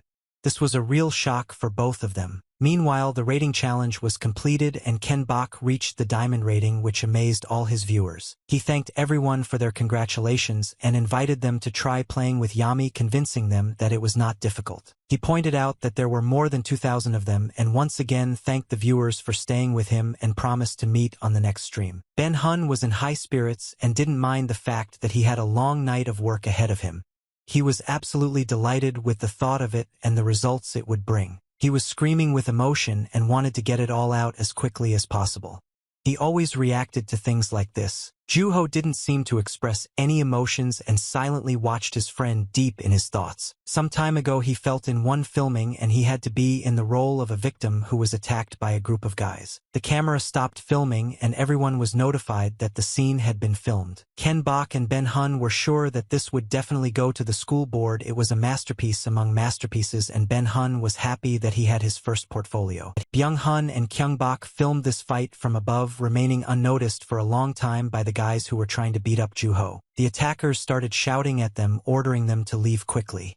Juho froze in place, glad that he hadn't managed to get hit hard by them. In the video, the boys noticed a badge on Juho's uniform, noting that it could help them a lot. Without thinking, Ken Bok jumped down to the guys who were beating up Juho, realizing that the situation was getting out of control and it was time to do something. When Kyung Bok came downstairs, Juho asked him to never give him such roles again in his life. Upon landing, Ken Bok noted that it would be difficult to control his temper and not make the situation worse than it was. The attacking guys grimaced because Ken Bok was very familiar. I don't understand that he represented a high danger. One of them called Ken Bok a shaman and asked the others not to mess with him, apparently knowing what he was capable of. The boys ran away, outraged that those filming the video thought that the school bullying advice was a trifle. Byung Hun didn't put his cameras down and laughed at the guys who thought they could win this fight. All this time, Juho stood silently and tried to contain his emotions. Ken Bok approached him and asked what media he liked and suggested making a list, and Ben Hun noted that he was a master of attracting attention on the internet and would make everyone impressed. Juho finally managed to smile. The boys then helped him a lot and became good friends with him, and until now Juho believed that as long as he was with them, he would never be bored. Ben Hong presented his laptop to the guys with a very satisfied expression and asked if they liked the reaction. Ben Hun smiled. Let's note that not working at night with such a hit was a sin. It turned out that the fight with Jinom became a topic on the forums, and a bunch of new viewers appeared on their new video. Thanks to this entry, the number of subscribers to the arrest increased and would soon reach 170,000. Although this was a known fact for the friends, they still looked at each other in surprise. Then Juho noticed that they had an important matter to discuss and fell silent for a moment. He stated that they had received an official letter from the Genome team who requested a personal meeting. He showed the tablet and noted that Genome even attached a video of an apology to the letter, so there was no need to worry too much, but they wanted not only to apologize and become friends but also to have a joint stream. Ben Hun laughed and said that he was a long-lived streamer and that all streamers always had one good skill, which was a keen eye. Ben Hun was happy, noting that more and more famous people recognized the genius of their friend Ken Bok. Ken Bok asked if it meant that they wanted to do a collab in Mystic. Juho explained that they wanted to invite him as a guest to discuss game content and noted the master's anatomy. The name sounded very strange. The point was that they invited a master with good skills from whom Genome learned to their stream. As the guest increased his fame and Genome demonstrated his physical skills, both remained winners. And judging by this, Ken Bok should have taught them to play Bark. But Juho noted that this time it was the other way around and Genome wanted to become the master and teach Kyung Bok the skill of playing Underground. Ken Bok was uneasy about Genome being the stream host and him being the apprentice, as it seemed very suspicious. Ben Hun just smiled and noted that Genome had simply realized something. He noted to himself that Genome probably wouldn't be able to reproduce the perfect play game. The three of them came to the conclusion that in any case there was no reason to refuse a joint stream, and it was worth seizing this opportunity and accepting the offer. Ken Bok thought a little more and finally became convinced that a joint stream with a person like Jinom would only benefit him. Ken Bok started the next stream as usual with a friendly greeting and waited a bit for the viewers to join in and respond in the comments. He also paid attention to the characteristics of the broadcast and felt a little excited because from the first minutes the number of viewers was almost 3,000. It was not similar to the previous broadcasts. The chat began to suspect that he had prepared something new for them, and Ken Bok confirmed this, saying that he wanted to try a new game. Smiling, he happily announced that he had a planned joint stream with Jinom at Underground. You expect all viewers to really like this news. Opening the game launch window, Ken Bok noted that given the fact that he didn't know anything, holding a joint event would be inappropriate, so he wanted to practice a little. He launched the game and began to understand its essence. It was necessary to become the last survivor out of the other 100 players. It was a survival game. The game started with all the players who were on the team descending to the ground from the sky. It was quite unexpected, and Ken Bok was jokingly scared by this effect, seeing that he was at such a great height. In the chat, he was warned that if he was careless he could die before the farm even started, so he should pay more attention to everything that was happening. Some of the players opened their parachutes and started shouting some unintelligible things. Ken Bok Dad just looked around and tried to understand the situation. As he approached the ground, he came to his senses and asked the audience if he could die if he landed incorrectly. In the chat, he was advised to go straight to the warehouse, although of course he didn't know where it was. Some viewers started joking about this, which raised some doubts about such advice. After studying the map, Ken Bok found the location of the warehouse and tried to speed up his landing. He tried to level out and was flying upside down, still not opening his parachute, unlike the other players. In the chat, people started to worry about this and asked why the altitude warning didn't work when the parachute had to be opened. Some noted that Ken Bok did not have a special setting, which he apparently forgot to turn on after the mystic. It seemed that Ken Bok was doing everything intuitively, and in the chat they predicted his death immediately upon landing, because if he had not immediately corrected the situation he would have had no other option. What a fuss you made about Ken Bok's altitude warning not working, and there was a risk that he wouldn't be able to open his parachute in time. Some thought that he would lose in the first round, and some noted that he did everything intuitively and perhaps he would do the same in this game. Nobody knew that he had a special sense that always helped him in such moments, and the moment came when he opened his parachute. It seemed too late, but he managed to choose that very second, which for others seemed like a complete failure. Ken Bok managed to land on the ground more than successfully, and this amazed all his spectators, who could not imagine that his scheme would actually work. Upon landing, Ken Bok was surprised that he didn't even have a basic weapon and apparently would have to fight with his bare hands. The chat laughed that he skipped the basic training and immediately started playing, but then they advised him to go to the warehouse. He decided to listen to the advice and notified that he would go there. Having reached the warehouse, Ken Bok began to look for something that would be useful to him and very carefully moved between the cargo boxes. He felt some sweet aroma coming from one of the containers. It was his and Manila's, and he began to make his way towards it. Looking around, he noted out loud that the warehouse behind looked especially attractive, as he felt that he was moving in the right direction and would soon find himself a weapon. Hiding behind one of the containers, he listened to his inner feelings to find out if any danger awaited him, because most likely he was not the only one who went to the military warehouse. He managed to sense that there were about 3 people around him hiding in containers and waiting for someone who was unlucky enough to be near them. Ken Bok was very confused that they did not fight among themselves, and it was not difficult to guess that these people formed their own group, which made them even more dangerous. One of the players hid and drew his pistol, waiting for Kyung Bok to come out from behind cover. The boy waited for a while, but Ken Bok never showed up. He looked only in front of him and was surprised where Ken Bok had disappeared to, so he was unable to notice in time how he had snuck up on him from the other side. Acting very quickly, Ken Bok hit the guy's legs hard and knocked him down. Very quickly, another player appeared behind them, who was not very happy with what happened to his partner. He immediately opened fire on Ken Bok. I wish him a speedy death. Ken Bok managed to hide from his bullets. The player did not stop firing for a long time. I hope that his opponent will definitely not be able to survive after such a burst. Thin wisps of smoke rose into the air, and there was a distinct smell of freshly used firearms. Ken Bok took cover behind the body of the player he hit, and all the bullets fired by his partner stopped in his body without hitting Ken Bok. After the fire ceased, Ken Bok carefully took out his pistol and took aim. It only took him 1 shot to reduce the number of players by 1. He threw the player's body aside and stood up. The third player from the ambush ran away. We'll see what happened to his partners. Ken Bok concluded that everything was as usual and the items were bait, and these players most likely formed a team to make it easier to defeat the others. At that moment, Ken Bok discovered that he had run out of ammo and said it out loud. The player who had decided to run away, hearing this, smiled sarcastically and turned around. He ran back holding the axe.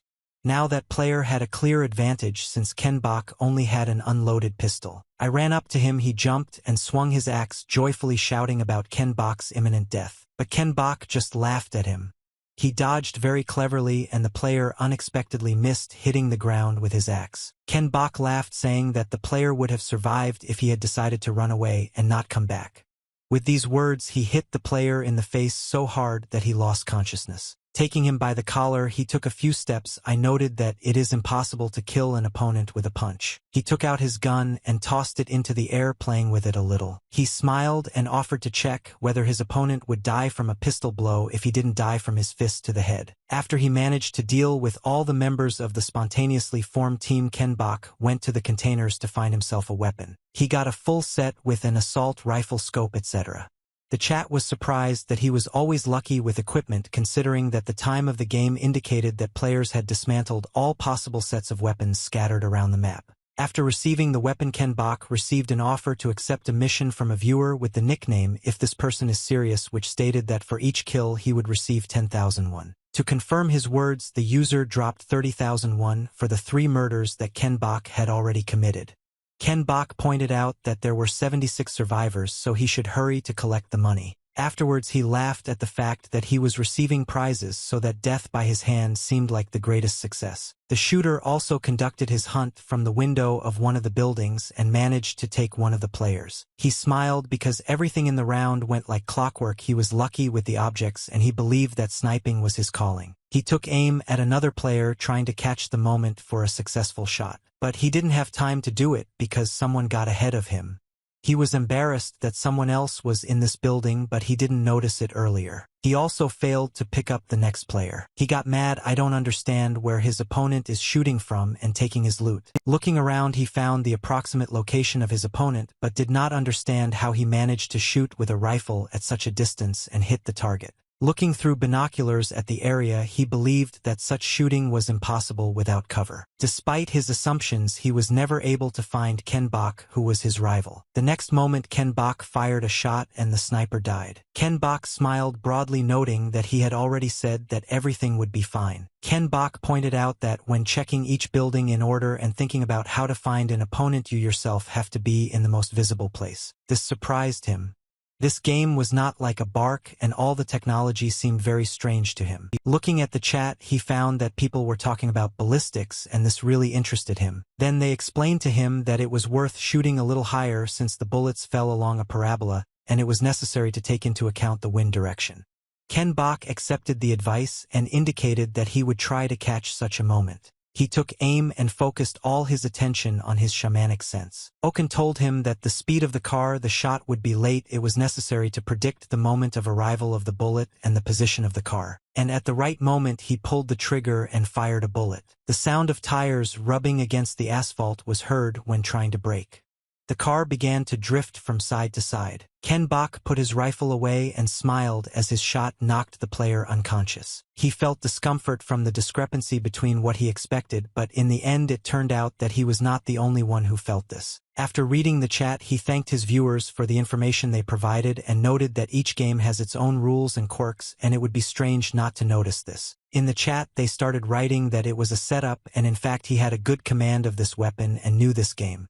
He just laughed at it. Although he had heard various warnings from Ben Hun, he was now faced with the fact that there really were people who raised their self-esteem at the expense of others. Continuing to read the chat and see that almost the same person suspects him of dishonesty, he thought about blocking him. Notifications started appearing that the manager had started blocking one viewer after another. This made Ken Bok very happy.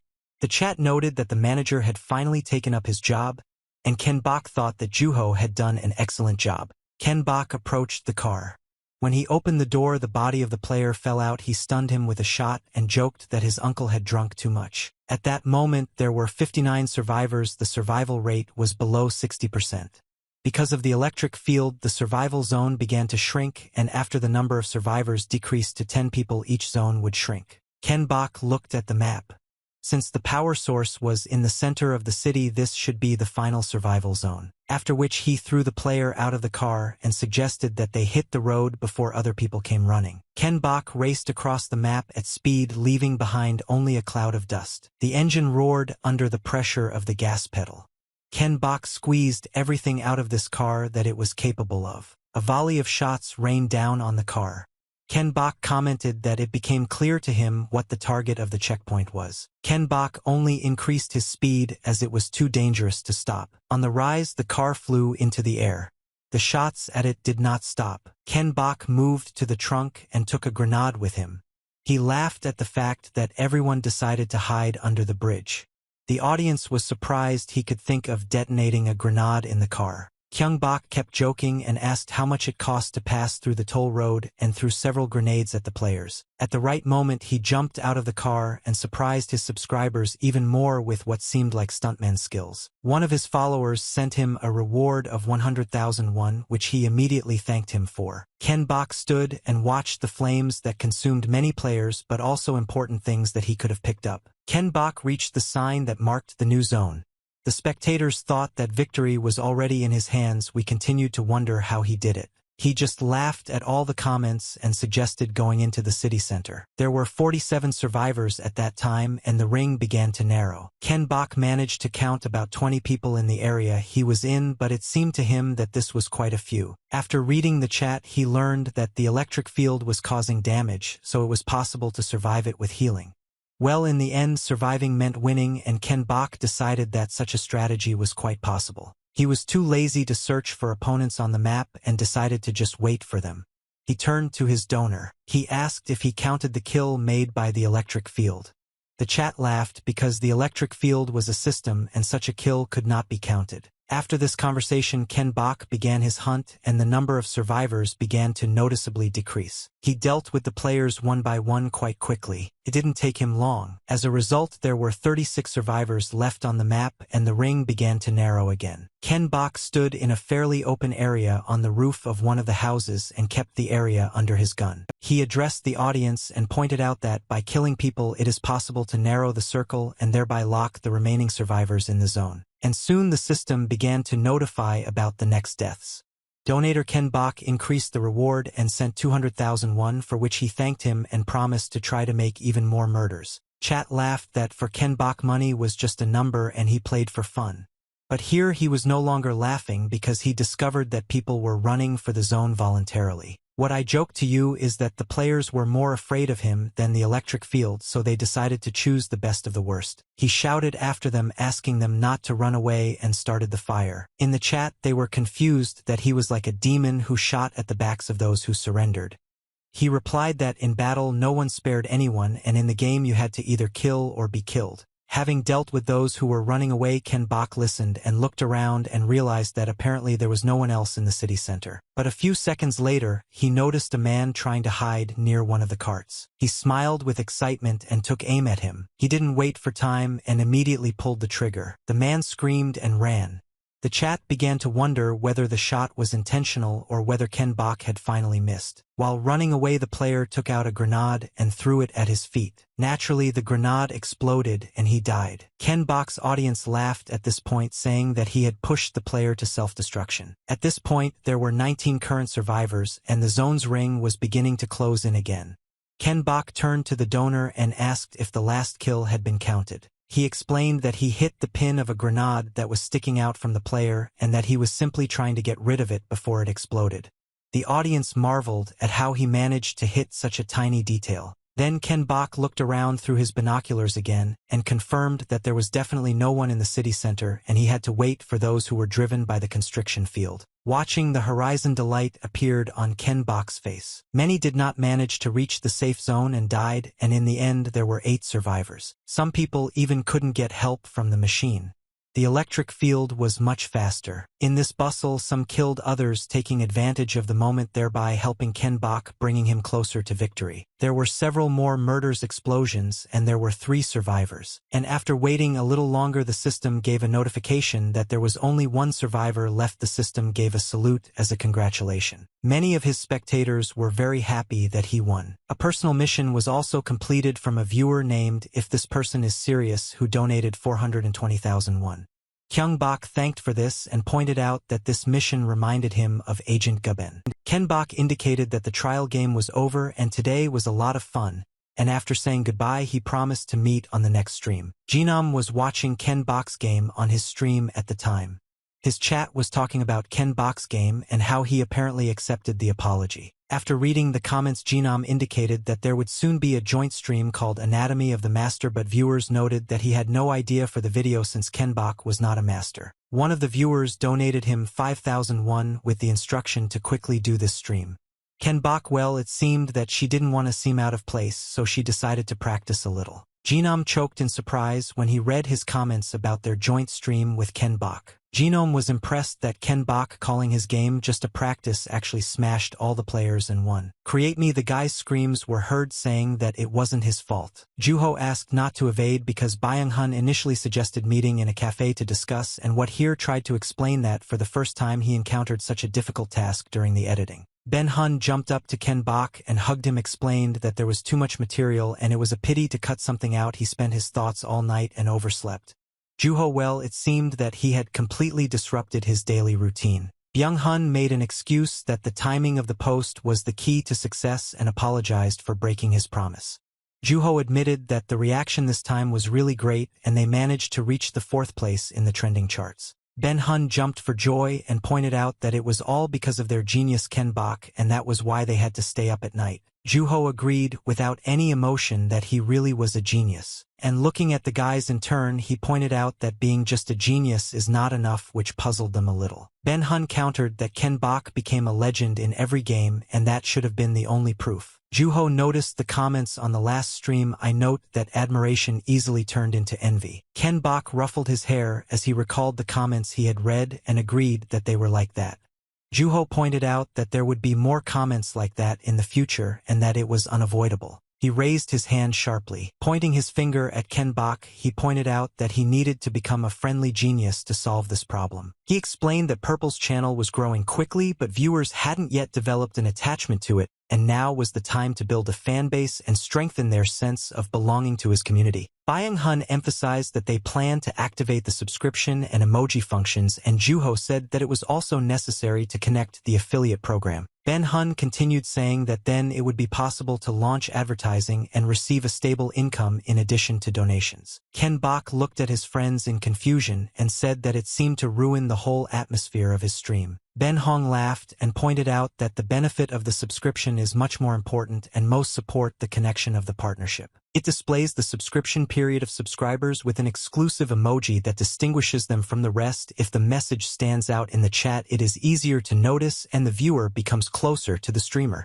Ken Bok finally smiled and asked if this meant that the viewers wanted more attention from the streamer and agreed to try if it would allow him to get closer to the viewers. Juho, still with the same serious look, took a sip of coffee and informed that he would then find out the cost of the emoji order and asked Ken Bok if he had registered an individual entrepreneur yet. Ken Bok was confused again and asked why this was necessary if he was just broadcasting live. Juho got a little nervous and shoved the phone in the guys' faces and asked them to look at the channel's growth and income.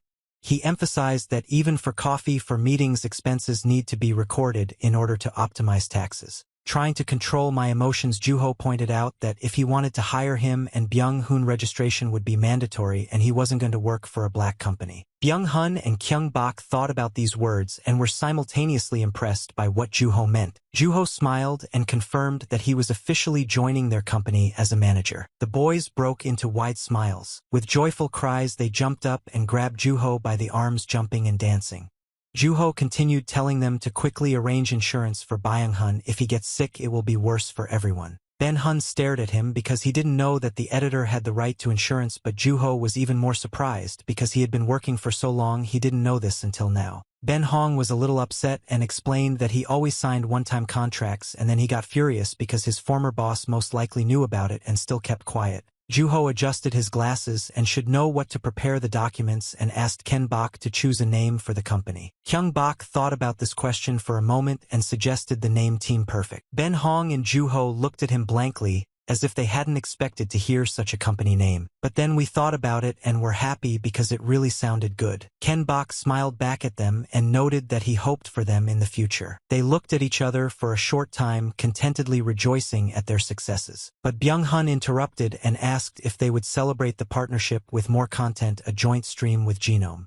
Juho pointed out that Genome had a strong fan base and still had many haters, so he was very worried. Ken Bok didn't understand what there was to be afraid of and asked about it. Juho, he pointed a finger at him, so he would also become a target for hate. The entire stream snipers were real assholes and they wouldn't leave him alone and would only hunt for him. Ken Bok put his hands behind his head and pointed out that in a battle royale you have to destroy everyone and asked if that was how it was. Juho was now at a loss himself, and Ben Hun hugged him and asked him to get used to this way of thinking of their genius. Juho pointed out that they are currently creating an image and he is worried that even the ideal image can be destroyed. Ken Bok began to warm up, noting that in this case before the stream it was worth practicing a little so as not to fall flat on his face, and indicated that he would like to try something. Fingers began to tap on the keyboard, typing. The text stated that in honor of the partnership a mini evening was being held for Perfect Play subscribers with a prize pool of 1 million won. The preliminary round was for 50 subscribers and the main round for 14. It was supposed to be a legendary battle and subscribers were supposed to get prizes for surviving. The most interesting thing was who would get the person who defeated Purple. This man would receive a large prize and fame.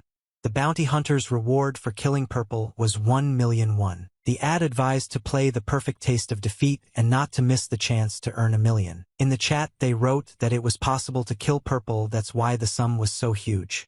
Ken Bok started his build with a big smile and greeting as usual. Many of his viewers subscribed and encouraged others to do the same, for which Ken Bok was also very grateful, not expecting such a response. Genome signed up for a monthly subscription and sent a message saying he was looking forward to their event.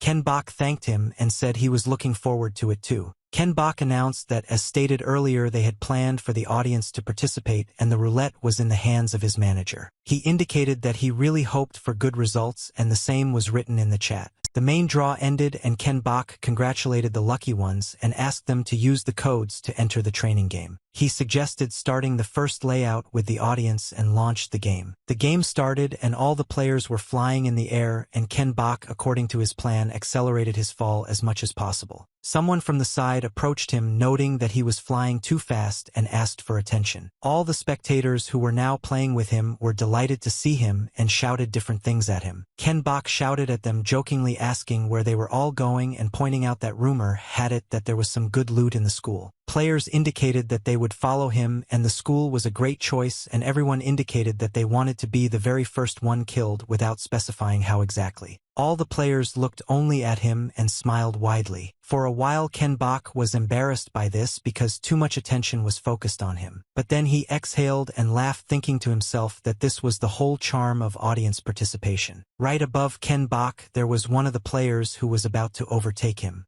The chat was interested in this guy. I guess he decided to fight right in the air. Ken Bok smiled at the guy and asked if he was that eager to be the first one killed. The guy pointed out that his death was a trifle if he took him with him and asked to get ready for hugs. Ken Bok decided that this was a bad idea and grabbed the guy's hands, preventing himself from being pinned down. And putting in a lot of effort, he overloaded himself in the air and with a jerk threw the guy, accelerating his fall downwards. The guy was unhappy with his situation and felt irritated. Ken Bok flew after him and quickly caught up with him, grabbing him by the hands again. Ken Bok noted that the hugs were too embarrassing for him. The guy meanwhile seemed to regret his actions. Ken Bok suggested that they just shake his hand and leave it at that. The guy was shocked by how much power Ken Bok had and could only say that Ken Bok strangled a guy with his own hands and the chat room laughed a lot about it. Kyung Bok was surprised that it was considered a headshot, but then he figured that the damage was actually on the head and smiled. The chat noted that this guy still received 10,000 won as the first one killed, so he was in the black. Ken Bok opened his parachute and addressed the player, pointing out that it was not considered a kill, apologizing and thanking him for his participation. The chat started laughing even more at this guy who didn't even earn his money back from participating in the game. Ken Bok was one of the first to land and looked around at those still in the air. The players actually fell to the location after him, which surprised him greatly. He decided not to upset the guests and to greet them appropriately. He pulled out a weapon. The chat was surprised because it was quite rare in the game. Ken Bok hid in one of the buildings and went to the window. He explained to the audience that in order to raise the stakes he had access to a rare weapon from the start. Ken Bok opened fire, sympathizing with those who were afraid and opened their parachutes too early. After finishing shooting, he laughed and called the players cowards. The chat buzzed because there was no information about the kills, and it was also unclear what his phrase was about. After a short time, screams were heard and notifications of fatalities began to appear. Ken Bok watched the bodies fall through the window and said that the starting prize should go to the one who died beautifully in battle. He then went up the stairs to replenish supplies and ammunition. He listened to his feelings and followed invisible threads that showed him the right path. Rummaging through one of the boxes, he found only an energy drink but not a single cartridge for his weapon. Then Ken Bok closed his eyes and tried to focus his senses on the desired object. He walked carefully to the top floor as his instinct led him there. Opening the door of the room, he discovered several boxes and was very happy. Well, besides the box, there was something else in the room that horrified him. Ken Bok froze in place and assumed that it was probably because of the positive aura that he was unable to notice his opponent, who was also on this floor. Kyung Bok immediately ran towards him, ignoring the fact that a gun was pointed at him. When the guy fired, Ken Bok managed to dodge and even joked about him. With deft movements, he ran behind the guy and grabbed him. Having knocked the guy to the floor, Ken Bok thanked him for his participation and presented him with a pistol. The next second, a shot was heard and the system issued a notification about the death of one of the players. He pointed out that if a person can't get a weapon, he doesn't deserve a prize, and that money can only be earned with skills. Then he started searching the boxes and found a magazine and a flash drive. He smiled and said that it was a wonderful gift from the fans. A moment later, he straightened up and raised the frying pan, full of happiness in his eyes, and indicated that the battle would be legendary. Ken Bok went looking for other players. In one edition, one of the players was excited, confident that she would be able to defeat Ken Bok. She decided that it would be better to watch from cover and not rush into trouble. There was a fight in her field of vision. She watched it carefully but was confused. Ken Bok made quick work of every player he encountered. He said goodbye to the players even with the help of other players, and it seemed that no one could resist him. One of the players hid and took out a grenade, pulling out the pin. He threw this grenade into the window of the room where Ken Bok was. Ken Bok, don't think twice. I immediately jumped out the window, breaking the glass despite the fact that the height was quite decent. Flying over the lower floor from where the grenade apparently came, Ken Bok fired into the window. The girl appreciated his skills and noted that it looked very epic and his movements did not have a single flaw. After dropping to the ground, Ken Bok fired several more shots at the player below. He acted very quickly and with incredible ease, as if he had the highest skill in this game. The girl who was watching him was very surprised by this creation. She quickly realized that he was heading towards her and was seriously scared. The girl could not understand what to do. This should be the first meeting with Purple, and there it meant that it would be the end for her. She didn't even have time to get up when Ken Bok entered the building. Taking aim at her, he hesitated. He was confused by the fact that the girl was unarmed. She screamed when she heard his voice and saw him next to her. She was amazed that he found her even though she was hiding. Kyung Bok slung his weapon over his shoulder and expressed that it was nice to meet her, then pointed out that if he killed her, the chat would definitely call him a war criminal. The girl shrank even more and began to say something about a sniper. Seeing that Ken Bok was not reacting in any way and seeing what was happening behind him, she screamed loudly in fear. Kyung Bok continued to stand and smile at the girl, thinking that she was screaming in fear of him, although he did not want to kill her. The sniper hid in another room of the house and saw everyone through the transparent glass of the window. When Ken Bok finally turned around, a bullet was already flying at him. It seemed that it was too late to dodge and Ken Bok had very little chance of survival. The girl hugged herself with her arms and closed her eyes tightly, screaming one last time. But the sniper knew little of Ken Bok's skills. He took out a frying pan he found in another room and was able to deflect the bullets with it. The girl was amazed that he was able to protect her with just a frying pan. Kyung Bok threw the frying pan aside and took a shot, thanking the player for his participation. The chat immediately started discussing how Ken Bok shot the frying pan and guessed that the sniper took the prize for the first kill. After reading this, Purple pointed out that the first kill was taken in the corridor. He smiled and bowed to his audience. He only laughed at the fact that he gave that sniper only kind words instead of a prize. And then he turned his attention to the girl and pointed out that she also helped him a lot, and thanks to her, he was able to determine the location of the sniper. The girl was at a loss as to how she could help him determine that. They started writing to you about a romantic moment that was rather inopportune. Kyung Bok sat down next to her and, noting that she was the last survivor in the school, said that he could fulfill one of her wishes. The girl thought for a moment. She asked to give her a headshot with a fist. Her eyes were filled with hope, which surprised Ken Bok quite a bit. In the chat you make a joke that Purple was a panty hunter and some romantic scenes start again. Purple points out that the girl was unarmed and his conscience does not allow him to kill her. He instead offered to let her live so she could try to claim the survival prize. The girl screamed that she did not agree to such conditions and she did not need this prize.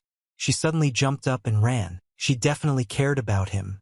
It was clearly written on her face. Kyung Bok decided that he could no longer refuse this girl and did what she asked until she did something unexpected. In the last seconds of her game, she was happy that she was able to get what she wanted from her idol. Looking at the girl who was lying on the floor and no longer participating in the game, he was a little taken aback, indicating that he had reacted automatically. There were 59 survivors left. The ring began to narrow.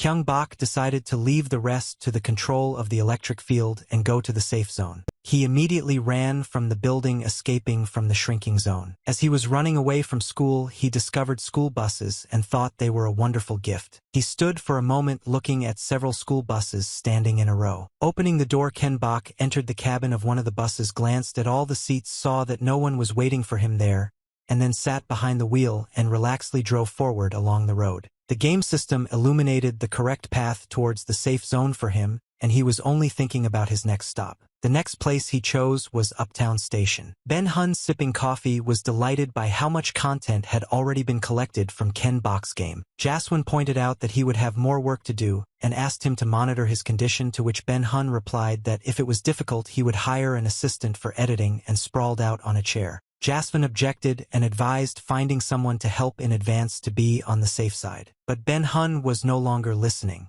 He stood up from his chair, staring at the monitor. He pointed out that the Holy Cow team was playing. Four guys were members of this team and were shooting. They were the winners of a Korean league called Gunner Ground. Jaswin continued that they were in the student category of the GKL, and the development of the game would be very interesting. They looked at Kyung Bok, who was driving down the road with music on, and they realized that he didn't even know about it. Ben Hun noted that this team had great snipers and template was also great.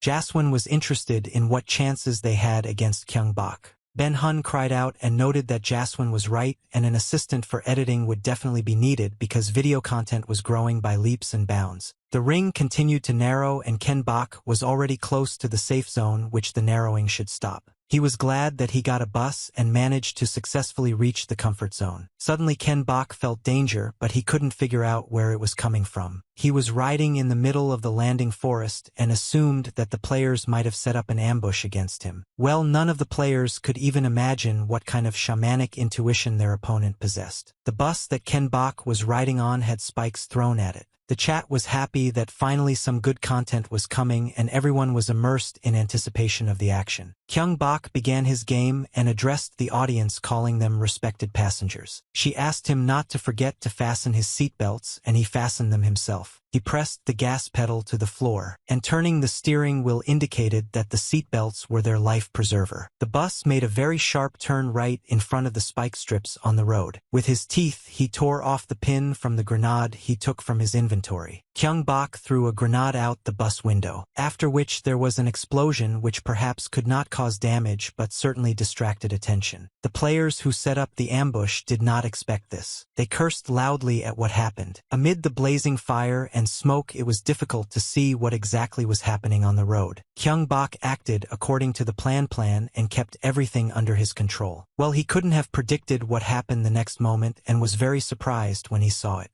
The players began to sit down in the cars and shouted at each other, urging them on. Kyung-bok was amazed at how fast they were. He also noted their excellent movement and teamwork and immediately realized that they were experienced players. Kyung-bok quickly changed gears and stepped on the gas. He drove straight towards them without slowing down. He said that the guys would have to be demoted from diamond rank and took out a pistol. One of the players took out a grenade and, tearing off his cheek, was about to throw it at the bus driven by Kyung-bok. Kyung-bok lined up right through the bus window in front, saying that he could very well lose. The guys driving past in the car pointed out that in real life the explosion and shots looked simply insane and evoked much more emotions than watching them on a screen. The player shouted to Purple that he was now his true fan and began to encourage his friend to do the same. He stood up and began to load his weapon, taking the projectile in his hands. He shouted that he had prepared this bang especially for Mr. Purple. In the chat they wrote that Purple would survive anything and the guys didn't have a single chance. Kyung-bok laughed because there was too much love for him alone, thinking to himself that if something were to happen to the bus, he would hardly be able to bear it. Kyung-bok tried to calculate the position of the cars relative to him, focusing on his intuition. The task before him required great concentration and did not tolerate the slightest mistake. For Kyung-bok, parameters such as wind direction and speed were also important. In addition, the pose of the shooter with the flare gun and the direction of the sight itself were important. Kyung-bok tried to draw the trajectory of the flying projectile before his eyes in order to do everything possible to avoid it. Having calculated all the parameters necessary for him, he said that everything should work out for him and, turning into the salon, fired a shot from a pistol. The rear window of the bus was shattered by bullets and scattered into pieces on the sides. The player notes that he does this with all his respect and prepares to release the projectile. The projectile ended up literally in front of the bus's windshield, and one could feel a slight vibration from its flight. Kyung-bok froze. Even his steering wheel didn't move a bit, and the projectile literally passed by his face and flew across the cabin. He flew through the broken glass on the back door of the bus and rushed into the car driving behind. When the boys discovered that the shell was flying straight at them, they screamed in unison, but it was already too late. There was a powerful explosion. The topic gave out about the death of several players. Another player in another car couldn't see anything because of the smoke. But the next moment a bullet fired by Kyung-bok flew into his head, and smoke could no longer be an obstacle for him. The one who fired a shell at the bus screamed loudly when he saw what happened to his teammate. Kyung-bok took aim again, excitement and great confidence playing in his eyes. The player screamed, begging him not to do it instead of watching the road. The car hit the road barrier and the player flew over the top into the abyss. Kyung-bok stopped not far from such an interesting accident, and Kyung-bok just laughed at him, showing that he had warned. Kyung-bok warned everyone to buckle up and pulled his own seatbelt. Kyung-bok stepped on the gas again and knocked down one of the players. He just laughed and pointed out that I should have fastened my seatbelt. It was a life preserver. Kyung-bok got out of the bus and began to examine the scene of the incident. He pointed out that he didn't expect the guy to be thrown so far, and he even felt awkward. Well, after that he said that in any case he was grateful for participating in the game. Kyung-bok immediately went to inspect the cars and players in search of something useful for himself. In the trunk of one of the cars there was an item with a signature for a good start. Kyung-bok smiled, noting that the game was becoming more and more interesting. One of the formed teams was on the roof of the building and surveying the area. The guys were tired of waiting for Kyung-bok. One of them suggested that Kyung-bok could just skip this location, while the other assured that there was a lot of loot in this place and he was bound to appear here. The player looked up from his binoculars and shouted at his comrade, outraged at what he was doing. The danger was from above, but the guys thought too long. A shell was already flying towards the roof. Kyung-bok parachuted down to them and asked how their fun camping survival had gone and fired another projectile. The guys didn't have time to get ready or even run away. The topic issued a notification about several deaths. In the chat, viewers were amazed that Kernbach managed to deal with 5 players with just one blow. Kyungbok thought to himself that there was an ominous energy accumulated in this place, so it was easy to determine the location of the players. Kyungbok rose to her feet and began to examine the dead players in search of more useful things for herself. He laughed again and as usual thanked all the players for their participation and love from the Holy Cow team. The item he picked up in the forest in the car of the previous team was this parachute, which could move him to any other point on the map. But he did not have time to use it because they started shooting in his direction. Bullets were whistling around him and he should have been more careful. He immediately jumped to the side and hid behind a piece of concrete slab. He noted to himself that as soon as he was discovered, his intuition signaled a threat from all sides. It was clear that all the players wanted to win $1,000,000 and did everything possible to get it. He jerked to the side and turned to the stream snipers, or rather whether they were watching his stream, being sure that they were. He said that this was his first time participating in a full-fledged sniper battle and asked to teach him a couple of tricks. The chat was flooded with humorous advice from viewers. When Ken Bok went down the same guy lower, the audience decided that it was a very bad idea because such a position was completely unsuccessful. But Ken Bok didn't pay much attention to such advice because he knew what he was doing. He ran along the window with the broken glass and started shooting. It seemed like he was just shooting at random, but immediately notifications of murders began to appear. What you didn't understand is how this is even possible. Someone wrote that if you look closely you could see a crosshair on one of the players. But the audience still couldn't understand how he was able to commit murder from such a long distance and on the run. Hiding, Ken Bok listened and focused on his senses again and discovered that all the ominous sounds from the roof had disappeared. He suggested that the players could simply change positions. He only fired at one of the positions and it was not yet clear how many players were actually hunting at that location. Kyungbok held his breath and listened to all the sounds around him. The chat noted that these were the sounds of footsteps and assumed that a grenade was about to fly at him. A second later, a grenade flew through the air as the spectators had expected. Kyungbok quickly jumped to her feet and took out a frying pan. He smiled and apologized for his actions, but the gimmick of such a weapon was great and he couldn't help but use it. He indicated that he didn't like the grenade and swung his arm to deflect it. The grenade flew back at the players who threw it. All teams screamed in unison and scattered to the sides, but they didn't have enough time and the grenade did its job. Kyungbok looked out from behind the wall and joked that everything would work out if he just stayed calm. Having dealt with this team, he went further to inspect the area. He couldn't see anyone and he couldn't hear anyone either. He took it as a game of hide and seek. This situation only made him grin and decided that since the mountain didn't want to go to Magomd, he would have to go to it himself. After some time, the system started notifying about new deaths again.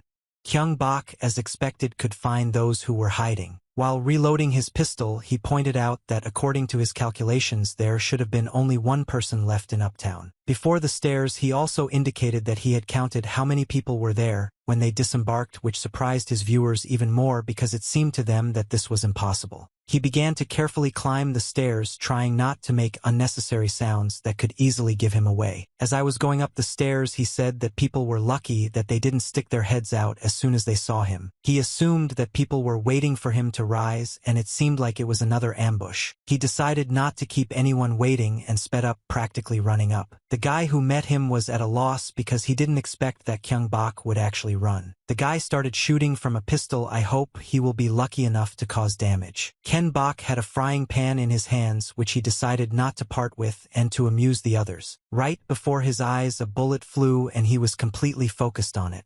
Time around him seemed to freeze. He gripped the frying pan tighter and swung it, and with a very light movement he managed to deflect the bullet back. He laughed at the player who decided to scare him in such a boring way. The deflected bullet hit the target. The guy fell down the steps. The game system issued a notification. The chat started making jokes about him being a tennis genius who managed to hit the target by simply deflecting a bullet with a frying pan. Kyungbok became embarrassed and pointed out that he was just lucky. The next narrowing of the ring began. The electric field did its job and reduced the number of Ken Bok's opponents. The last notification was that there was one player left and Ken Bok was very surprised that all the players were gone so quickly. Kyungbok stretched and noted that the ending this time was kind of boring and he would like to find a worthy opponent. The chat just laughed at his words because usually in games they made whole strategies and he just ran with a frying pan in his hands and won. Kyung Bak threw the grenade forward, deciding not to despair. The grenade was about to explode. Kyung Bak said that he hoped that there was still a chance for a fun game. Grabbing the frying pan tighter, he pointed out that such competitions would be held in different games and asked to wait for them with impatience. He threw the frying pan forward and pointed out that the prize pool would also increase each time. When Ken Bak jumped for the frying pan and stepped on it with his foot in midair, someone in the chat wrote that they might never see a person who can defeat Ken Bak. The blast wave carried Ken Bak away on a frying pan. He thanked everyone for the 5,000 viewers of his broadcast and for those who participated in the game. The frying pan performance was a hit with all the viewers. They were delighted and joked about the boring ending while Ken Bak said goodbye until the next stream. They were at the boot camp. Holy cow, guys from the team also watched the end of the stream. A golden cup for winning the tournament was displayed on the windowsill. Some of the guys thought Ken Bak was a real genius and some were unhappy with their defeat. Their coach came up to them and praised them for doing something useful even on the weekends. The boys lined up, letting the coach through to the screen. He was very interested in who they were watching so carefully. When the coaches heard that they were watching the Perfect Play channel, he was taken aback and even a little angry that the professionals were learning from some streamer. Every single one of the boys blushed and looked down at the floor. The coach sat down in a chair and asked to start a replay of what they were watching and indicated that he would now show the difference between a professional and an amateur. After some time, the coach was already quite tense and asked again the name of the guy who was running this stream. One of the guys pointed out that he had only played for 2 days in this mode and it was really strong. The coach was delighted and suggested playing a rating game since all team members were there. To the surprise of the team, the coach asked if they weren't inspired by watching such a great game. The boys said that they had just given it their all and besides they had a day off. The coach ignored their indignation and sent them to sit in the capsules. He was indignant that their uniforms were just decoration for them and not a confirmation of who they were. He asked them to act like real kings of esports, waiting for all the capsules to close. The coach smiled because he was truly inspired by such a great game. In his life, only one person played at such a level. Kyung Bak came out of the capsule and began to pull himself up and stretch, saying how much fun he had had today. He knew that it was only thanks to his fans that the preparations for the joint stream with Genome were completed. The day after Ken Bak's stream, there were a lot of different jokes about his game online. People cut out the best moments and discussed them from different angles. The jokes also touched on the girl who tearfully begged him to kill her with a blow to the head. Kyung Bak and his friends discussed the latest news and one of the streamers who posted a clip of the game on his channel. Thanks to his teasers, they gained 240,000 subscribers. This man was Ben Hun's assistant. He was happy that he chose him and told the guys that it was this man who taught him how to edit games. They worked well together and even celebrated 200,000 subscribers on their channel. Kyung Bak was amazed that it was thanks to Madman that his channel grew so quickly. Byung Hun responded by pointing out that they worked so hard together that he couldn't get enough sleep again and fell back on his chair. Jaswin told him that they got a good result and then asked Ken Bak how he was feeling, and Ben Hun also joined in. Tomorrow there was supposed to be a joint stream with Genome. Kyung Bak looked very relaxed and assured the guys that he was ready and really looking forward to their first stream together. Genome joined the stream looking incredibly happy and greeting all his viewers. He noted that for such an event he even put on a nice new shirt and asked the others for their opinions. He usually played dirty, but when guests came it was still necessary to make an impression. He took out his drumsticks and asked if everyone was ready for the upcoming exciting stream. He drummed a rhythm, prolonging the anticipation of my audience. After a short period of beating out the rhythm, Genome introduced and asked to greet Perfect Play. Kyung Bak appeared in the frame and waved his hand, greeting everyone present. At this point, the drum roll from Genome began again. Kyung Bak and Genome sat opposite each other in chairs. Genome thanked Purple for his participation and noted that there would be a short introduction first. Genome told the audience that this man was the first in the world to pass the hidden true ending of the biocrisis and became a representative of the developer. He would say that Purple saved a hero who, due to his complex mechanics, the community simply buried. Genome was called the ideal Yami by Ken Boka and he smiled shyly and waved his hand. Genome laughed and noted that usually everyone was embarrassed when they were introduced, but he seemed quite calm, to which Ken Bak replied that these were facts and he acknowledged them. What they wrote to you that he had perfect self-esteem, you had to get used to it.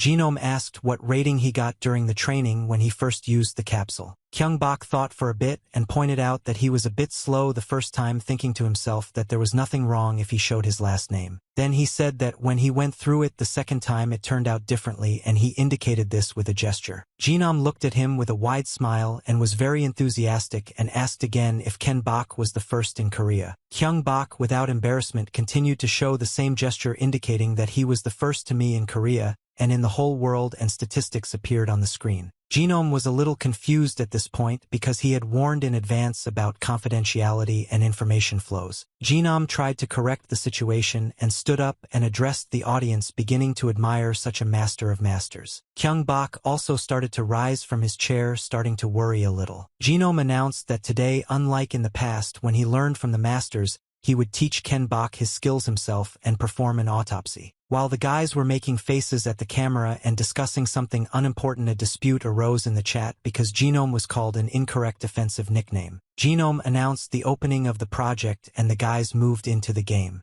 The audience was very excited because two people with very high skills gathered. Gunner Ground sent Ken-bok a black suit and a smiling mask as a gift at the very beginning of the game. Genome had already dressed in the same outfit and indicated that since they were playing a duo they should dress the same. Kyung-bok was delighted and thanked him. Flying down, Ken-bok smiled and shouted that he also liked the film from which the outfit was taken. Genome responded by pointing out that any crime was allowed today. This time Ken-bok and Genome flew lower and faster than all the other players. As he approached the ground, Ken-bok felt that the air around him was too stuffy, which was unlikely to be due to the rating match. They got onto the Kuna's map, and upon landing Genome clarified that Ken-bok was only in Lu Angel. Genome noted that he was surprised when he immediately went there as soon as they agreed on a joint stream, to which Ken-bok explained that he was worried that he would not be able to keep up with him. Genome then explained that the map was half the size of on Angela and all the loot spots were hidden, so you'd have to walk, and Purple added that that's why the main focus here was on battles. For a moment the Genome froze and said that it seemed to have received a message from the manager. The manager sponsored this video for 5,001 and wrote that if the Genome spoils Purple he will go to hell, reminding that only one can win. Now the guys froze together, rereading the basis and again the lines written by the manager. Quickly read in the chat, Genome turned to Ken-bok, asked for forgiveness, and asked if the snipers who were watching him were bothering him much. Kyung-bok thought to himself that the Genome sniper stream was more malicious than he imagined and said that he was more worried about something else. Genome tensed up and clarified what it was. Kyung-bok smiled slightly and pointed out that if they got them first, whoever this rank would quickly end and he wouldn't have time to learn anything. It was clear from the Genome's eyes that he hadn't even thought about it. He scratched his ear, trying to find an answer to this solution to the whole situation as quickly as possible. But then he just laughed out loud. He ran ahead and then suggested entering navigation mode. Ken-bok followed him and jokingly asked to show him the best loot. They found themselves together in a labyrinth-like structure that was located in the depths of the forest. Kyung-bok followed the navigation exactly, and soon a pistol and a full magazine for it appeared in front of his feet. Loading the gun, he noted that the navigation was very accurate and asked if he should start a conversation with them. Genome asked again with caution what he meant. Kyung-bok didn't answer and suddenly fired a shot, killing one of the players hiding among the trees and bushes. Afterwards he turned around and also quickly fired another shot and killed another player who was leaving the labyrinth. Genome, a little confused, indicated that they were going to loot and why they needed to shoot, to which Ken-bok noted that they now had 2 bags of loot. After this labyrinth, Genome took Ken-bok to the central temple, which was one of the strategic points for loot. They went inside and Genome found an assault rifle. He found another weapon from it, but upon closer inspection he was disappointed because it was a double-barreled shotgun. Kyung-bok mumbled a little about the Genome and his discovery but suddenly fell silent. A notification from the system appeared that Agent Q had proposed a new mission. For every shotgun kill in the rink, he would be rewarded with 50,001. Purple was delighted to see his old friend again and immediately accepted the mission. Genome looked at Kyung-bok in surprise and asked who this agent was. Purple explained that he always gave the most interesting tasks and asked if he could take the shotgun. Genome wanted to object that this weapon was very difficult to use due to the high recoil, so he wanted to take it himself. Already loading the shotgun, Ken-bok indicated that in any case he was going to wait for him now, he also had a mission that required it. He thought to himself that the genome could not foresee a threat, so for him a shotgun with a small magazine which was difficult to react to at a distance was ineffective. Without a mission it would be better if the shotgun remained with him. Kyung-bok thought about it, told Jen that he should just improve his skills, and immediately ran forward, noting that the team was just approaching. But Jen just stood there confused because he didn't hear anything. It took him total concentration and effort to hear what Ken-bok heard without the slightest effort. The two of them headed towards the exit of the central temple, and Ken-bok demanded to go first. Running after Ken-bok, Genoma drew only that they could make too much noise by moving so carelessly. The opponents did not keep us waiting, jumping out of their shelters and immediately opening fire. They grabbed their weapons and tried to put at least one bullet into these masters. Genome looks like he just got into this game for the first time and looked extremely confused. Kyung-bok didn't waste a second of her time and already managed to make a headshot. He shouted that the shotgun only had 2 shots, so it was ideal for hunting with 2 people. With these words, Ken-bok will fire another shot. This shot ended up being a successful hit again, and he got another headshot to his credit. After going down to Genome, Ken-bok noted that it was quite difficult to shoot with one hand and asked if it was worth increasing the reward to 100,000 won. Genome was slightly confused, but then he smiled broadly and called him simply awesome and asked if he could really just become a navigator for him. Kyung-bok tried to say that he still had a lot to learn, but Genome simply walked up to the dead players who were blown away by 2 shotgun blasts. After which Genome pointed out that they should now stop looting and start fighting, and noted that the real ones to be wary of were the stream snipers. Before he could finish talking about this, the system issued 2 death notifications again, and the Genome didn't even have time to notice. Kyung-bok, stretching out, asked if they were joking and asked to hurry up too. At that time, Agent Q sent compensation of 200,000 won, and Ken-bok added that otherwise he would lose the money. Several more murders were committed. The players ran as fast as they could through the forest. One swore that he had already suggested going to the training center, another pointed out that he had begged to go to the best looting area. They were shouting that they had to get out of here quickly because if they died now their MMR would drop. In front of them they finally found the best equipment they could imagine and ran towards it. One asked the other to bring the car, but he was not thrilled with the offer because they really needed to get to a safe place as quickly as possible. His comrade didn't listen and ran to the bulletproof helmet thinking that he could save him. He was glad that he almost missed the lucky box with bullets from impenetrable vests, but Ken-bok's shotgun was already near his head, uncovered by a helmet. Kyung-bok laughed and pointed out that the equipment really looked amazing. When the player turned around at his voice, it was already too late. He didn't even have time to scream, but only mentally repeated the purple's name. He tried to pull himself together. He couldn't let himself die because he would fall significantly. He knelt before the purple, showed his respect, and presented tribute in the form of his equipment. He said that he was a fan and asked to spare him. Kyung-bok grimaced a little and pretended to be thinking about something. He then smiled broadly and pointed out that since he was his fan it was no problem. The guy immediately thanked him and rushed forward, hoping that his request really worked. He contacted his friend, who urged him on, pointing out that the car had already been driven. Kyung-bok looked after the running player and, smiling again, said that there was no need for gratitude here. He went on to say that he lied outright and aimed his shotgun at the guy. When that player said that he was really on the verge of death, a shot rang out and the system issued a notification. Then another shot rang out and this guy's friend was also killed, and it was Genome. Kyung-bok addressed the viewers and asked that if there were young fans among them, they should continue to watch the broadcast. When Ken-bok returned to Genome, there was a happy dance, pointing at the pickup. He explained that the car moved very slowly but could move almost silently. Kyung-bok was delighted and threw Genome a bulletproof helmet, calling him a saucepan as a gift. When Ken-bok gave him the body armor, Genome was a little confused, to which Ken-bok pointed out that he just wanted his suit to be visible so he didn't need the armor. Genome thought for a moment and threw away his helmet, saying that it would be better if the team members were dressed the same. He began to put on the vest, indicating that he would only need it. Kyung-bok was amazed by this. People in the chat started writing that Genome's compromise between coolness and practicality was excellent. Genome started dancing and making faces, to which Ken-bok noted to himself that it was a lot of fun for him to play alone, but it was much cooler with two, so he agreed to a joint stream. So they jumped into the car and drove to another location.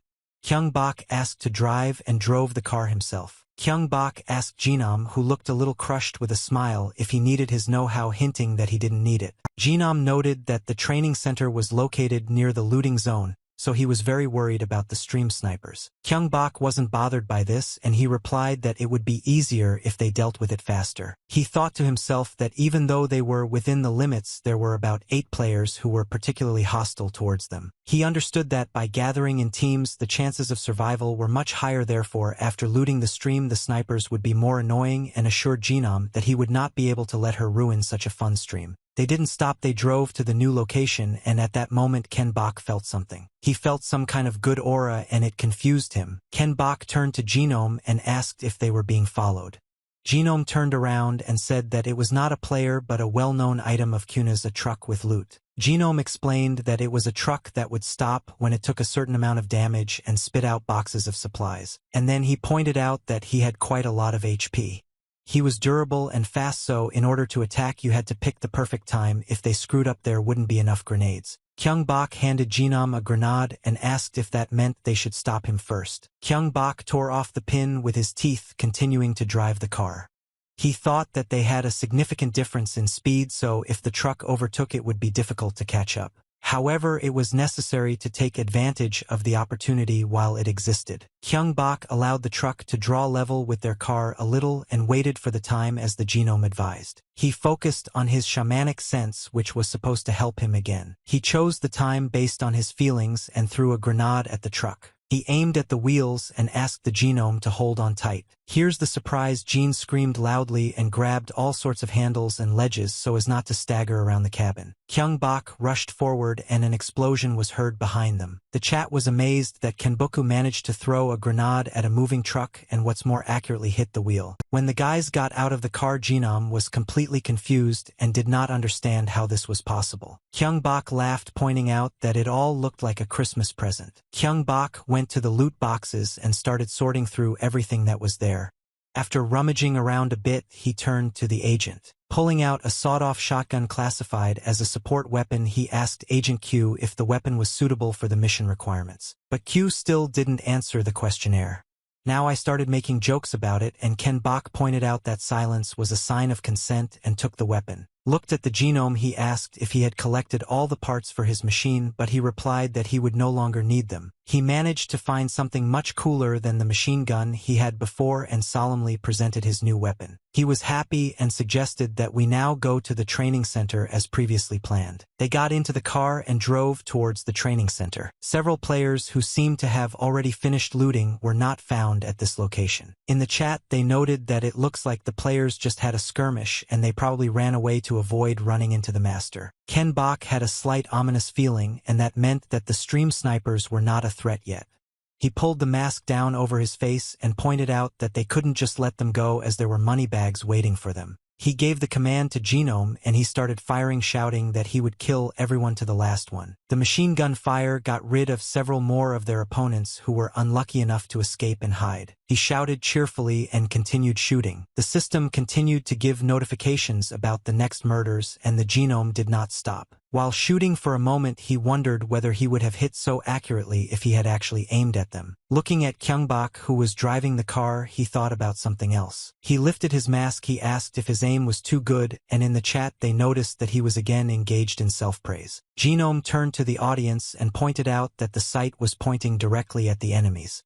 So this was a mismatch. It could have been the work of Purple. That you couldn't believe that Purple could adjust his aim while driving. Genome asked you to watch the game carefully and indicated that he would now deliberately knock down his aim. He did so for the next few minutes, deliberately missing his opponents. Kyung-bok began to drive the car more aggressively and performed various maneuvers. The car spun like crazy, adjusting the machine gun's aim to where the players were. And what's most interesting is that thanks to Ken-bok, the bullets hit their targets and the system began to notify about new victims again. Genome was delighted and indicated that he was talking about it. Well, the next moment the machine gun ran out of ammunition and the shooting stopped. Genome looked around and noted that the training center was in complete disarray and asked Purple to stop. Genome jumped off the back of the car and opened the doors to the car's interior, looking seriously at Ken-bok.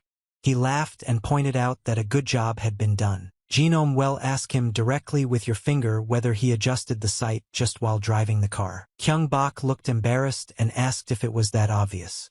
Genome turned to the audience and pointed out that the autopsy would be quite difficult. The system gave notifications that out of 100 people there were 59 survivors, and the narrowing of the electric field ring had begun, and the safe zone would decrease every time the number of survivors decreased by 10 people. Genome wondered where to go next. Meanwhile, Ken Bok felt uncomfortable and couldn't believe that the stream snipers just ran away. But suddenly a very strange feeling came over him. Without thinking, Kyung Bok hit the gas pedal. Genome, not seeing that they were being chased, asked the purple what happened. What did they write to you that 3 cars were nothing to them? But Ken Bok apparently thought about something else. Kyung Bok floored the gas pedal, accelerating their pickup truck to its maximum, trying to escape from such a pursuit, but the cars still continued to stay very close to them. In the chat, they noted that the stream snipers grouped together and began to openly laugh at them. Having turned around, Genome could not find the words to comment on the current situation. While having come to his senses, he smiled, evilly glad that he finally got to meet them. The chase lasted for a very long time, and Kyung Bok could not break away from the stream snipers. Genome was in some kind of delight that he was now about to give such ill-wishers a beating. They wrote in the chat that the pickup was too slow, but this only made Purple laugh. Genome took out his machine gun and promised that they would now turn up the heat. Kyung Bok turned to Genome, asking about his driving skills, and began to take something out from under his jacket. The stream snipers' cars were almost level with the pickup truck. Kyung Bok got up from behind the wheel and said that he would just take my word for it and would easily hand over driving of the pickup truck to him. Genome climbed into the driver's seat laughing and tried to close the door, through which Ken Bok jumped out and asked him to turn on the turn signal before turning. The players who were in the car screamed loudly and were taken aback when they saw Ken Bok on their hood. Kyung Bok smiled at the very last moment and fired straight into the windshield. What they wrote to you was that it was a crazy skill that managed to get rid of another opponent with such ease. Kyung Bok began reloading his shotgun right on the hood. After reloading, he immediately aimed his gun at the driver of the car. After that, another shot rang out, and the last thing his opponent saw was a bright flash of light. What amazed you was what had happened in 30 seconds of the game. But Ken Bok hadn't read the chat, because he had heard something more important from the side. Genome leaned out of the car window and began firing his machine gun backwards, hitting his opponent's cars. There was another explosion. Genome was happy and notified that the two were ready. The audience appreciated this act, which they had been expecting since the beginning of the game. Kyung Bok shouted to him about the danger on the left, afraid that he wouldn't have time to dodge. A bullet flew straight into the Genome, and it is more likely that if it weren't for his bullets, there would have been one less bulletproof vest for one player. The stream snipers laughed loudly from their car, thinking they had managed to get rid of him. Genome was confused that he managed to get injured even though it was not real. Kyung Bok, having made sure that everything was okay with his comrade, turned to his opponents, warning them of punishment. Kyung Bok climbed into the car on the hood of the car that was driving and rolled his eyes, thinking about crazy stream snipers. He blocked their road and warned them that something terrible could happen if they did not get out of their car. He pointed his shotgun at the window and warned that heaven would punish them. Genome got himself together pretty quickly and was already shooting at their car with his machine gun, calling them stoop dogs. The stream snipers just looked at each other and shook their heads because they understood that they would not be able to dodge the double shots. Kyung Bok and Genome, listening to the chat's advice, started shooting simultaneously, depriving their opponents of the slightest chance of survival. When the shooting ended, they stopped the cars. Kyung Bok asked Genome if he was okay, to which he pointed out that thanks to the armor he gave him, no wolf would miss those sides. The system issued a notification from Agent Q, who added a success reward of 650,000 won. Having admired such a sum, Ken Bok laughed and said that he was sorry to share this last hit, to which Genome promised to pay if only they would give him some advice on dissection. Then he pointed out that the rest was unimportant, and since the snipers were finished, all that was left was to enjoy the game, and the next stop would be the center of the electric field of the Kuna's map. From the looks of it, this location was a real resort. One of the players was there and was taking out his opponents with a sniper rifle. He was a member of one of the teams, and he and his comrade passed information to each other. The comrade was glad that he could work so successfully and still not give himself away.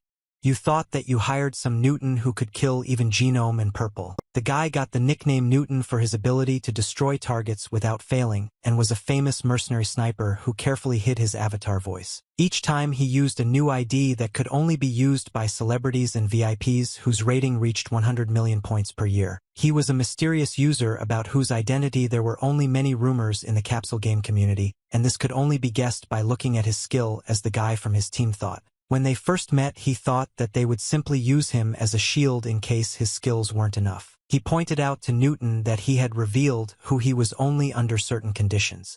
The first condition was that they should not participate in group shootouts. The second condition was that he would kill Purple. He had to inform him of Ken Bok's location and retreat immediately. He fulfilled the conditions and reported where Ken Bok was heading with Genome, although he himself considered him a rather tasty morsel, but here it was more about honor than about money. He read that if they had gotten busy, the broadcast would have become very popular. When Ken Bok and Genome got to the desired location, it started raining, and it was surprisingly quiet around, so they thought that there was no one left, although it was assumed that 2 people stopped there. The boys quickly realized that an ambush was waiting for them. Several bullets immediately flew into the car. Apparently the rain made it too difficult to aim, so their opponents made a mistake and hit the car. They decided to confuse them, split up, and organize a diversion. Having found several dead players, they realized that the guy who had the machine gun was a master of his craft and decided to find him. They sped up even though the rain made their movements much more difficult. Well, they needed to find at least a guy with a machine gun, so as agreed, Ken Bok and Genome split up. Genome believed that there was a will from above for everything, but he was still 100% sure that the victory would belong to him. They acted very quickly but at the same time carefully. Despite the heavy rain that started, they were still easy to spot. And it was all worth waiting for the enemy barrel. Genome managed to hide behind a huge boulder from the line that fell on him from behind the fence. He immediately contacted Purple and informed him that he had managed to find the man who was shooting the rifle, and he indicated that he had found a second one. Purple met with the very same mercenary sniper who so wanted to get it. The weather created some special effects which made watching their fight even more interesting. The mercenary was also good with knives and used them in that fight. Kyung Bok also came under fire by running to another place and waiting for it to stop in order to at least slightly change his position to a better one. The system issued a notification and Ken Bok froze as it appeared that Genome had been killed. Kyung Bok came to first deal with the one he had and then to avenge his comrade. But suddenly the game system notified about another murder. A mercenary appeared in front of him and held his comrade, whom he deprived of the opportunity to continue the game. The mercenary hissed towards Purple that today he would be the one to kill him and take away the laurels of a genius. The mercenary asked Ken Bok to get his main weapon and show his best.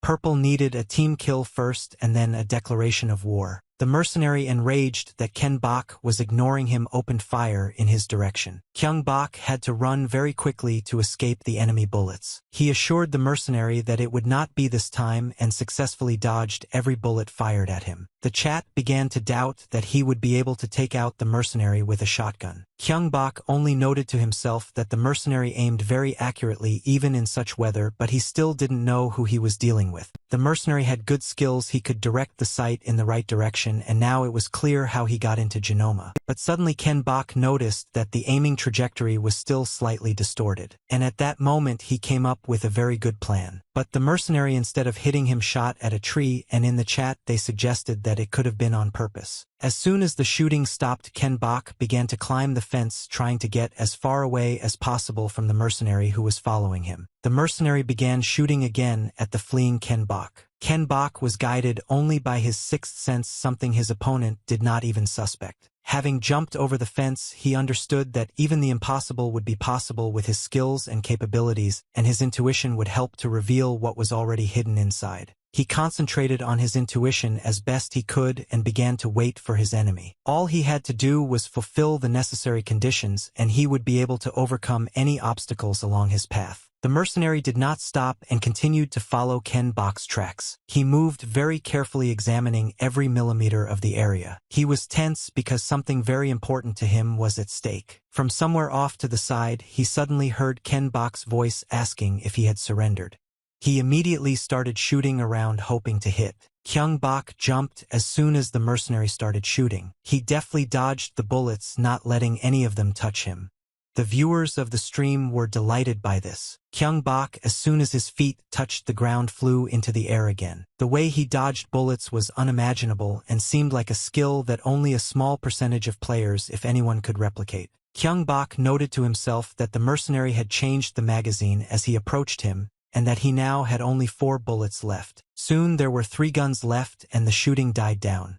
Kyung-bok assumed that he was reloading and thought that he could end it at that point. The mercenary started shooting again as soon as he managed to reload. He had no intention of backing down and made the most of every second he had. He was very serious and wanted Ken-bok to stop being such a hero. In the chat, his attempts were not taken entirely seriously since they knew what Ken-bok was capable of. Kyung-bok continued to dodge and deflect all the shots that were fired in his direction. They wrote in the chat that against a tough guy there will always be a tougher guy. Purple was surprised by the persistence of his opponent. He bounced back from another bullet that lodged itself in the ground. Heading towards his enemy, he noted that he had a very good time in this game. When Kyung-bok jumped up to the mercenary sniper, he was a little taken aback. He didn't expect that his target would come to him himself. Right in the jump, Ken-bok aimed his shotgun at him with a smile on his face.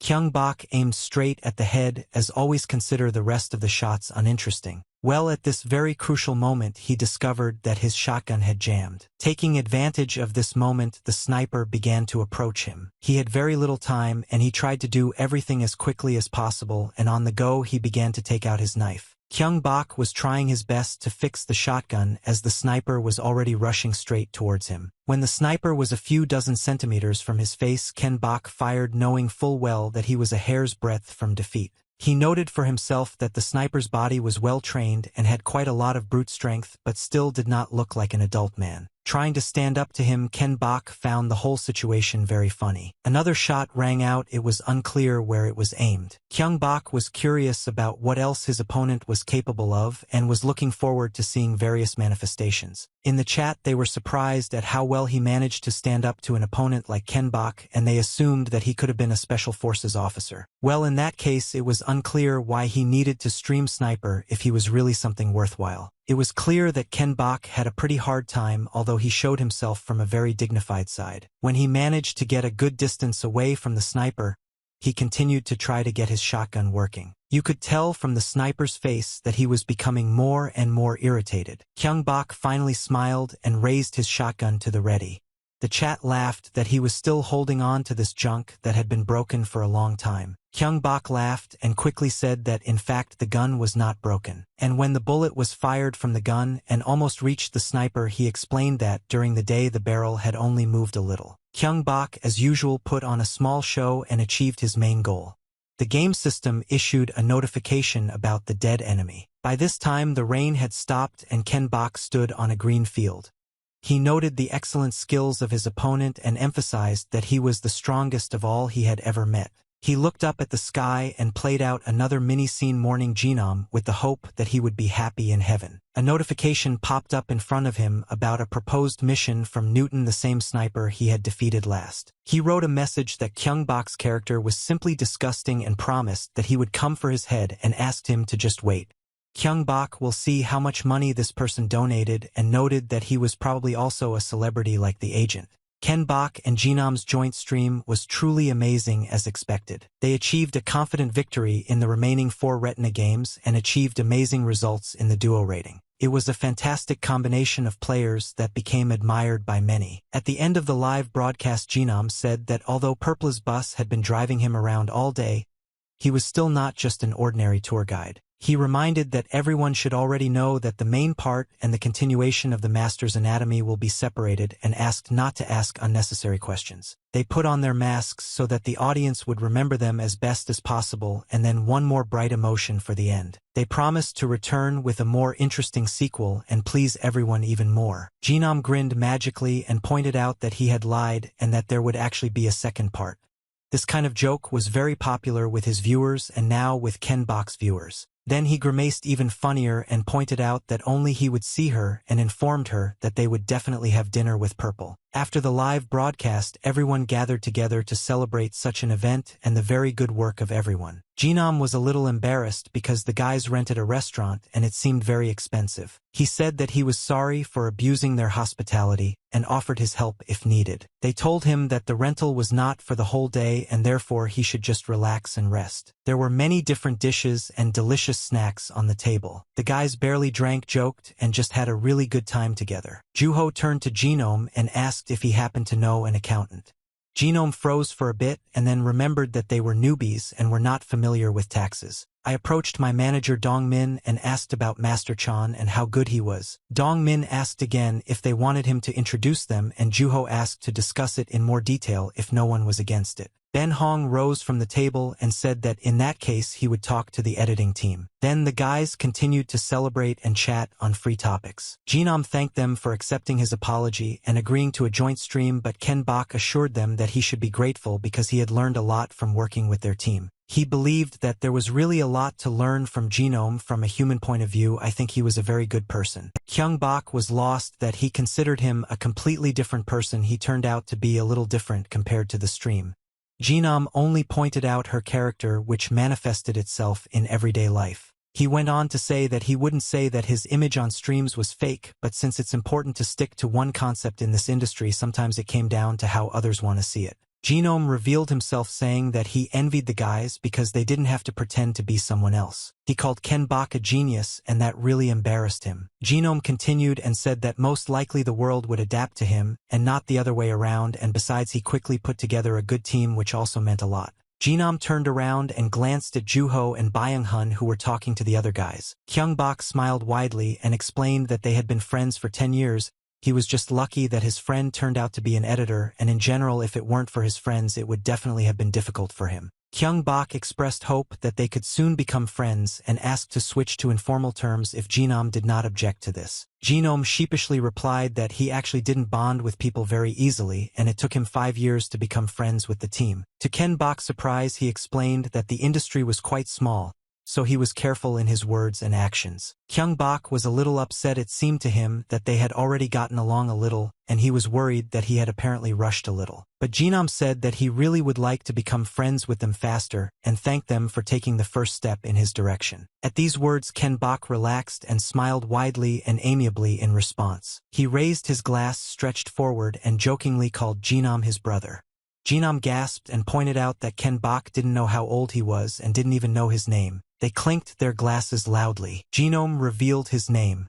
His name was Nam Juwanam, and he expressed that it was very nice to meet him. Lee Kyung Bok also gave his name in response, addressing him as Brother Ji Hwan. The boys sat there for a long time. Genome drank from his glass before turning to his new friend. He asked if Ken Bok knew why he liked him. Kyung Bok laughed and asked him to tell him, and then he would find out. Jawanam smiled at how quickly Kyung Bok adapted to any conversation. Jawanam explained that it was Kyung Bok's character, and a person with good skills who does not ignore others was very rare. Kyung Bok froze, embarrassed by this. Genome also noted that he could see how Ken Bok enjoyed streaming and did everything with great pleasure. Genome emphasized that during joint streams everyone usually cared only about themselves and did not pay attention to their comrade. But during their joint stream Ken Bok did not forget about him and did everything possible for the comfort of both of them. Frames of the games he had played flashed before Genome's eyes and he couldn't stop comparing. He then pointed out that he was very happy when Ken Bok started helping with aiming and was very surprised by this. But Ken Bok didn't think you were anything surprising and just wanted it to be more interesting. Genome, picking up food with chopsticks, emphasized that this was exactly what he was talking about because caring for others for the sake of enjoying the stream was extremely rare even among newcomers. He went on to say that from their first meeting he felt that Ken Bok was either a genius or a fool who knew nothing but streaming. Kyung Bok admitted that such words towards him were very embarrassing. Genome noted that he only behaved like that with good people and asked to get used to it. After a while the guys approached them and pointed out that they had very good news. They said that Purple would probably be participating in the event and that they also had a meeting planned with GGG. Genome cried out joyfully asking if it was true. Kyungbok was glad that Jawanam also participated in this event and he would not be so lonely. Kyungbok shared how surprised he was when he received that message, and as soon as they commented on the OTR video, Genome said that this event is organized by SKUD and he himself leads the team. After thinking for a moment, he pointed out that wildcard would be perfect for Kyungbok. Purple was amazed and asked who else would be on the team. Genome's manager sitting down at the table said that they don't know because the team is being assembled by GGG and it's possible that the lineup will be made up of 1 pro, 2 popular streamers, and 1 wild card. Genome laughed, pointing out that Ken Bok had beaten Newton. He didn't have to worry about anyone hating him. Taking advantage of the opportunity, Ken Bok asked who Newton was, noting that his name was apparently famous. Genome's face immediately changed, answering that it was a crazy stream sniper thirsty for victory. Who he was unknown. He was one of those who evaluate skills with a donation after defeating his target. But Ken Bok dispelled the myth of his invincibility, killing him with ease. Genome pointed out that at the time his pride was not hurt when he received the second largest 300,000 won, but it was interesting that Newton valued Ken Bok at $1 million. Kyungbok asked who was better and Genome explained that it was Moonstrong who got 500,000, but after that he was trampled. The manager was indignant. I trust that he was not worth even 1,000. After this story, the Newton Apples fandom was created. Genome's brother also suffered from this fandom, as he was accused of using a booster. Genome, having lived her food, noted that they were just losers, but still at that time the number of stream snipers increased and many people stopped streaming. He thought he would beat him this time, but Newton's skills seemed to have improved, to which the manager pointed out that people said that reflexes get worse with age. Genome jokingly shook his manager, asking if he was tired of living. Kyungbok was a little confused and asked why Newton didn't start streaming himself with such high skills. Genome, hugging his manager, explained that a person who feels so alone is not suitable for just streaming. He is liked by the same evil people. He must be smoking from all the cracks right now. Genome waited for them to upload the video and then got even more furious. Ben Hong, after spending some time on his work, finally cried out joyfully, notifying that everything was ready. Madman was delighted and noted that he had not spent so much time on a project for a long time, and since there was nothing to cut out, he had to adjust the speed. Ben Hong was very tired but happy at the same time and pointed out that it was not without reason that he asked him for help. Madman pointed out that the original was legendary, so he put all his heart into the editing, expecting the video to get more than 1 million views and become trending. Similar videos that were trending were rapidly growing in popularity. Regardless of the algorithm, they were able to attract new viewers. The news of Newton's first defeat and his large donation quickly spread across the internet. The guys were thrilled that this news blew up the community and it was just perfect for trends. The guys also noted that Purple did not kill his opponents immediately. Madman made the full video longer and uploaded it to YouTube. It easily made it to the top popular posts of many communities, and then it kept rising higher in trends. Ben Hun was screaming with delight that the video had reached 3rd place and he was still waiting for it to reach 1st place. Madman only asked him to get some sleep already. At this time, Juho and Kyungbok came into their room. Yuha was surprised that Byung-hun had not slept all night again. He didn't understand if there was any point in taking an assistant in this case if he still couldn't sleep and was lying on the floor in broad daylight. Ben-hun mumbled that they didn't sleep together, and Madman was also glad that the efforts paid off. Kyungbok put his arm around Juho's shoulders and asked him to simply thank the guys for their work, since they had suddenly shown up early in the morning and disturbed them. Juho took his phone and looked. The video had already gained 2 million views, and this was definitely a good result. Ben Hun, still lying on the floor, noticed that the number of subscribers exceeded 400,000, and he already said that it was all thanks to the fact that they got into trends. Ben Hong jumped up suddenly, shouting how he could sleep when the number of views grew with each page refresh, and began to dance. Juho ignored this happy outburst and informed everyone that he had received an offer from Musical Gallery. Kyungbok was taken aback. The Vadiani were streaming games, and then this company flared up. Well, this conversation ended and the guys began to look at the latest news and look at their results. Kyungbok noted that he often watched Bald Mountain videos when he was doing sports, which also picked up on the latest news. He ran a health channel and was a special forces soldier, and now he got involved with them. Kyung-bok found this funny, but there was one caveat. Juho answered for him, saying that the musical gallery is broadcast in reality. Therefore, it had no privacy protection features, and Ben Hong scratched his head, thoughtfully trying to piece together all the information. In virtual reality, an avatar based on biometric information was used to ensure anonymity. In principle, the body type is the same as in reality, but the face was changed, and could be customized individually. But if you overdo it with this, you have to adapt to it for a long time, which gamers did not like. Kyung-bok wondered if he might have to reveal his identity someday to expand the content. Juho said that it was informed that if Ken-bok was not used to it, then it was not worth taking it seriously, but nevertheless it was possible to cover his face with something. Kyung-bok chuckled and thought for a while. After thinking about it, he said that in his opinion it was still too early to reveal himself, and it was worth refusing the offer this time. He saw the intentions of the people around him, but it was not something he could control. It will be difficult if a fan who recognizes him in reality thinks about something sinister. Ben Hong finally realized why this wasn't quite the right offer and felt a little upset. Juho pointed out that even if something were to happen, Kyung-bok would immediately understand. Byung-hun interrupted and said that he might run into guys like him, high school punks. The guys acted very friendly, but in reality they were just pretending and biding their time. After that incident, they immediately abandoned Ken-bok and started calling him a shaman. They simply laughed at him, making very cruel jokes when he needed help and support in one of his fits. They even touched his grandmother, and from that time on it was believed that he was from a family of shamans and was one himself. Byung-hun, remembering all this, became indignant, as if for the first time not understanding what was wrong with them. Juho replied that they were just cattle and nothing more. Kyung-bok had long since let it go, and smiling he emphasized that they no longer had any relation to his life and it was worth simply forgetting about it.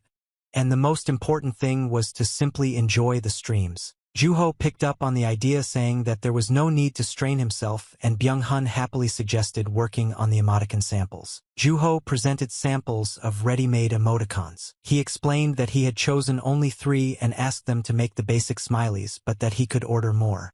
Kyung-bok looked at them and noted that they all implied the same thing, but each of them stood out in their own way. Ben-hun was happy that he could finally replace the letter emoji he made himself with something better. Took them a long time to choose the right options. Kyung-bok joined Byung-hun and collapsed on the floor, having no more strength. The choice was really difficult. Juho still held on and continued to look through the options and opened the proposal from the second designer. This set really interested the guys, and they got up from the floor to look at them carefully. Juho pointed out that it was like, does this make sense? Byung-hun sat back down on the floor in disappointment, noting that viewers had asked for emojis in the comments, and Juho pointed out that it was likely one of the viewers who had designed it and wanted to use those. Kyung-bok was happy, noting that they must have been difficult to make, but it seemed like this designer was a real fan. He smiled contentedly and paused. He suggested choosing this option and providing it to those who loved their streams. Juho agreed and notified that he would draw up a contract and register them for use. Byung-hun seemed to not care anymore and was simply waiting for their meeting to end. He stood up and asked to speak up today because this was already the second advertising contract with the developer. Although the guys had not yet decided what I would do next, they promised to contact him as soon as there were some results. They left Byung-hun's house and got into the car. Juho assumed that the developer's advertisement would be average, but Kyung-bok insisted that not everyone should listen to them properly. Juho approached Alice and asked her to give him directions to the Gunner Ground Games headquarters. When the guys were already driving along the highway, Juho said that she thought it would be funny if they caught a big fish at the meeting. He thought the bait was good enough for this, but Ken-bok doubted they would be able to get confirmation on the first day. Juho pointed out that they must have already been on the invite list, or they were keeping an eye on them, and it was also important that they asked them to visit the main office. Kyung-bok noted that everything was too different from the previous game. Only on the way he had time to think about everything thoroughly and compare. Having arrived at their destination, the guys immediately got out of the car, trying not to waste a second of their time. I look at the tall building of the main office. They looked at each other and decided that one way or another they would still find out why they came here. Noticing that Ken-bok was quite relaxed, Juho wasn't even surprised and smiled. He thought to himself that when Ken-bok was busy with something new, instead of worrying, he showed interest and motivation and walked towards the entrance of the office. He smiled because he understood that this is exactly what a universal streamer should be. They were met at the office by a woman. She greeted them politely and showed them where to go. When they went into the negotiation room, everyone present there also stood up delighted at the appearance of the guys. The girl introduced herself as the head of the planning group and thanked Ken Bok for taking the time to visit them. A guy stood next to her and introduced himself as the head of the development group and modestly showed his business card. The others also came up and introduced themselves to Ken Bok. Afterwards they asked if Juho was Ken Bok's manager, and Ken Bok confirmed it with a smile. The boys were asked to sit down. Juho was confused by the fact that there were 3 group leaders, which was quite strange. He looked again at their business cards which were lying on the table. The girl thanked them for their understanding and noted that they simply had to invite them to the main office. Kyung Bok acted quite relaxed and pointed out that it was an extra reason for him to go outside and touch the grass since he rarely went out as a streamer. The girl asked to let her explain something before they moved on to the main topic, noting that they periodically presented special events with special rules. A hologram appeared on the table and the girl said that the new event mode is called the Time War. Kyung Bok was amazed by the hologram of the robot and the girl explained that he was a killing machine in the future called a killer droid. She explained that the concept of the event was based on SF and they planned to change the existing mode to PvP. They wanted to include a device that would be the third enemy, and it would be a PvPvE where users would work together to defeat the monsters. The killer droid was replaced by holograms of various weapons. The girl explained that these are items that will drop during the game. Kyung Bok concept SF sounded cool and interesting, and fighting with players and system enemies will be worth attention. And the girl barely contained her satisfied expression, noting that apparently the guys really liked the proposal and they would be able to come to an agreement. Another executive said they were planning a pre-stream with influencers and wanted to bring in Ken Bok, who began studying the document that appeared in front of him a little confused. Juho didn't relax. He believed that there was no need to involve the heads of several teams for this, and apparently they were not telling the whole story. The third manager pointed out that they had a separate offer for the guys which was different from the others. A list of characteristics appeared in front of Ken Bok, and the manager explained that these were the technical data of their users, and above was the general average indicator, which is the ability of the top 5% of players. He went on to explain that the event mode would have a new MMR system, so they planned it to introduce a third-person game that would weed out experienced players so that they wouldn't ruin the experience for average players. He went on to say that they tried to build a model of killer droid behavior based on data from 1% of players. Then the manager couldn't hold back and started praising Ken Bok, pointing out that his reaction body control and color perception were simply inhuman. The girl had to calm him down because he talked a lot. The girl laughed awkwardly and noted that at first, when collecting data, she thought that it was all a mistake, but then the manager pointed out that he almost returned to work immediately after leaving the office. The third leader interrupted them, politely coughing and saying that and therefore they would like to get Ken Bok's data in order to transfer this model of behavior to NPC bosses. Kyung Bok was very confused and tried to put all the information he had received into one whole. At that moment, Juho put his hand on his shoulder, trying to distract him a little and support him. He stood up from the table and pointed out that their proposal was clear and asked if it was possible to discuss this proposal only with Ken Bok. Coming out of the hall, Juho noted that it was noticeable that Ken Bok did not understand anything. Here he smiled awkwardly, noting how fast the world was, and he had only recently met the capsule. Juho explained that virtual reality experiences were also transformed into a material called data and therefore became valuable. Just like when buying motion capture materials from martial artists' experiences and skills became commodities. Kyung Bok was very surprised by this information and continued to listen to his friend very attentively. Juho continued and read the payment information.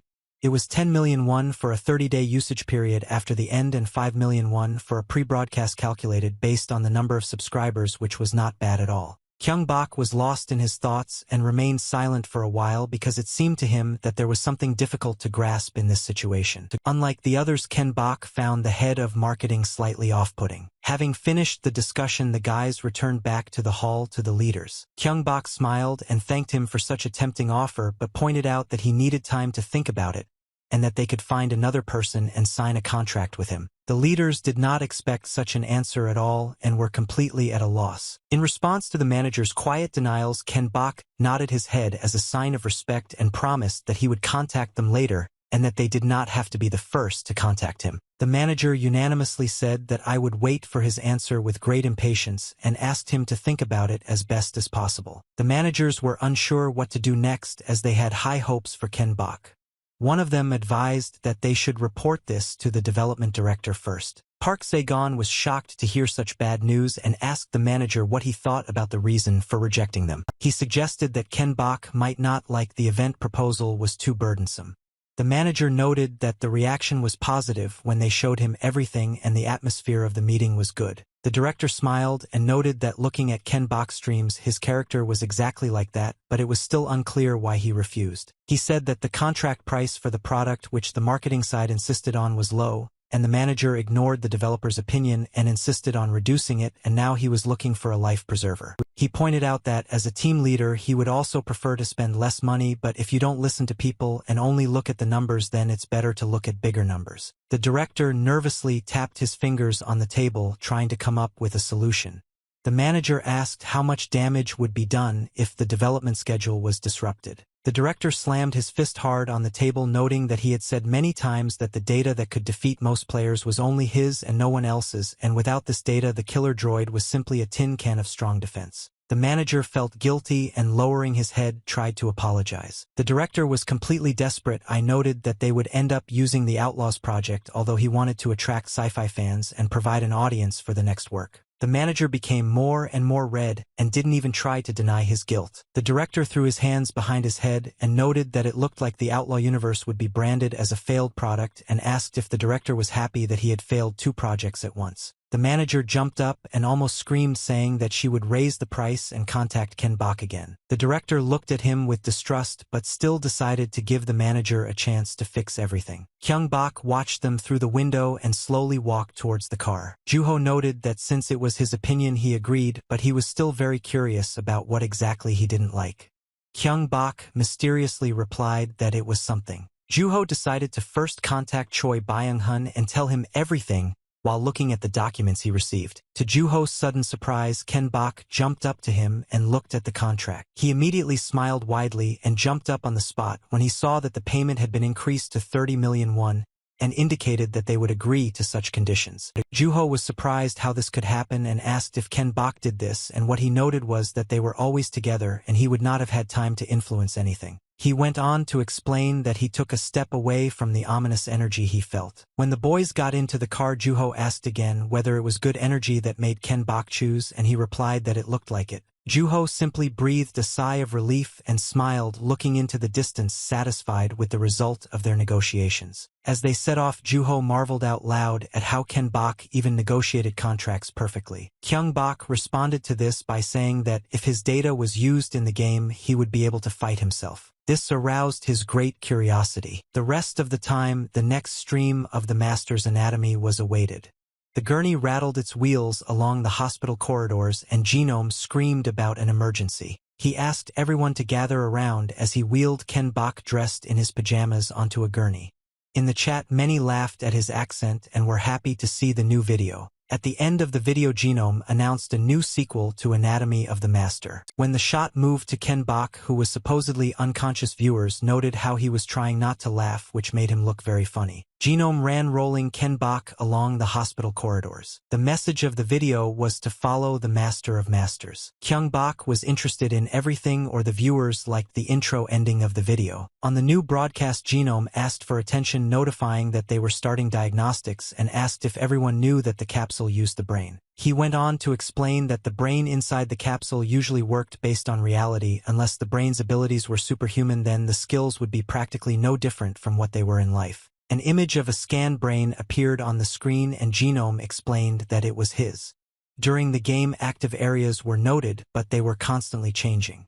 The 5 senses were activated differently depending on the situation. The picture changed and Genome indicated that viewers were now seeing Purple's brain, which was completely and constantly active, even when it wasn't needed. Genome, well, what did she note? That this was a different type of people and even a new species of humanity. He asked to listen and noted that the brain's ability to multitask was usually limited, so priority and focus were important. He went on to say that however, since Purple's entire brain was constantly engaged, he did not need to reselect and change the area of focus, so even small movements were completely controlled. He turned to synesthesia and asked the audience if they had heard of it, explaining that it was when one sense caused another. He walked up to Ken Bok and put his arm around his shoulders. He indicated that this was his hypothesis, but it is possible that Purple was a synesthete. He explained that since all of his senses were always activated, it was possible to notice that they were connected to each other. Genome walked in circles around the chair where Ken Bok was sitting and promised that soon everyone would understand what he was talking about.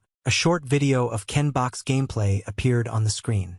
Genome noticed how Purple ran faster than the enemy pulled the trigger and decided to zoom in and show it in slow motion. He pointed out that something could be heard from the enemy side, but it is so quiet that you have to single it out to hear it. In the chat they wrote that no matter how hard anyone listened they couldn't hear anything, and it seemed simply impossible. The video continued to play, giving viewers a chance to examine everything in great detail. Every movement and every shot was available for detailed study. Genome explained that the speed dodge and headshot counterattack were based on prediction, and Ken Bok could use the sound of footsteps, the noise of the trigger, and the flow of air to his advantage. Then he looked at Ken Bok and asked the audience if they remembered the truck with the container. He recalled that Ken Bok had picked up a grenade at the time. He had studied the salty smell, the sea breeze, the humidity, the wind direction. Ken Bok also listened to the engine noise and monitored the speed. At that time, such remarks were too strange for the genome. He turned to him, noting that the sea was too far away, and what he was talking about seemed to be of no use. Kyung Bok either showed everyone his mask or showed a wide smile without really answering anything. He simply pointed out that he got a little carried away, and apologizing for this threw a grenade out the window. He thought about something and then hit the bull's eye, although he said that he was simply distracted. Then the genome started talking about another thing that had surprised him greatly when analyzing the training center. When Purple took aim, his gaze was directed only forward. Kyung Bok twitched in his chair and tried to explain that it had just happened by chance. Genome laughed, noting that of course the genius was always surprised why people couldn't do that, but he in fact could sometimes act in a similar way, noting that he had to preserve at least a little of his reputation. Kyung Bok grinned, noting that Genome did not let the guest completely forget with his attention,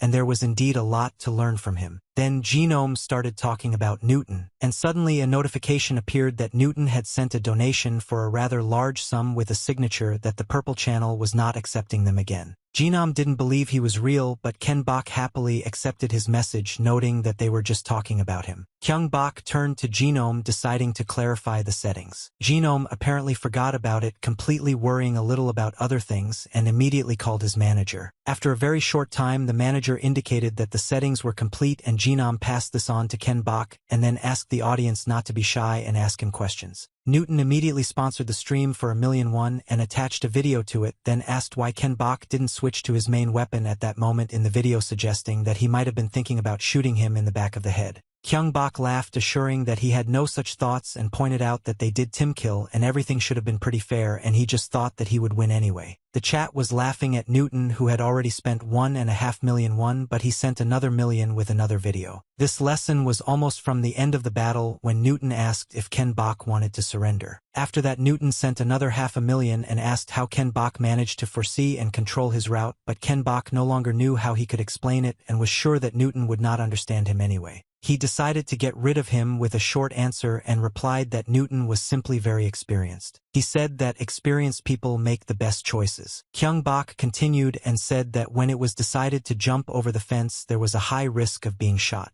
He explained that the best option would be to move to the entrance where there was cover and make a surprise attack, so he thought that Newton would go that way. Newton received an answer to his question and sent another large sum with a signature that if he had had one more bullet, Ken Bok would definitely be dead. After that, he asked another question, asking why Ken Bok took such a risk. What you just continued to laugh at was Newton, who still couldn't admit his defeat and tried to find fault with Ken Bok, who was simply a master of his craft. Kyung Bok smiled and, crossing his legs, noted that from the sounds of the shots, he had calculated how many bullets the enemy had left. This is how it really was, and he didn't lie to me one bit and didn't hide anything. I'm answering the question. Kyung Bok explained that when she had 3 bullets left according to his calculations, he decided to start a shootout. He further noted that Newton must have had the goal of demonstrating his superiority. Kyung Bok explained that judging by the speed of reaction, Newton, like him, thought and tried to reduce the time for thinking because the ultimate and optimal goal was much easier to cope with. Kyung-bok pointed to his head and said that it was obvious that Newton would aim for the head. Then he sprawled on a sloping chair saying that when playing you had to think about everything including the smallest details. As he said this he was thinking only about how Newton conducted his training. No, he sent the same amount again and attached another video and asked if it was also because of his optimality that Ken-bok reacted so quickly in their close combat. Newton continued to be laughed at, calling him a topsick in the chat. Well, it was interesting how such an interrogation would end. Kyung-bok put on the most innocent expression possible and asked Newton if he was too overconfident since his close combat skills were slightly inferior to his shooting skills. Then Ken-bok quickly explained that he was joking and explained that this can be understood from the preliminary movements and suggested taking boxing as an example. He explained that because he had to rotate to put power into his punch, the Italians usually made the moves first. Ken-bok showed everything on himself and then said that before these parts of the body only the gaze moved. Kyung-bok pointed out that Newton looked around before falling. In the slow-motion version of the video it was really noticeable and there was no doubting Ken-bok's words. Kyung-bok noted that it was so obvious that it was impossible not to notice. Everything that Kyung-bok explained amazed even Jinom and he froze for a while carefully considering everything. Kyung-bok said that since it was an instinct it was difficult to change, so he had to deceive himself first and expressed the hope that this information was useful. Newton, having received the answer, sent another 4 million won with a signature that next time the victory would definitely be his. Jinom wondered out loud whether such training was normal and noted that Newton was going to take revenge in a similar way. Kyung-bok turned to him and asked that if Newton's skills improved then it would probably be to his advantage, but Jinom only looked at him in surprise. Kyung-bok smiled and said that the games he had played so far were easy and the difficult tasks were more fun. Viewers in the chat began writing about the establishment of an altar to purple and Jinom noted that Ken-bok's confidence was not just a concept. He assumed that Ken-bok really did strive for the ideal and proved it in every possible way. Jinom felt it from the first meeting but he didn't want to admit it right away. Jinom finally decided to draw a conclusion from this autopsy and noted that for the first time in the master's anatomy, he decided to give up as purple was beyond comprehension. It had a combination of physical and mental judgments that could be considered a sixth sense. Jinom said he was sorry that this analysis was not entirely clear. Further analysis was impossible. He fell to the floor and tried to rejoice at the fact that he had discovered synesthesia, but he was not doing well. Kyung-bok hugged him, noting that he couldn't explain it either. Well, in his opinion, it was similar to what Jinom was thinking. Jinom replied that it calmed him down a little. Then they hugged and he said that he was only sure that Purple's genius was in heaven. By the end of the broadcast, already hugging Ken-bok, Jinom stated that there was still something human in each master. He went on to note that the exclusive content was for those who watched the stream live and all replays would be removed, and if anyone distributed the recording without permission they could take the fans to court. And then the picture changed and Jinom and Ken-bok appeared in suits. Jinom suggested to begin. Jinom bowed and suggested to start his show called Masters Are People Too.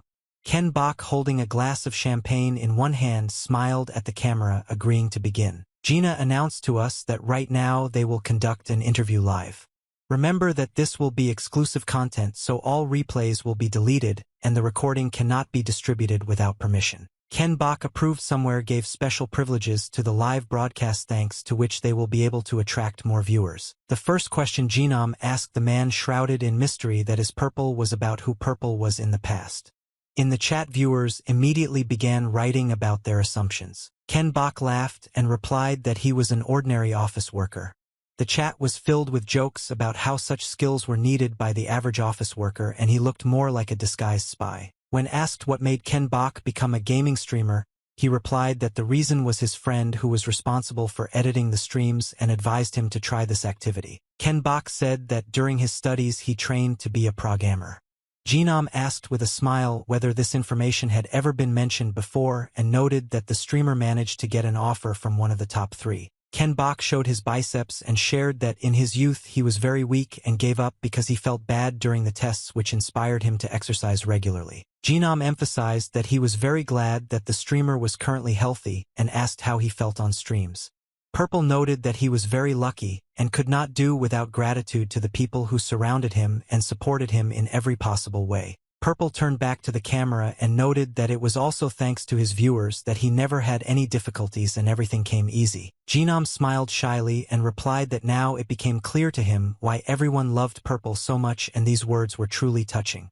Then the host announced the most frequently asked question showing passionate love. Genome smiled slyly and announced that the audience was interested in the color of Purple's underwear. Genome played a little for the camera and reminded his viewers that when they put on a suit, they must not forget about manners, and asked them to return those innocent emotions to him. The Purple smiled even wider and asked for time to check, soon answered that the underwear was dark blue and asked if he should have worn red.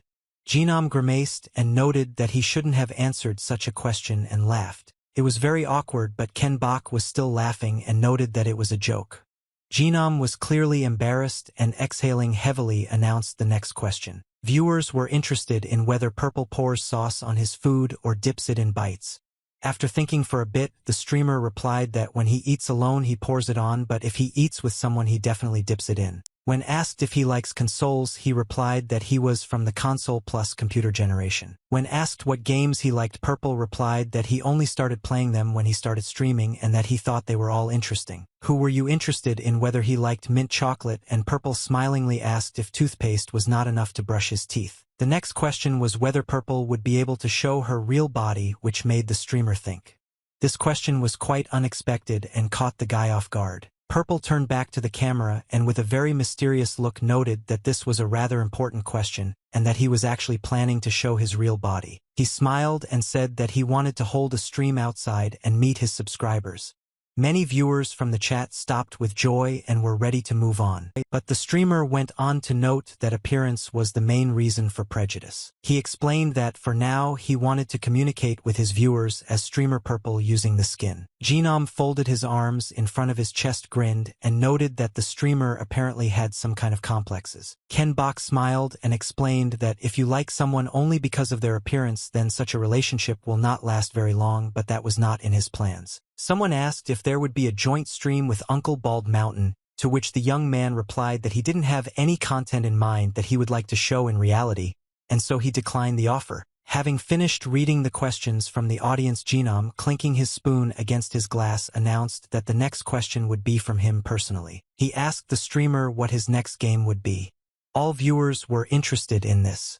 Ken Bok replied that in any case he had already made some sketches, thus dragging out the intrigue for a few seconds. He soon made it clear that he was going to play the latest game in the Elden series, which was called Elden Soul. The streamer stated that he allows any intrusions and asked if there was anyone to teach him anything and clarified whether viewers would come to this stream. The Genome tied up that even the impudence of this guy was ideal. After this question, Genome noted that they would traditionally finish the Master's Anatomy with a simple game and suggested his guest choose a lever.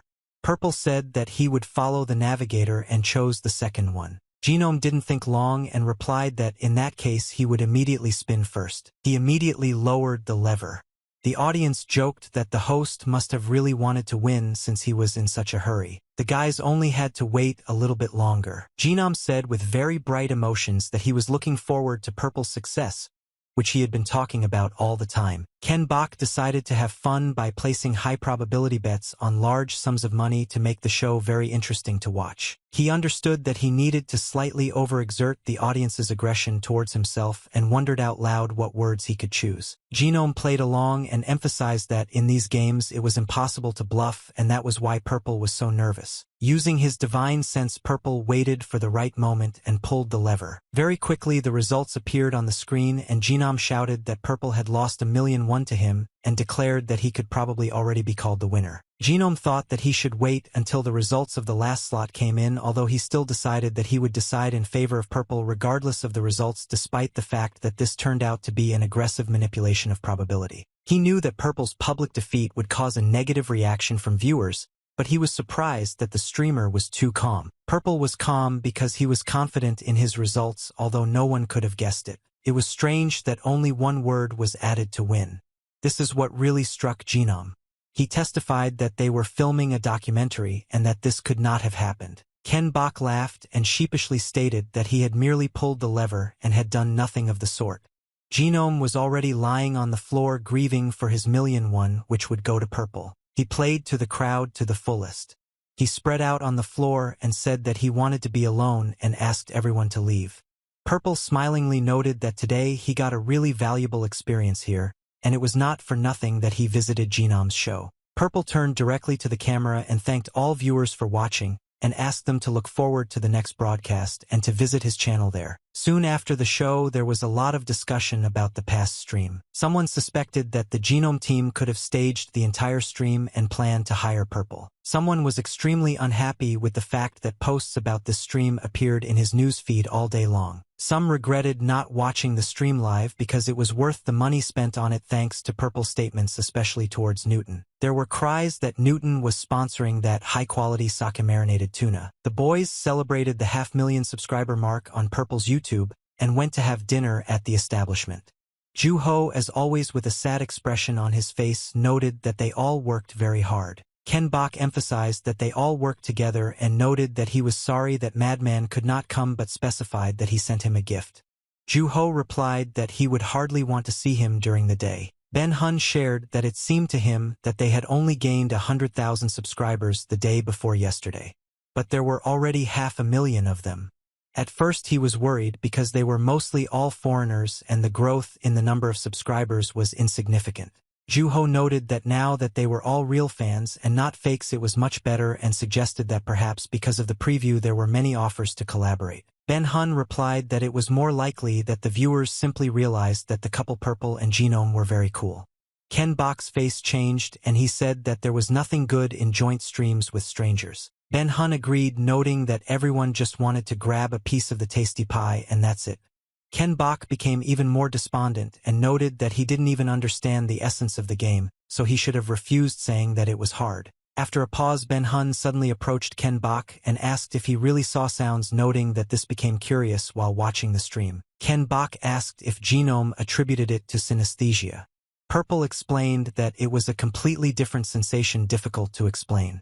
Ben Hun asked if there was anything similar, stressing that even his friends found it amazing, not to mention the audience. Ju-ho, without taking his eyes off the tracks, noticed that however the fact that Lee Kyung-bok was a genius remained a fact, to which Kyung-bok teased his comrade that he had finally admitted it. The guys continued their dinner and conversations about everything. Each of them was looking forward to the next stream. The next stream was watched by over 5,000 people. Purple was on top as always. It was very interesting to watch and listen to him. His fighting technique as well as his rather unexpected victories in fights captivated the audience. The preview before the stream advertised him as a streamer very effectively. Many couldn't wait for the live broadcast to start. Purple finally showed up and greeted everyone and noted that he had more viewers than usual. At the very beginning of the stream, the Purple sponsor channel had many people who were delighted with what they saw on the show. Genome soon joined in giving Ken Bok 100 subscriptions. Ken Bok thanked the viewers for the donation and noted that the Genome very quickly fulfilled its promise. Purple slammed his feet on the floor, drawing as much attention as possible to his next statement. He announced the end of the donation and the start of the game. The studio image changed to a destroyed and broken courtyard of some fortress. Every end was the beginning of something new. The hero's soul could not be broken. No evil could resist the bright motives of the protagonist, who needed to get something so that the age of people would come again. The piece of soul that was left in him, which was destroyed. Purple appeared at the start of the game in clothes appropriate to that time and said that he should have chosen something special. Depending on the choice, the starting equipment, abilities, and acquired spells changed. For Purple, each of the options looked different. He chose a priest. He immediately noted that he had made his choice in advance, noting that his editor advised him to take the one he was drawn to. He was a seeker of origins. The beginning of the game was fascinating and Purple even tensed up a little. He was a sorcerer. He lost everything but clearly felt the origins. Purple was transferred to some abandoned room that was covered with cobwebs. Next to him was a human skeleton. He had to find the oldest soul. Purple raised himself up on his haunches and noted how dusty it was around and turned his attention to one of the corners, suggesting that there might be some kind of cellar there. After a bit of rummaging, he found a weapon. After examining it, Purple noted that the weapon was already falling apart but could still be useful. It was a long sword, which the streamer was very happy about and asked his subscribers if this weapon was really called that. Someone from the viewers emphasized that it was more likely that this ruin was once a long sword. And one of the subscribers immediately put forward a mission according to which Purple had to escape from the cemetery where he appeared only with a broken long sword. Purple thanked and noted that he seemed to understand roughly what was required of him. Someone in the audience noted that in this case such a game was practically no different from playing with bare hands. Seeing this comment, Purple thought that if this was possible, then playing with bare hands sounded very funny. Ken Bok walked further into the room to look around. His divine senses were attracted by something. He found that all other paths were blocked, and it seemed that he had no choice but to go only through the tunnel, the entrance to which was right in front of him. Subscribers noticed that the tunnel was too dark and apparently walking through it was dangerous. Ken Bok noted that the training map was completely strewn with traps, all designed to kill the player. After walking a little along the tunnel, Purple cried out in joy when he found the axe. Many of the viewers wrote that they had died many times in the exact place where Purple was. When the streamer found the axe, he felt an interesting sensation. He decided that he felt a soul. Suddenly monsters with swords appeared in front of him and immediately attacked him. Purple gripped the axe handle tighter, preparing to fight back. Subscribers noted that this moment was very scary, and they almost had to go and change their pants during the stream. But Purple was not afraid, and he rushed into battle. Soon a very funny moment happened. The sword of one of the monsters got stuck in the head of another. Subscribers were very surprised how this could happen. Ken Bok was as surprised as his audience and froze for a second. At that moment, the spell of smoldering fires in ashes was revealed to him. Purple repeated this spell to himself, and his weapon hilt caught fire. The streamer was very surprised that the spell was not spoken out loud. But it still worked. But overall, everything happened on time, and thanks to this spell, the tunnel became a little brighter. Ken Bok knew some things from the start and saw the upcoming traps and dangers. He rushed forward very sharply. Viewers began to write in the chat that where he went was certain death. Ahead of him, there were indeed several monsters with bows that fired 2 arrows at once. What's wrong with these monsters? They were already tense and were waiting for the right moment to shoot. As soon as the young man approached, the monsters released the bowstring and the arrows flew straight at Purple. The spectators were very surprised that there was no trap waiting for Purple ahead, and the dead were surprised how he could have known about it. The arrows flew past Ken Bok one by one as he continued running straight towards the dead. The young man was confident in his abilities and entered the fight with a smile on his face. It only took him a few swings of his weapon to deal with the monsters and clear the way further. And thanks to his fire spell, it was even easier. The monster was apparently used to acting in the dark and avoided the light. In the chat, he noted that since the streamer's sword had a fire attribute, it looked like he immediately disinfected the wound and stopped the bleeding. Read this comment. Purple thought to himself that he wanted to use only the sword fragment. Ken Bok got into character very quickly and forgot about some of his ideas. Purple said out loud that if he killed the monster, the spell should have worked, and asked if the picked up item was considered equipment. I hope not. The monsters were quickly defeated by their own weapons, which amused the audience. No one in the audience was against the fact that Ken Bok did not violate the terms of the mission and dealt with the monsters with improvised means. The monsters' deeds were ablaze. Purple, watching such a bonfire, smiled contentedly. He turned to his chat and asked if it was so easy for him to play just because it was the beginning of the game. Having dealt with these monsters, Purple went on to explore the building and try to find a way out. They wrote in the chat that the room the trimmer got into was familiar to them, and there would be something to see in the near future. Kyung Bok immediately felt dark energy as soon as he entered this room. The entire hall was strewn with traps in the form of iron stakes, arrows, fire, and even a hiding dead man. But Purple felt that there was also light energy at the end of the room, and he suggested out loud that passing through this hall would be more difficult. Immediately, a notification appeared that you were accepted by the mission were prohibited from using hints. Purple activated the ban on them and asked if this mission was given to him by an old agent who could take revenge for the past. Ken Bok decided not to waste time and immediately rushed forward. In the chat, they wrote that Purple first had to find a loophole and noted that somehow one person passed this room with 1 HP. But none of the viewers knew about the unusual abilities of their favorite streamer, thanks to which he knew even more than the best players. The further Purple moved through the room, the stronger the light energy he felt. He was very interested in what he would be able to meet. Another dead man appeared in front of him, already stretching out his cold hands towards him. Ken Bok immediately started fighting him.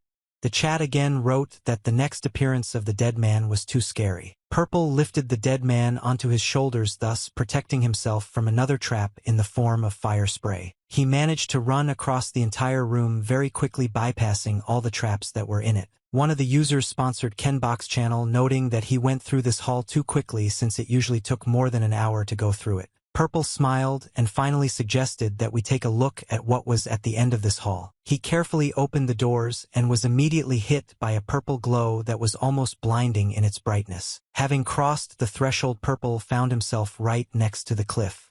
If he had taken another step, he would have definitely fallen into it. Purple looked around and looked down. The glow came from the blue sky dotted with stars, which dispelled the darkness around. Ken Bok was very surprised to find himself on a cliff, but suddenly a dead man ran at him from the side again. The chat laughed that the drowned man had finally appeared in the game. In the chat they started writing that this would probably be Purple's first death, but unexpectedly for everyone he killed the monster with one movement, noting how much it scared him. Having dealt with the monster, Purple smiled and noted that the dead man burned quite well thanks to the clothes he was wearing.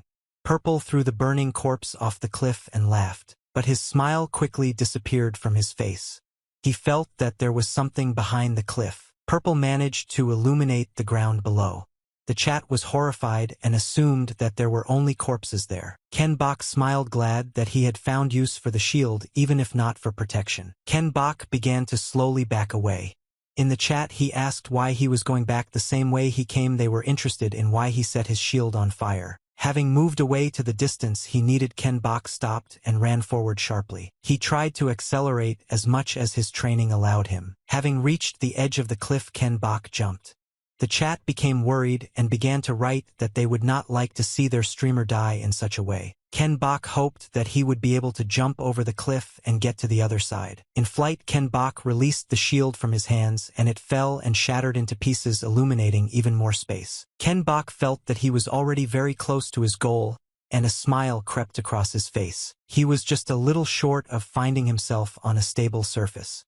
He had to hook his daggers into the rock, and it seemed like he would be climbing up on his hands. But soon the viewer saw a huge hole right in the cliff that Purple was trying to get closer to. The streamer noted that he saw something when he set the dead man on fire. In the chat they wrote that no one had ever seen this place. Purple got into an unknown space in the cemetery location. As soon as he got inside, he asked if there was anyone inside. In front of him was a knight. He was fully dressed in armor and covered his face with a huge sword. Purple thought that he was not an enemy because that same light energy emanated from him. Then something like a cutscene started to happen. Purple should have come closer and taken the knight's hand. Purple wondered if he should agree to the request and take the knight's hand. Chat couldn't answer this question because it was shocked that there was a cutscene in the secret location. Purple decided to touch the knight's hand in which he held his sword. Purple wanted to ask who the knight was, but then very suddenly, he began to glow brighter and brighter with every second. Purple received an unknown soul, and the soul function also became unlocked. Now he could buy carcasses, for example, for killing enemies, and use this attribute to upgrade his character. Ken Bok himself was surprised because he thought that strengthening was the main function. In the chat they wrote that everyone thought that all the final routes were found in this game because it was a very popular series of games. Having decided to go further, Purple emphasized that there was still something undiscovered in the game. Soon Purple found himself in a huge hall, the grandeur and beauty of which were mesmerizing. He noted that the atmosphere was driving him crazy and suggested that he probably should do something with the stone tablet in front of him. He decided to check whether this sign would react to the soul and touched it with his hand. He thought that if he could restore his memories and souls, he might be able to read the stone tablet. There was indeed a reaction to the soul, and a staircase leading somewhere up began to appear in front of the Purple. Purple noted that he was becoming more and more interested and hurried to get up. Climbing out through the hatch, he guessed that judging by the light they had reached the surface. He immediately noticed the door and hurried to it. Opening it, he said with a smile that he had not seen sunlight for a long time. But everything would have been great if it weren't for the thirst for murder that permeated him through and through. A figure appeared in front of him from which dark energy emanated. The man looked at Purple and concluded that he did not look like a dead man. He quickly realized that in front of him was a broken but sane person. It was strange for him to see him because so much time had passed. He hoped that there would not be more places in the cemetery today. Apparently everything did not go according to his plan, and he took out a shovel. The Undertaker hissed that he couldn't let people like Purple in anymore. Undertaker hit the ground with his shovel trying to hit Purple.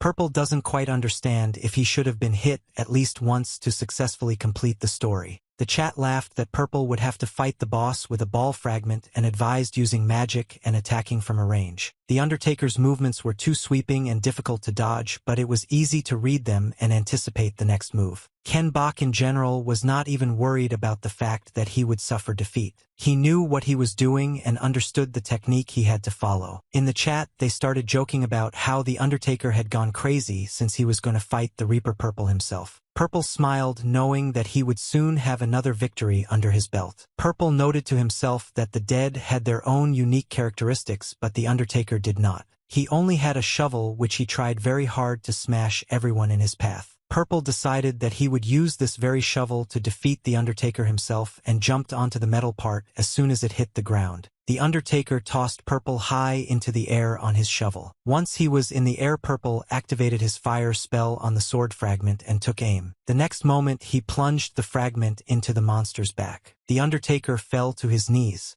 His blood was flowing like a stream, but it was not a mortal wound. Purple apparently expected a different outcome and was surprised when the Undertaker began to rise again. He tried to lean on his shovel and groaned heavily.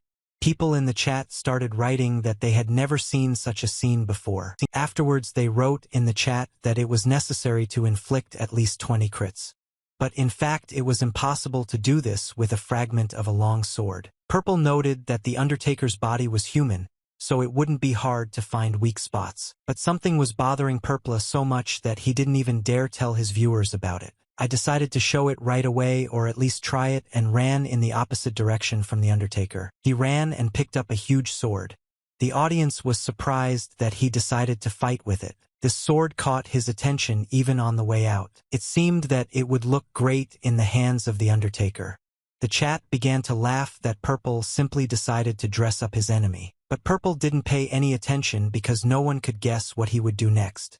He slowly walked towards the Undertaker, dragging this weapon behind him. He came as close as possible to the Undertaker and, handing him the sword, noted that it was most likely his property. After a short silence, the Undertaker asked Purple how many times he had been broken and noted that he should not have pretended to be a winner. Ken Bach, squeezing the hilt of his sword tighter, replied that he was a seeker of origins and simply guessed that there should be a sword in his hand. The Undertaker did not answer and only remained silent, but soon he extended his hand towards the guy. He threw his shovel as far away from himself as possible. He howled that it was a disgrace for him and that he had completely forgotten who he really was. Only with the toads on the hilt of his sword did he begin to ask forgiveness from Purple. He asked for forgiveness for not noticing that there was honor in the boy's split soul, and although his name was forgotten, the spirit of a knight remained in him. The Undertaker stood up and challenged Purple to a fair fight. The chat was very surprised because they didn't know that the Undertaker was actually a knight, and no one expected such a turn of events. It was becoming more and more interesting to watch Purple's game because as always he found moments hidden from other players. He accepted the Undertaker's challenge and entered into combat with him.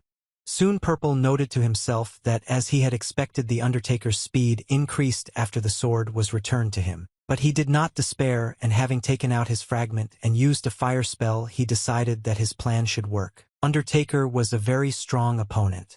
He was huge and very strong, and the sword that Purple returned to him was several times larger than Purple himself. Every blow with this sword could have been the last, but Purple amazed all his spectators with his crazy parry. Later in the chat, they wrote that after parrying, critical damage was inflicted, which Purple himself of course knew about. Thanks to Purple's dexterity and knowledge, he was able to disarm his opponent very quickly. He easily inflicted a serious wound on the Undertaker, who, as if ignoring his own injury, praised Purple. But Purple knew that he shouldn't stay in one place for long, and he immediately ran away. The chat noted that only one frame had occurred, but everyone was already horrified. They were interested in why the first boss was so strong and were also surprised that Purple could handle him. When the Undertaker had recovered a little from the blow, he took back his sword and raised it above his head. It was noted that he was apparently planning something very serious, and this could be his last attack. It seemed that the Undertaker had put all his strength into this blow. He was cutting through the air and approaching Purple. The spectators advised him to be careful and dodge and not just stand there and wait for his end. But Purple knew that if he dodged, he wouldn't have time to aim later. He didn't have too many options to defeat this giant. He had to act as quickly and nimbly as possible. He spun the hilt of his broken sword in his hand and gripped it tighter. Purple decided to fight his way right through the Undertaker's punch. The spectators were horrified and very worried, but some seemed to be confident that Purple would win and did not doubt his strength. And indeed, he managed to deal critical damage to the Undertaker. Feeling how Purple's sword pierced his entire body, the Undertaker noted that it was very surprising for him. The giant crouched down and tried to keep his balance by leaning on his sword. The chat was surprised that the aura could be broken. Ken Bach smiling warned that if the players were not in the center, the aura would break out, which should not happen. The Undertaker pressed his bloody lips together, gathering his last strength. It was very difficult for him to speak, but he turned to Purple. A blue light began to shine in his hand. He left, saying that Purple could have been different. The wind blew and took the Undertaker's ashes with it. Purple stood holding the whole soul of his opponent. After receiving the reward, Purple picked up all his things from the ground. He had to think about what to do next. He couldn't return to the cemetery and decided to go to the forest. The mission was accomplished and he was credited with the promised amount, for which he of course thanked Mr. Sponsor. He immediately went to the forest location. Passing by tall trees, he noted that the atmosphere of the game had changed dramatically. Walking a little deeper into the forest, he came across an altar. It was noted in the chat that usually it took about 3 hours of the game to find this altar, but surprisingly Purple managed to find it much faster. The spirit of the girl appeared before the Purple. The spirit immediately recognized the split soul. Purple asked who the girl was and what her name was, but she replied that the name was just a fragment of existence, and she was called the Fog, who gave up her body for the sake of her mind. Purple noted that the girl even resembled him in appearance.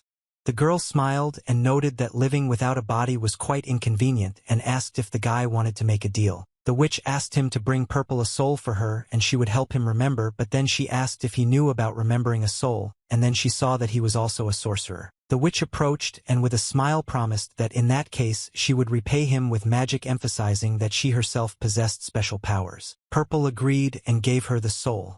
The witch looked at it and immediately realized that it was a very pure soul of the Undertaker, was interested in whether he gave his soul to the guy himself. The witch carefully took the soul into her hands and smiled even wider. She gave Purple the Dragon Ascension Foundation and asked permission to tell him about the magic she used to create her form. She asked to imagine the wind as a whip. If you do this, you can give it the same shape. In the chat, they started writing that the witch was destroying everything around for no reason at all. And they suggested that she had something similar to the soulfly like magicians. Purple was yesterday with his new skill and held out his hand in front of him, saw something like smoke. He suggested that if you imagine it as threads connecting your fingers, you can make several swings at once. When he tried to do this, he discovered that he could only use 3 at most. The witch was very pleased with the newcomer's achievements and noted that it was a great honor for her to meet the great sorcerer. With Purple, everything was clear. He only wanted to explore the origins. But he was interested in why the witch did not create a body for herself. The girl answered that even if she created a body, she would not be able to leave right away. She explained that the altar was a protective barrier. Beyond it was a forest giant who took the bodies of the dead and created monsters. The witch said that everything that exists will change when the giant is gone, and then she will be able to get her body back. The witch asked the rift not to worry about her and sincerely wished for Purple's wish to come true. In the chat, they started asking Purple to save this witch.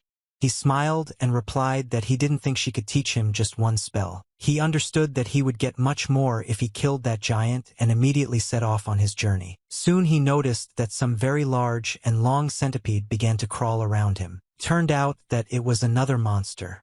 It was several times larger than Purple. I was called a bone centipede. Purple was surprisingly calm for her viewers who were very frightened by the appearance of the centipede. He immediately applied the basis of the dragon's ascent. You defeated a lot of legs, noted that this was again some small thing and he was already impatient to see the boss. Killing the centipede earned Purple 25 souls. The game informed him that he could strengthen his character with acquired souls and invest in categories such as intelligence, endurance, vitality, and strength. Purple was glad that the soul ability window became available to him, and it seemed that he needed a certain number of souls to strengthen it. He didn't think long and decided to put all the points into intelligence for spells. After he improved his intelligence abilities, he was able to use 4 fingers to use the Dragon Ascension Foundation. Soon a giant approached him. His appearance was like a meteorite falling. Purple certainly didn't expect such an appearance and was a little taken aback. He realized that the next boss would be scarier than the awakened Undertaker. A forest spirit golem appeared before him. It was indeed very huge, but this didn't bother Purple at all. He understood that whoever his opponent was, he saw right through him. Such an opponent did not prove to be a big problem for Purple at all, although most players were terrified of this boss. As it soon turned out, the stone in the forest golem's chest could also attack, so the monster was much more dangerous than it seemed at first glance. Purple noted that he initially thought that the stone was the most vulnerable spot of this boss, but apparently he was very wrong. Purple took great pleasure in using his new skills to quickly move around the battlefield. Someone in the chat wrote that the golem's soul was in that stone on his chest, and Purple emphasized that in that case the stone should never have been broken. The audience watched the fight with great delight and made all sorts of jokes, especially that he was Spider-Man. Purple decided that if he was already playing a superhero, then he was definitely playing it big. He used smoldering coals in the ashes, forgot everything around. The house was reflected in his especially calm eyes. He was glad that everything worked out for him. He smiled broadly and called himself Dr. Strange.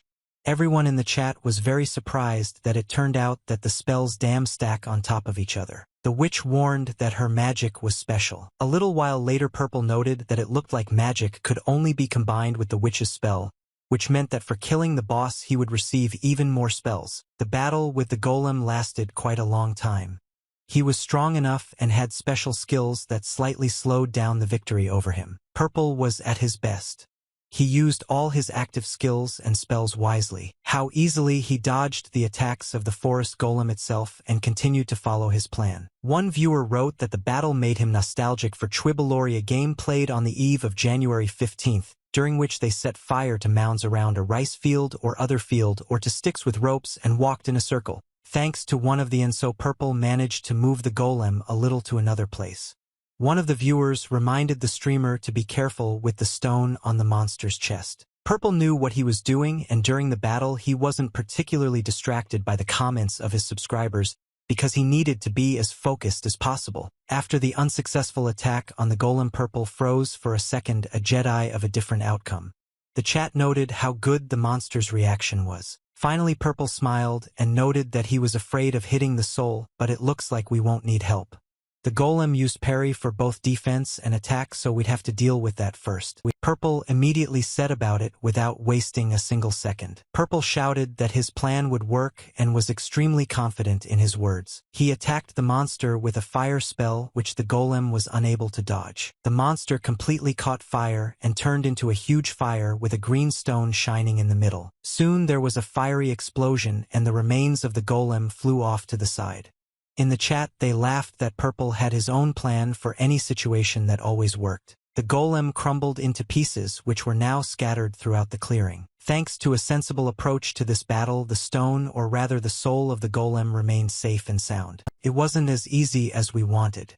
In the chat they noticed that the second wave of this battle was most likely approaching. Almost immediately the golem's body was left to be assembled piece by piece into one whole, and very soon the monster grabbed his weapon again and was ready to continue the battle. This time the golem had a scythe as a weapon, which was even more dangerous than the previous one. The chat noted that it was worth killing the mimic that crawled out of the golem to weaken its soul and defeat it. But in general, no one in the chat now knew how to defeat this monster because apparently a lot had changed. The battle continued. It was scary to watch, but the picture was exciting. After watching the golem's attack for a while, one of the spectators suggested that his soul power could be concentrated in the scythe. There were many suggestions, but they were completely inaccurate. No one knew how to help Purple. Purple was completely focused on his business. He thought that it was more likely that if he killed the miners the golem would party, his souls would decrease. He decided to focus on this and try to win in this way. Purple looked around and noticed that there were a lot of trees around and asked his viewers if this was a sign that they should play with fire. Purple immediately decided to demonstrate in practice what he meant. Everything around caught fire. The golem was surrounded by a ring of flame. He could not escape into the forest because the trees were also burning. Someone in the chat watching such a huge fire asked if it was possible to die from this fire. This theory was immediately refuted since the player could not receive damage from his own spells. Therefore Purple completely surrendered to her spells and gave it her all. Gully retreated to me, so it was worth putting in maximum effort. Even with the continuous fire all around, the golem continued its attacks. From the side the golem looked very funny.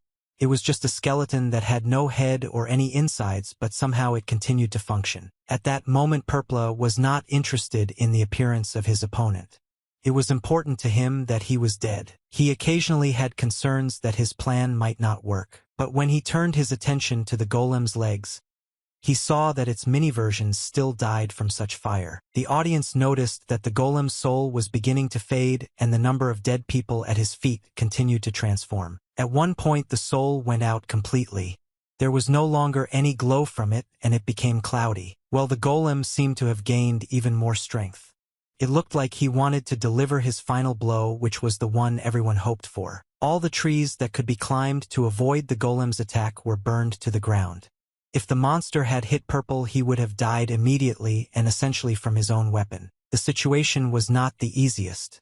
It was necessary to behave very carefully and either run or counterattack. Purple of course chose to counterattack and used his fire spell again and directed it at the enemy. Everyone was surprised that Purple still managed to avoid the golem's attack.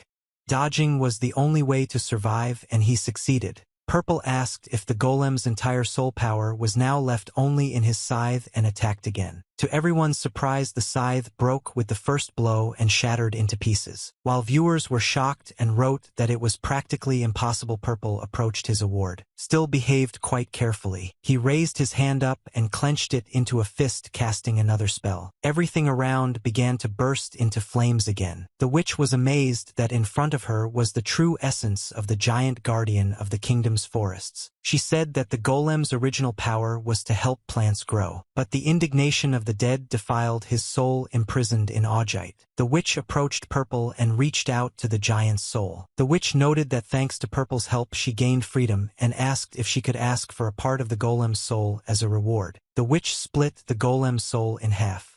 She took one part for herself and the other went to Purple. Purple waited with great respect for this witch to see what would happen next. Immediately new shoots of various plants began to break through the earth. The forest was coming to life right before our eyes. This place was no longer poisoned by negative energy. The witch rose into the air and said that this golem was connected to her soul, and if Purple gave it to her she would teach him other witchcraft. Purple was delighted that she could become his personal teacher. The girl exhaled and spread her arms to the sides, ceasing to be a ghost. She had spent so many years in the form of a spirit and was finally free. At the same time, Purple was immediately transported to the capital of the kingdom. He was also very happy that he managed to help this witch and the whole forest. Purple asked if he had finished and now the arch with the foggy forest. Purple addressed your viewers and said that the game was really interesting for him and now he understands why many people recommended it. At this point he decided to end the streams and asked his viewers to be sure to wait for the next one. The game's gaming community immediately began discussing Purple's stream, which was considered a virtue of a true gamer. Purple managed to revive all the game's fan chats. Many players were amazed that the Undertaker turned out to be a knight because no one could complete the story exactly like that to reveal this story. The game of Purple immediately became a popular topic of discussion on the internet and received a lot of publicity. The day after the stream, Ken Bach was busy training his body. The training was very exhausting as he was preparing himself for the fact that he would have to be in very difficult situations during the game where a lot of strength would be required. Afterwards, he went to the refrigerator, opened it, and immediately closed it. The necessary food had already run out, and Ken Bok opened a healthy eating magazine to see what else he could order. He admired out loud those who bought similar things and knew a lot about it and could also recommend it to others. He took his phone and unlocked it. He decided to go get himself some food right away and decided to add some muscle-building mixtures. He tidied himself up and went into town for groceries. He went to the luxury grocery store that he usually passed by faster than anyone else. He bought himself a huge package of protein. I want to try its effect. His eyes were shining. He was happy about the change in his life. There was also money. He could not even think of such a purchase, but now that he had money, he had greater freedom of choice. When he was paying for his purchases, the phone rang. Saying goodbye to the saleswoman, he picked up the phone. It was Ju-ho calling. The voice on the other end of the line was also Den Hong's. The guys were shouting that the number of subscribers had increased again, but also the number of views. The guys were delighted. Ju-ho asked if Kyung Bok had checked his mail. When they all met together, Kyung Bok's expression changed when he saw the message in his mail. Ken Bok was challenged in a way he certainly didn't expect. It was a streamer from the Elden series. His name was Eclipse. Ken Bok went to the park and sat down near the fountain, deciding to do some business on his phone. He looked at the email in his inbox again and realized that it was indeed true. He had been invited to a duel. Next came a notice from Ju-ho, who asked to examine the papers in detail. Eclipse was a fan of all the Elden series to the core and even borrowed his nickname from the image of Eclipse from there. He has been practicing real-life ball control based on game movements since the console era. When the capsule version came out, I finally became the knight I dreamed of. And from studio even created an NPC in the game that moves like an eclipse. Ken Bok concluded that this Eclipse was a fun-loving person, but he had some business to attend to before making a decision. He dialed the phone number and called Ji-hwan and asked if he was sleeping. Ji-hwan was already in his 10th dream, but he pretended not to be asleep and asked what happened. Ken Bok said he wanted to ask something that seemed very important to him. When he heard that they were talking about Eclipse, he immediately jumped out of bed and woke up completely. Ken Bok asked him to tell him what kind of person this Eclipse was, knowing that they had a joint stream. Ji-hwan noted that it was not so comfortable with him, but overall he was a good person. Ji-hwan warned that if word spread that Purple was opening up for PvP, then stream snipers and other leeches would be waiting in ambush everywhere. Overall, this could have affected Ji-hwan's broadcasts themselves, as he stated when he started brushing his teeth. Ken Bok didn't immediately understand the connection. Ji-hwan asked who could join him if he knew he would lose and asked him to take care of his reputation.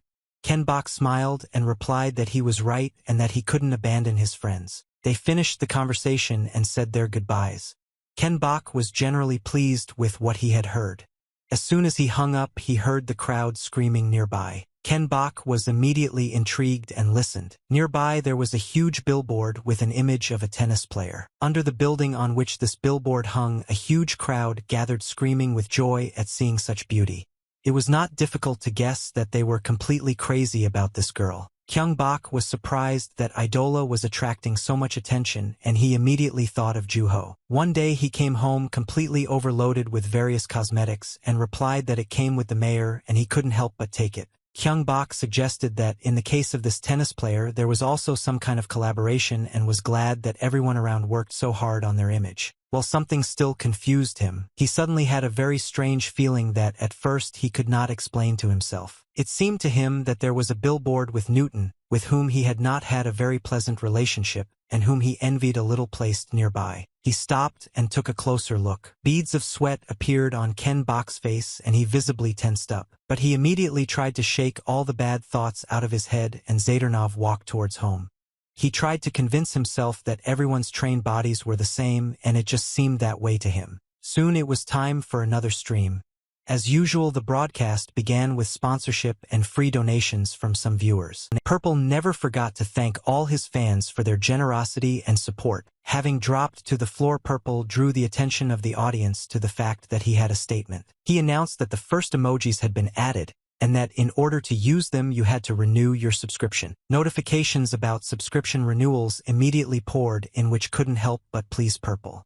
He said that he had opened his own video channel and asked to give him more love now. At this point, the announcement was over and Purple declared that it was time to begin the game. He immediately launched the game, and thanks to the visual effects he smoothly moved into the game world. He appeared on the outskirts of the city. It was quiet around for now, and he decided it was worth looking around a little. Walking through the streets of the capital, he noted that it was no different from ordinary ruins. Skeletons of people who had once lived there lay everywhere, and the city was completely unkempt. Suddenly a voice was heard declaring that if anyone did not follow the order to enlist, they would be treated as if they were dead. In front of Purple, not far away, a knight stood and held some woman at the point of his sword and gave a reprimand. She promised to do everything that was necessary, and the knight praised her for the right decision and noted that the woman no longer had to tremble with fear that she would become a dead person. The witch whispered in Ken Bok's ear that such things could happen when the executor was doing his duty. Ken Bok had no idea what she was talking about. The witch explained that the leader of the people was the arbiter. Thus began a new cut scene. Because the ruler remained silent, the people lost faith in the kingdom and became dead. The knights tried to drive them away. The church also tried to turn all the dead back into humans. Thus humanity was divided into two factions. The shattered one had to make his choice, and Purple thought seriously his choice would significantly affect the further plot. He again gave in to his special feeling, and it told him about the dead. He very quickly hid behind the corner of one of the buildings to avoid being seen. He didn't feel any killing intent from these people towards himself, but he decided to observe them first. The knight ordered the man to stand up and follow him. Well, suddenly this knight was killed.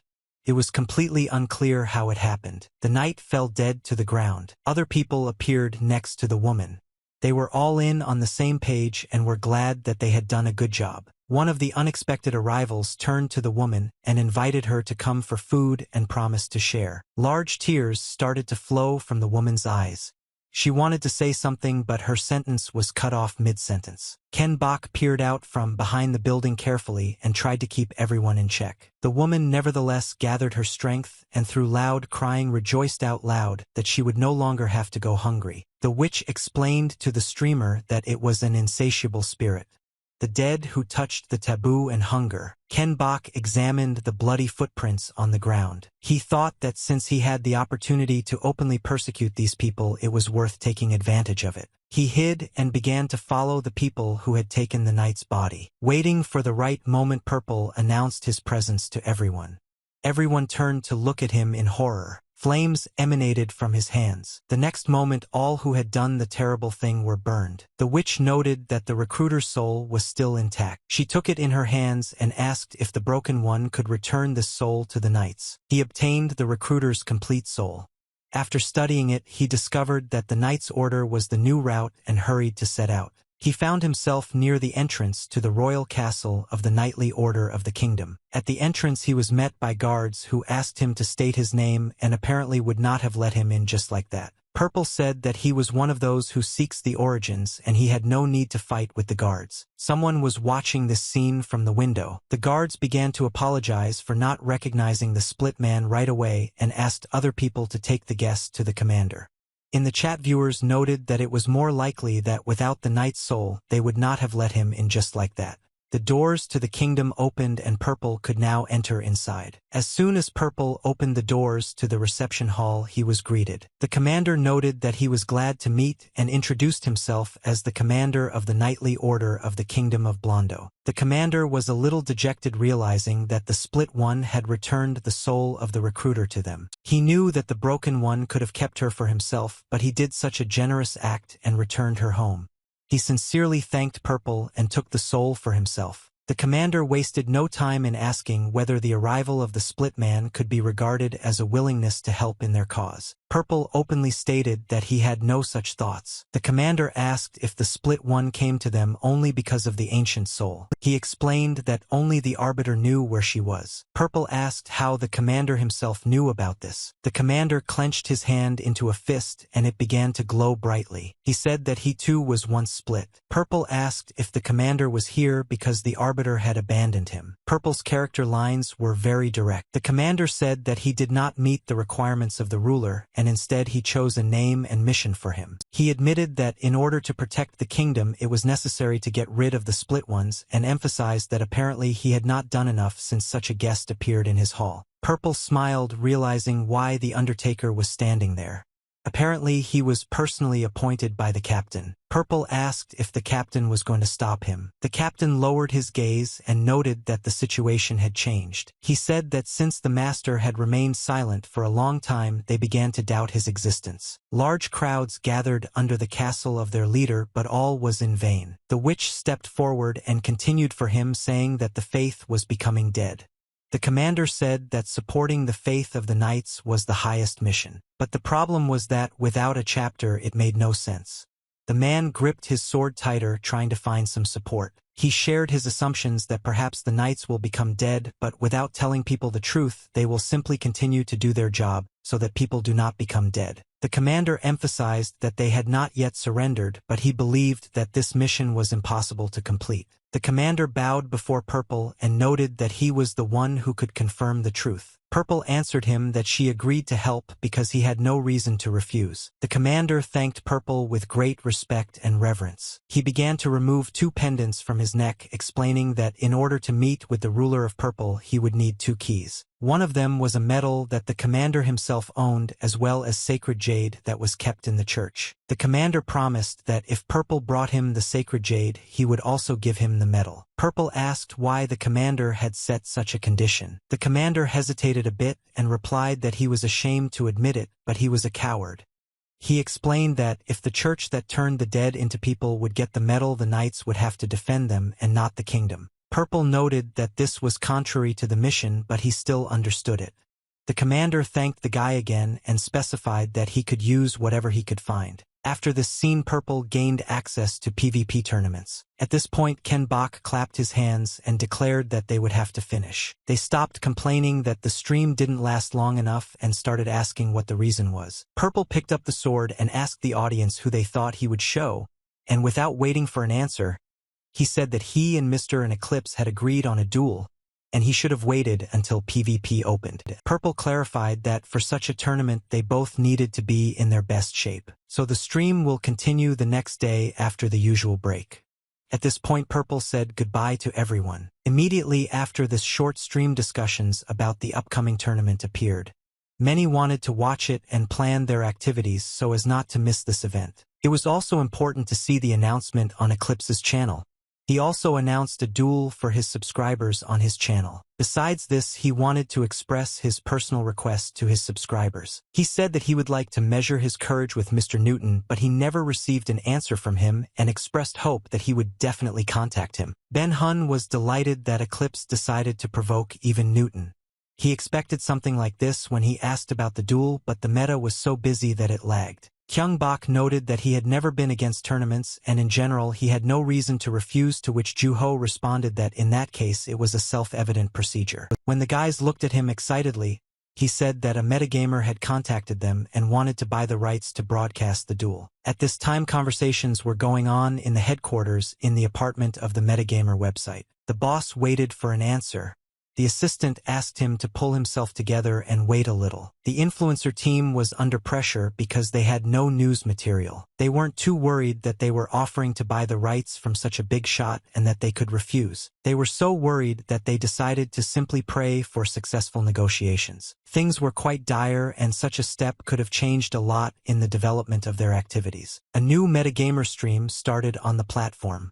Many did not know that this company was reporters, and many questions in the chat were about who they were. The girl introduced herself as a reporter from Metagamer and informed that they had also invited an amazing commentator. The genome appeared in the frame. He took off his knight's helmet and presented himself as a person who understood games at the genetic level. The girl asked the genome if he was familiar with everyone. He replied that he invited him to the Master's Anatomy. He also played a lot of Elden Soul. Genome smiled and explained that therefore he had no reason to miss such a show, where we asked the reporter Tyres whether she knew the duel mode. The girl asked if it was not a competition between two players. Genome confirmed her words and said that the PvP duel mode was a duel in which justice was observed. The abilities accumulated by both sides using souls were set at the same level, and the spells and equipment available for use were limited. The Shin reporter noted that it was indeed a battle of skill and suggested inviting the main characters to a duel at the Tomb of Swords. The location was indeed very impressive. The first to be introduced was a hard-working and romantic hero who honed his skills dreaming of becoming a knight. Genome called him a modern Don Quixote.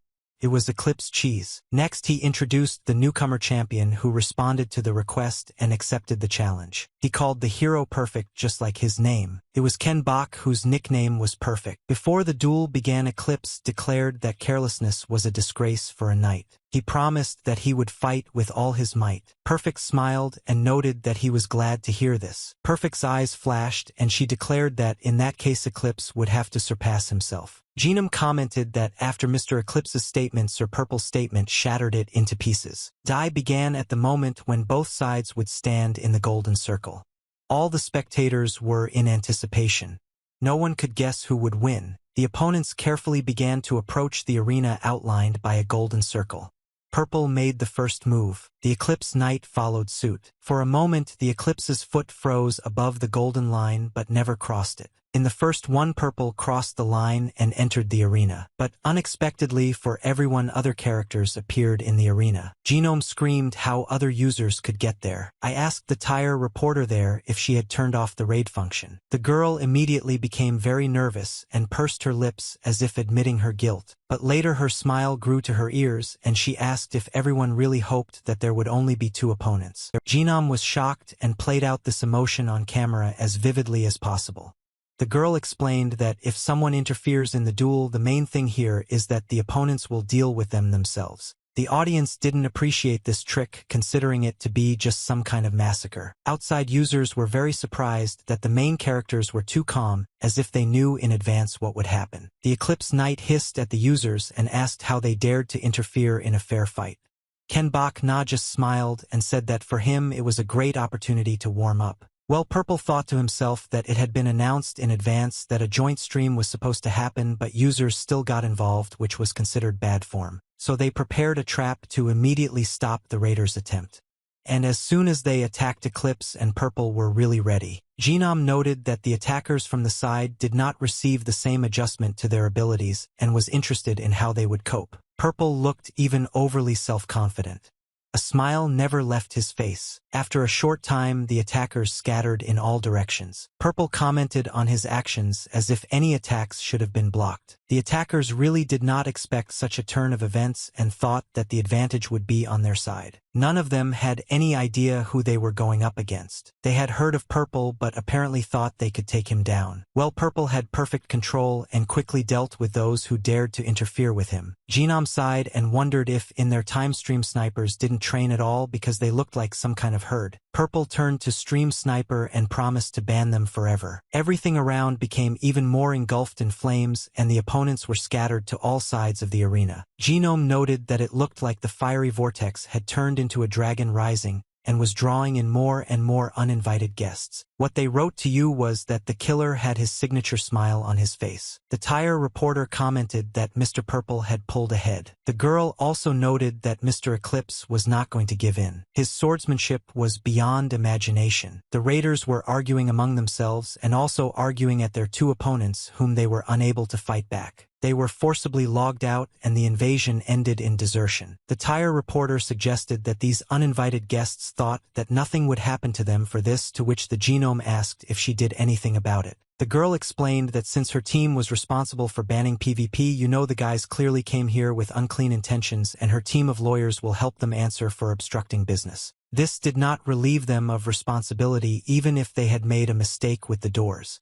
At this point, the discussion of the sniper stream ended, and all attention turned to Mr. Eclipse and Purple. But before that, a vote appeared on the screen where you could choose the winner. The presenter suggested placing bets and leaving comments. After some time, they stopped accepting bets, and the tire reporter suggested looking at the results. The majority voted for Purple's victory, and Mr. Eclipse was unable to get even 40% of the votes, but Genome stated that he was still more interested in the results of the duel itself. Genome asked to let him know if he suddenly needed time to rest before the fight itself. Purple laughed and replied that the stream snipers were too weak, hinting that he would not need any rest at all. Mr. Eclipse supported him and stated that there was never any need for rest. Genome noted his fear that if he continued to make fun of them, then his next victim would be himself. After these words, the host suggested starting the duel and not wasting time. As soon as the signal was given, the fastest wrath of heaven, which was the priest's spell, and which was the fastest in Elden Soul flew out. Purple turned to face the enemy's attack and held up 3 fingers in front of her. He released his spell and soon it met with the enemy's magic and neutralized it.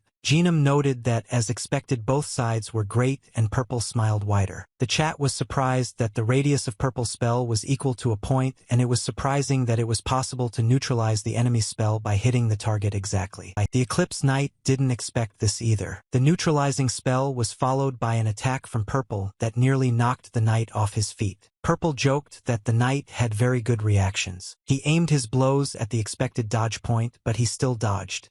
The chat also noticed and was surprised by this. Purple shouted that apparently it was not only a matter of a good reaction but also the fact that the knight saw every attack. The knight, trying to regroup in another place in the arena, shouted that he had learned to control the whip of the soul so that he became invisible. For Ken Bach, this duel was one of great pleasure.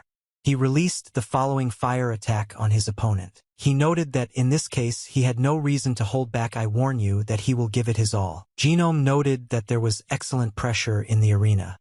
The knight barely avoided the enemy's 8-axe and managed to dodge. Each of Purple's whips struck separately, but Eclipse managed to fight off each of them. The knight also managed to keep his distance and not let the enemy get too close to him. In the case of Purple, who used a fire mage spell, it really wasn't worth getting too close and entering the fire. The 7th whip from Purple followed, apparently really not going to stop.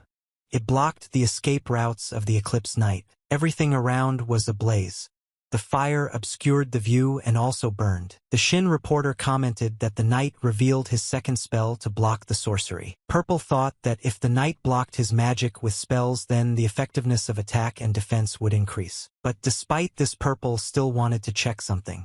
Genome noted that the perfect player suddenly canceled the attack. When the Genome asked him what happened, he replied that he wanted to apologize. Purple explained that he thought it was a simple event and was too careless about the suffering of Sir Knight. Purple noted that in a fair fight both sides demonstrated their best techniques and asked if he would allow him to see his famous fencing skills. The tire reporter was very surprised that Purple wanted to continue the sword duel. The knight also paused to emphasize that knighthood meant self-improvement, and he highly appreciated Purple's passion. The knight began to take his huge sword out of its sheath and said that he would gladly take advantage of the opportunity to show true honor and courage. Purple laughed and asked to be trained. He thought that just as he had learned to wield a sword in battle with the Undertaker, who could learn something new from the knight. Someone in the chat wrote that it looked like the Dark Horse would win, and who did you mention that you wanted to bet your entire fortune? The tire reporter noted how quiet it was and suggested that a fierce battle of wills was unfolding. It was a competition of effort and talent. Soon the sword fight began. Eclipse struck first. Purple repelled this attack very successfully and smiled at the enemy. At that moment he listened to his divine instinct. It was as if he was scanning his opponent, trying to find out what he would do next. In an instant the knight changed tactics from cutting to stabbing. Purple understood that if he didn't concentrate he would immediately miss the blow. The knight commented on what was happening as something exciting and continued the battle. Purple tried to counterattack while simultaneously dodging the knight's sword. Everything happened too fast.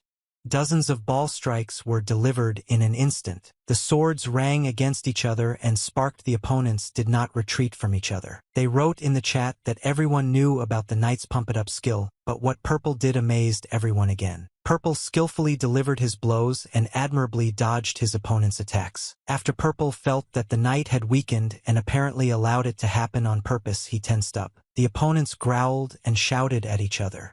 Heavy sighs escaped from them. It soon became clear that Purple was backing down.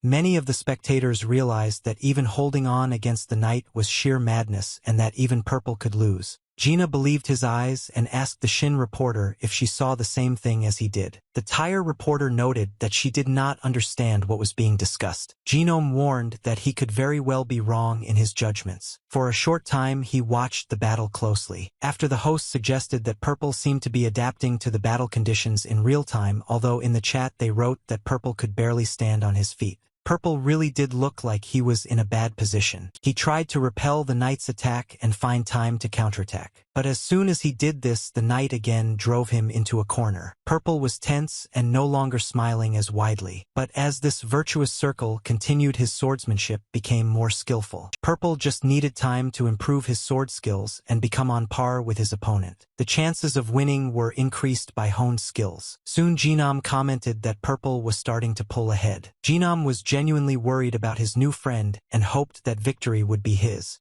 He really wanted the battle to continue in the same spirit. Suddenly, all the spectators froze as they saw the sword flying across the entire arena straight through the air. Genome couldn't believe his eyes and his mouth opened in surprise. Purple stood next to the knight and held his sword near him, threatening his life.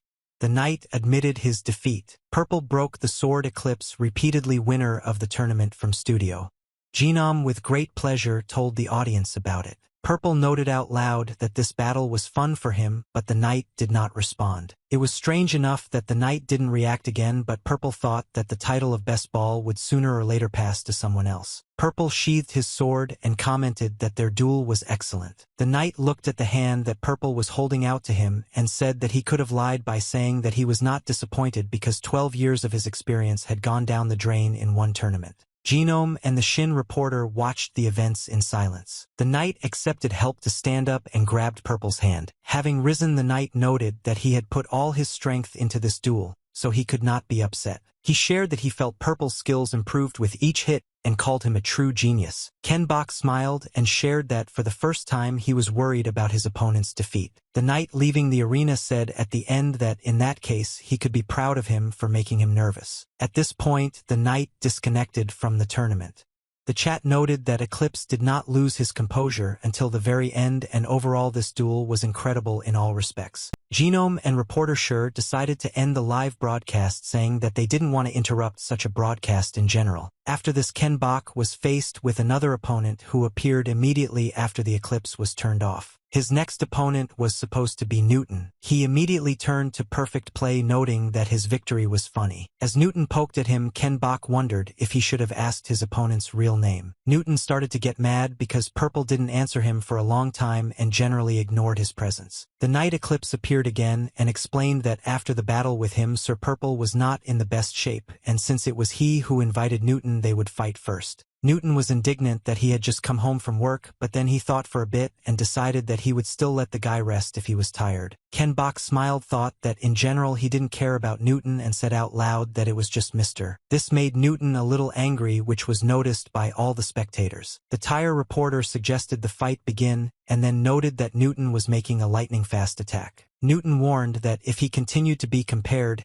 he would have to be punished for it, and suggested that this time the victory would be his. Newton immediately went on the attack. Purple noted that he too was not standing still, which infuriated Newton even more. Purple took his sword and stepped aside, noting that he was interested in whether they had learned the previous lesson well, and clarified that therefore he could give them a head start. Genome commented that perfect play slowly dodged attacks and also provoked without reason. The knights locked in combat.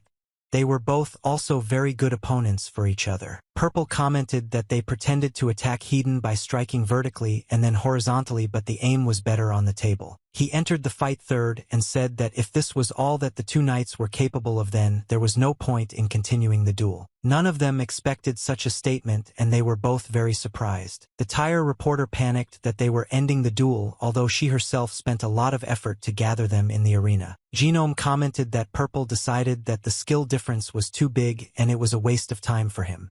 Newton did not back down and asked not to joke with him because it was only the first round. But suddenly he was told that he had a fine due to heavy armor. Ken Bok did not even try to continue the fight and noted that Newton would have been better served with a light sword, which disoriented him even more. Purple smiled and asked if Newton was going to give it his all in this fight. Newton tensed up. How could the boy know about this? He didn't want to take off this armor because it hid his identity. This statement both exasperated and distressed Newton. Purple remained very calm and the smile never left his face. Newton, on the other hand, was overly serious and militant. He was tense, unlike Purple. Mr. Eclipse joined the hosts and they all watched the arena together. When Newton's armor hit, it turned out that it was a woman. This discovery shocked absolutely everyone. She wondered if it wasn't funny when the opponent did everything he could and noted that there were many pathetic guys who let their guard down when they were up against a woman. She said that up until now she had been dealing with weaklings, so the fine didn't bother her at all. But she herself admitted that, with Purple, everything was different and rushed into the attack. Ken Bach only joked that they should cross blades in a certain way and parried her blow. Their blades rang and also sent sparks flying in all directions. The girl without armor turned out to be very agile and seemed to become even stronger. Purple couldn't keep up with her and had a hard time dodging her sword. Genome noticed that her range of motion and speed had increased significantly, and she was using Sir Purple's sword as an axis, something no one could even dream of. But Purple was able to block even such a fast attack, and it was clear that he was beginning to get used to her pace. The girl herself noticed this and tensed up a little. The chat noted that Newton seemed to have escaped from some manhwa, which was picked up by other viewers. The battle between Purple and Newton looked like a dance from the side. They moved beautifully, and it seemed like they had been rehearsing this fight for a long time. The girl amazed with her strength and precision of her blows, which were very difficult for an ordinary player to dodge. But Purple was extremely focused and didn't get caught. Everything turned out so that Purple intercepted and broke Newton's blade. Now the girl was left with a piece of debris that she was definitely not used to. That's why the place was called the Cemetery of Swords.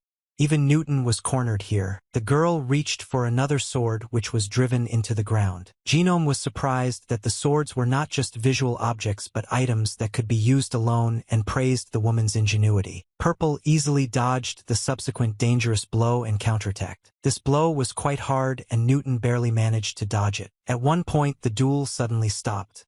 Purple had managed to inflict such a wound on the knight that it was equivalent to a defeat. The girl was very surprised because she expected a different outcome, and before leaving the arena she promised that next time the victory would be hers. Genome screamed with joy and confirmed the end of the duel and noted how short but intense the duel was. Purple was praised for his excellent skill in using spinning thrusting techniques. After the fight, Newton sponsored Purple for 2 million won. Purple smiled and promised to have more fun next time. He thought that such a high price was most likely for him to keep his mouth shut. At dawn in the SNN Entertainment training room, Yoon Nara, nicknamed Newton from the girl group Sweeties, was in the room practicing meditation. She thought about how no matter how many times she watched the video she couldn't find any mistakes. She understood that she simply had to accept that the enemy was too strong. Newton demonstrated her talent by tracking down those who belittled the efforts of others. Achieving this goal and revealing the truth was also a great stress reliever because they were all using boosters or cheats. But there was one thing. The girl reached for a nearby magazine. Her opponent was completely different. The beautiful girl understood this. She grimaced when watching videos about Purple. Her defeat was very upsetting. She threw the phone on the floor and promised herself that she would prove to Purple that he was weaker than her. She told herself that talent was fickle but effort never failed. She wanted to see who would have the last laugh. Purple was approached and asked to share his emotions after the victory. Purple smiled and said that he had not been so breathless for a long time, and that during the conversation he realized the value of Sir Eclipse's efforts, and now he promises to work even harder. An article about the new generation of the best ball, the Sheath Soul, appeared on the news channel. The Metagamers influencer team was waiting for the meeting to start.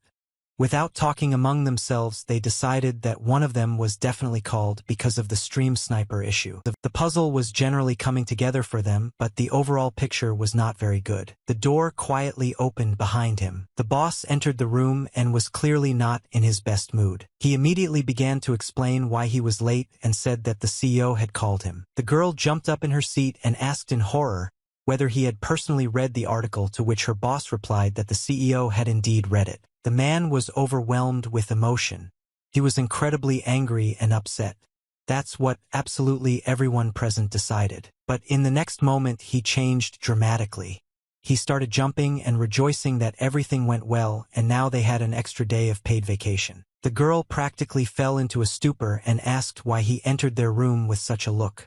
The boss answered that they still had something to think about and asked if there were plans with V-Star. One of the guys noted that it was the biggest game show in Korea and was looking forward to it. The girl couldn't believe that they were talking about the interviews with the streamers that they were planning. The boss clarified that their CEO had given the order to invite Mr. Purple for an interview for V-Star. The stream still hadn't started, although there were already a lot of viewers who liked the very long intro that they watched over and over again. The intro showed a fight between Purple and the Knight, and it was quite exciting. Everything was very well filmed and edited. It was possible to trace every important moment that played its role. Although many have seen similar moments on streams before, it was a pleasure to rewatch them. Particularly striking was the moment from the fight between Purple and Newton, who turned out to be a girl. At the end of the opening sequence, Purple was shown in close-up and with a very warlike look. He was summoned by the best sword, and this was also indicated in the intro. The stream finally started, and Purple started it with his usual greeting. He thanked his viewers for their congratulations and noted that the duel was incredible and today they should continue the story. He briefly told his subscribers what happened on previous streams, after which he said that he was going to go to church on this stream. Some user named American Listener sponsored the channel for $500. Ken Bach welcomed him to his channel. Purple then joked that he hoped that foreigners had already started learning Korean since he himself was not strong in English. Purple activated the game and was transported to the capital of the kingdom. The place surrounded by the blue curtain was the sanctuary of the church knights where Purple should go. It was on the opposite side. Very suddenly a knight appeared in front of Purple, who immediately swung his sword. The knight shouted that the traitors were threatened with death. Purple was on the spot and decided to at least look around a little to understand what was happening. There was a real massacre in front of Purple. The knights killed the clergy and demanded that the way to the sanctuary itself be opened. They all shouted in a crowd that these actions were for the sake of their kingdom. They shouted that they had to become stronger. The witch noted that these knights clung to their mission to preserve their exhausted spirit, but their obsession with her had corrupted them. Very quickly the knights noticed Purple's presence and shouted that there was another traitor nearby. The whole crowd rushed towards Purple. Purple was collected as always and immediately entered this fight. It didn't take him much effort to destroy the knights imbued with darkness that attacked him one by one. Swords flew to the side, screams and the grinding of armor could be heard. Purple destroyed the knights one by one without even blinking an eye. Purple regretted that the weapon only went halfway in and noted that there was a limit to how much power could be put into the spell. Looking at one of the remaining knights, he noted that he was fighting with the king's control technique. Purple decided to level up his abilities and try to fight him later. Soon the last knight fell. In general, the ministers surrounded Purple out of gratitude for saving their lives. People asked to let him into the sanctuary as soon as possible and called him a hero. One of the main clergymen came out to him and, meeting him, thanked him once again for saving all the people. He suggested going to the cathedral and promised that there he would be able to calm his body and mind tired from the battle. The cathedral was very beautiful and majestic. It emanated a bright energy, but the witch couldn't get any closer as she was stopped by some kind of protective barrier. Purple was very surprised by what was happening. The priest explained that the exile could not enter the cathedral grounds. This was very unexpected both for the Purple itself and for the witch. Purple thought about it but felt no discomfort and assumed that they were similar and allies. The witch explained that she had the rune of the exile imprinted on her soul. She promised to wait in the same place and asked the guy to come back faster. When the priest took Purple into the cathedral, he told him that this place kept the history of the knightly church, that is, all of humanity. Everything around was imbued with former grandeur.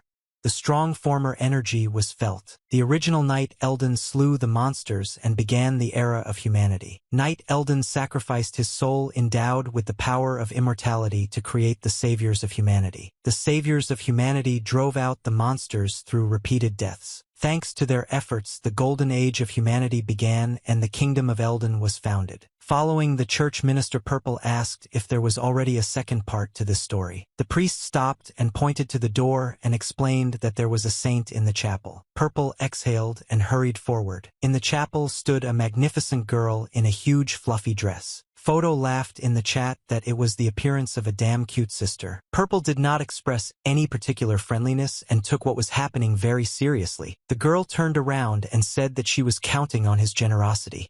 She explained that she had not met him because she was giving memory to the victims.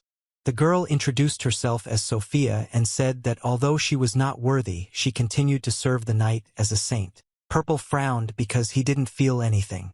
In relation to world characters or objects, everything was calm, which was strange. The girl clarified that she learned about the situation during the battle, and thanks to Purple, they managed to avoid a large number of casualties.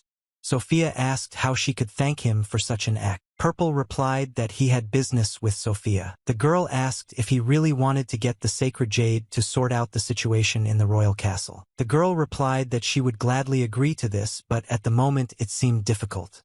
The protective shield of the sanctuary was created with the power of the artifact. If it were taken out, the entire nation would be in danger. The girl clarified that if one of the biggest threats in the form of the Snow Mountain Dragon is defeated, then they will be able to give up the illuminated jade. Purple looked at the jade and suggested that he might not feel anything because of this artifact. The girl blessed Purple and wished for the protection of the Elden Knight to be with him. Purple asked in any case he must kill this dragon. He thought to himself that it was very creepy around and he wanted to pass by. Purple's gaze fell on Sasha with the candles. He considered himself lucky since he would be able to see through the cosm. It was a method whereby one could tell fortunes by using sticks kept in a bucket.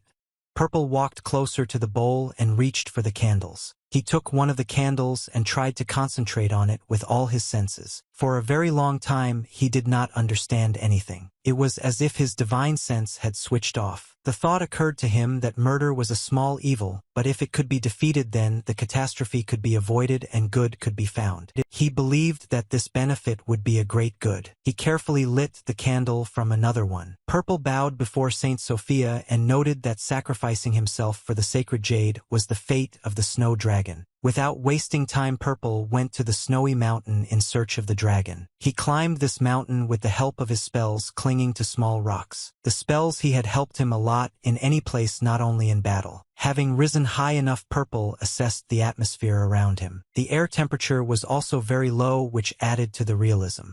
Purple thought that if it were really that cold, he would have died before the fight even started. Someone in the chat asked the rest of the viewers if they felt dizzy, to which Purple reminded them of her warning not to watch the stream in first person. Purple tried to grab onto one of the islik, but he couldn't. He brushed it off as a gust of wind, knowing he should have been more careful during the climb. Then he tried to rise higher again. In the chat, they tearfully asked him to just get to the place and not to torment him with such nauseating image jumps. After several attempts, Purple finally managed to get where he needed to go. When he got to his feet, he discovered the pipe of some giant and wondered what it could be. There was a yeti in front of him, but Purple didn't linger near it for too long and jumped high into the air. He was already prepared for the upcoming battle. When he landed on the ground, clouds of snow began to rise in front of him. The view was very poor. From this snowy mist burst forth the huge mouth of a monster. This was the dragon that Purple had come to kill. It was a huge monster. In the chat, some viewers wrote that they were also very scared when they saw such a huge dragon. But Purple didn't really have a choice, and he had to do everything to defeat this beast, although they wrote in the chat that you can die from this and not notice. As usual, there was no sign of fear or doubt on Purple's face. He acted quickly and confidently. Well, according to my fortune-telling, it was a small evil and its attacks in close combat were simple. But this beast was incredibly strong, as Purple himself quickly discovered, almost breaking his sword on the scales. The beast circled around Purple, trying to find the right moment to attack. Purple, however, was acting according to his own plan and was trying to gain a foothold on one of the rocks. As soon as he was firmly established, he went on the counterattack. Purple called upon his divine senses to defeat the beast. He felt like he needed to drink the dragon into the area just below the neck. When the beast opened its mouth, a very large sphere appeared in it. But after Purple saw this, a magical flame burst out of the dragon's mouth. Purple had to jump very well to avoid taking damage, which could have been very large. Only after dodging this attack did Purple go on the offensive again. But when Purple's sword hit the dragon's scales again, it broke. Purple retreated as quickly as possible to a safe distance and examined his blade. He thought he could break through if he cast a spell and hit from above. Apparently Purple underestimated his enemy.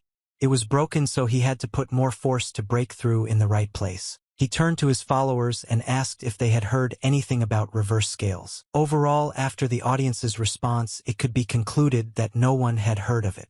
Purple ran away from the dragon again and found out what was used to deliver one blow. He clenched his fist tightly, sparks of spells pouring out. They were surprised that it was possible to control the gust of wind with the help of dragon ascension, which greatly increased the effectiveness of both spells. This caused the dragon to lift his head high and expose his vulnerable spot. Purple played it safe because he didn't have many attempts. Only when the moment was right did Purple throw his sword at the monster. The sword pierced the dragon's body and then roared very loudly. The sword entered just under the scales and was able to pierce the skin. The dragon died and Purple was able to get his soul. The monster was defeated, and now all that was left was to obtain the necessary key from the priests. In addition to the dragon's soul, the game also gave Purple its scales. He was very happy and assumed that the scales would be needed for crafting. But something didn't add up in his head because it was talking about great luck in the beast's lair. Rummaging around in the dragon's nest, Purple didn't find anything special. But she did notice the armor lying on the rocks and was clearly upset. This armor belonged to a dragon knight. It was an elite group of knights who trained with dragons since childhood. After completing their training, they did not stand up to defend the kingdom. She heard that their squad was disbanded and due to an accident when dragons attacked their masters. The witch noted that a small knight's soul was felt inside the nest and offered to talk to it using her witchcraft. The witch managed to summon the spirit of the dead knight. It was quite a young guy. He began to turn his head in all directions and ask what was happening, fearing for the dragons. Purple immediately asked him what happened to the other knights. The knight said that they came to the snow mountain at the request of the church to defeat the monsters.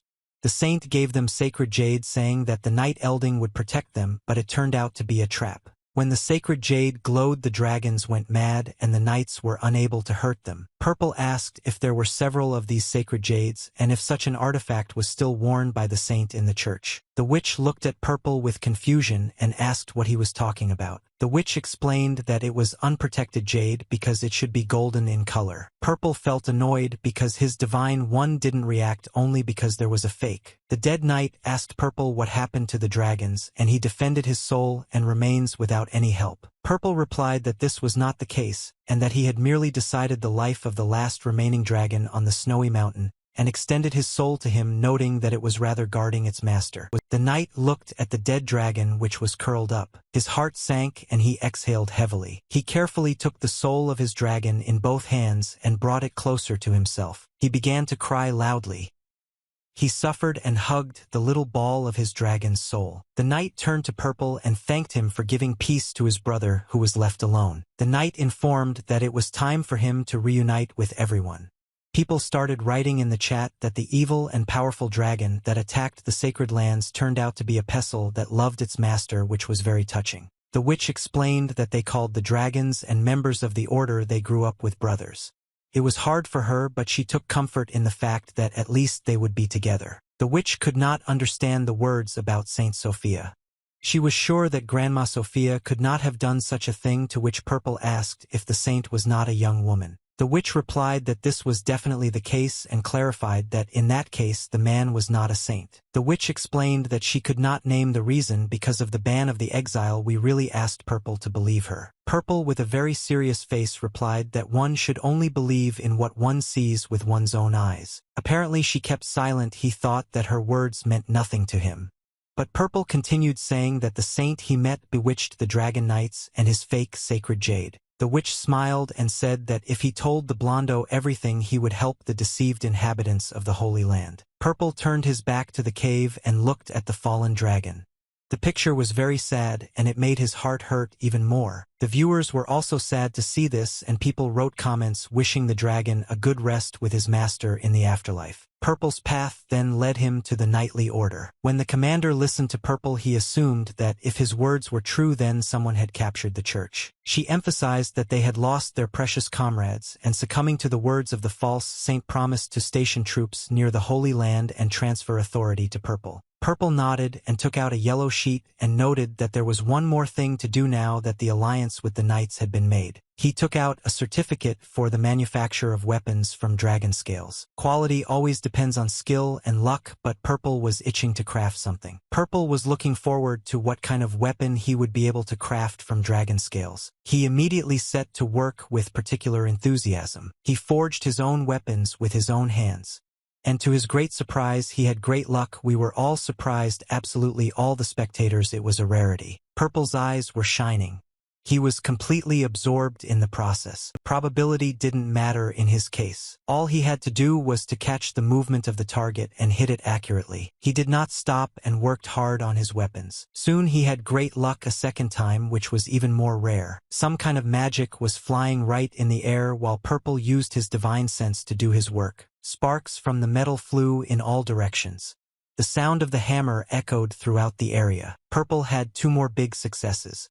The whole audience was shocked. He paused for a second because he discovered something amazing. He assumed that this happened because there was one last blow left. Their speed has become much higher, making it more difficult to aim. He tried to concentrate fully on his task and continued working. His eyes were shining in a special way and his mind was completely devoted to his instincts. He struck the hammer again and again, and every time he hit the target, there was just a little bit left and the weapon would be ready. With each blow, he had to aim even more carefully than the previous one, which was a bit nerve-wracking. He struck one last time and the weapon could finally be ready. But unfortunately something went wrong and all the work was in vain. Purple didn't succeed. All the metal that he had so diligently chipped away began to crack in tiny ways. But the next moment everything changed and Purple's face shone better than before. In the chat they wrote that no one could believe that he really succeeded. Purple concentrated and slowly pulled on the handle of the ball to lift it. He managed to forge a unique sword from dragon scales. A lot of donations poured in at that moment. Purple looked at the notification and thought that Choi Byung-hun always sensed money and thanked all his viewers out loud for their congratulations. Eclipse sponsored Purple's channel for 1 million won, for which he thanked him and asked that if there was something he probably already knew about it. Purple explained that he struck when the sword was slightly shaking, and it turned out that he hit the target exactly and his shaking depended on the rank, and in general there was nothing special. A man approached him from the yard and offered to try out his wonderful sword. Purple was only glad for such training and immediately agreed and hurried outside. He left so quickly that it seemed he had never been in the forge. He started training without thinking. He wanted to test the forged weapon as much as possible. Having finished training, Purple thought that he had already acquired a weapon, and now all that was left was to report to the temple that the dragon had been killed. Finished all my business and sent you everything to meet Saint Sophia right away. When the girl saw him, a very strange emotion flashed across her face, but she said that she was glad to see such a hero return. The girl thanked him and noted that she could now relax. She extended her closed palms to Purple and opened them, showing him the artifact he needed. The girl on the stone and thought that he felt nothing from either the jade or the saint. He took the amulet from the girl and raised his hand high enough to release it from his hands. The amulet hit the floor and immediately shattered into pieces on all sides. Saint Sophia looked at her guest with apprehension and tried to ask what he was doing, but she was having a very hard time dealing with her emotions. Purple stretched out his hand in front of him and curled his fist, releasing the real sacred jade. The stone was bloody, but the thread on which it was all attached was strong enough. Purple looked at the girl, and the artifact noted that he was curious why the shield was still intact and asked if the saint had 2 sacred jades. The girl stood there as if she had swallowed her tongue. She was very confused and could not find the words to justify herself. Purple, not doubting what he was doing, hit Sophia very hard and she fell to the floor. Purple didn't even blink when he did this, and he just remained standing in his place with the clone in his hand and looking at the girl. The skin on the girl's face began to slowly slide off. It was very creepy. They wrote in the chat that they should have warned about this because it was really unpleasant to look at this one. A loud scream, hardly human-like, echoed throughout the area. Out of nowhere, some creature appeared and ran up to the woman. Another man rubs his wife and says that he doesn't believe in her resurrection and remembers burying her with his own hands. The locals were going crazy. Purple tried not to attract unnecessary attention to himself and moved slowly back, trying to immediately assess the situation. The church ministers tried to somehow protect those people who were still healthy. The church residents shouted to all the people who survived to run without looking back. Ordinary people could not believe that such a disaster had happened to them. But the most interesting thing was that the shield over their settlement did not open. As the protective barrier approached, the knights asked everyone else to disperse. They were going to break the shield on the command of their leader, who also ordered them to fulfill their mission, that is to protect people. He turned to Purple and asked him to lend him his power. Purple noted that this task was similar to the time noted that he should have paved the way and protected the people standing in front of the shield. He called it a super rave. A little later he corrected his words and called it a perfect save. Purple stood in front of the people in defense. He intended to defeat all opponents on his own. Everyone was mesmerized by the fighting technique of this man, who was also ready to risk his own life for the good of others. What happened to her? For a long time all the location was cleared. People were glad that they remained alive. The commander returned and thanked Purple. He also explained that the knightly order would not have been strong enough to break the shield without help, to which Purple replied that the knights were able to make even bigger cracks. The witch suggested that he might have been weakened on purpose. Since they were creating monsters using pipes and the inhabitants of the Holy Land, she said that it was worth checking the crematorium in the basement of the cathedral, because maybe they could find a way to remove the shield. And then they went to the basement of the cathedral. Purple immediately came across a secret passage and assumed that the monsters could appear from there. In the middle of the hall there was a huge egg with hundreds of burning candles around it. Purple was surprised that there was something like an egg on some altar. A girl came out of the darkness into the hall from behind and noted how long they hadn't seen each other. The witch turned around and was very scared, but then calmed down just as quickly. Out of the darkness came Saint Sophia, an elderly woman who was a true saint, and addressed the witch as a princess. Purple turned to the witch, trying to wait for an explanation. The girl exhaled and noted that the ban on revealing her identity had already been lifted. She could tell about everything. The girl appeared in full growth and introduced herself as the daughter and successor of Aiden, the arbiter of fates, named Alicia. Cool Sophia said that she was worried about the news of Alicia's expulsion. The women could not even imagine that their ruler did not want to pass on the crown. No one knew where their patron had gone, so the girl said that she had to return her body as quickly as possible to go to the palace. The brand could be hidden by a new soul. The old woman began to cry after hearing all this speech, especially about Alicia's real body. But suddenly the woman's gaze fell somewhere in the direction of Purple. She noticed the sacred jade hanging from his belt and was glad that he had managed to find it. Alicia confirmed this and stated that she would like to ask about a particular sacred jade. The woman began to whisper something to herself. She spoke of the ancient night of immortal souls and the holy knight Aiden, and repeated that the immortals who were consumed by greed became dead. The old woman screamed that the revelation about the knight Aiden appeared again to pray to the higher powers. She screamed that greed came from the flesh and the Holy Land was a vessel in which the wretched soul and the key to salvation were kept. These words caused the egg to crack. Alicia and Purple caught their eyes on the GC that was about to hatch. The old woman continued to say that it was worth collecting the dead and curbing their greed and also giving them new bodies. Something terrible began to happen in the hall. Purple asked Alicia to hide as quickly as possible. The egg began to shed its shell, but nothing appeared from it. Only bright spots of blood began to appear around the perimeter. Something came out of the egg that introduced itself as Sophia, Emilio, Sheldon, and Robert all at once. In the chat we wondered what the developers were smoking to create such a design and such a plot in general. This being noted that all these people became one whole on the Holy Land, that is, noble people whom he was trying to protect. This creature was promised salvation. Everything around turned into chaos. Some kind of liquid splashed on the floor and began to turn into monsters. From these drops a great many monsters arose, which naturally were part of this very creature. Purple noted that this creature decided to take quantity they quality and rush to attack. It didn't take Purple long to deal with these little creatures. He made a decision to follow the divine spirit that could not fail him. He moved carefully and one could even say timidly, but the main thing is that he knew where to go. The creature's attack continued. It seemed like it would never stop throwing out all this evil. The area around was filled with something like an egg yolk from which monsters continued to emerge. At first these blots simply spread across the floor and then they swelled and released a small army. Purple looked at this and suggested that the creature could transform, even infinitely regenerate. In the chat they were horrified that this thing could be immortal. But overall Purple didn't seem scared at all. There was even a slight grin on his face. He said that in that case he should be serious and focus on the fight. It was difficult to guess what could be expected from this mutated egg. No one could really know whether this monster would react to the spells. After running around the hall for a bit, Purple noted that this was what he needed for his training and asked the audience to watch carefully because he wanted to show the power of the weapon. The monster did not retreat. Even being in one place, it gave a lot of difficulties. Purple, as always, acted clearly, knowing what he was doing and the sequence of his actions as well. In the chat, it was noted that the aura was very fiery, so blue flames were flying everywhere. It was an incredible sight which was pleasant to watch and also dangerous. One of the subscribers asked if the boss had become smaller.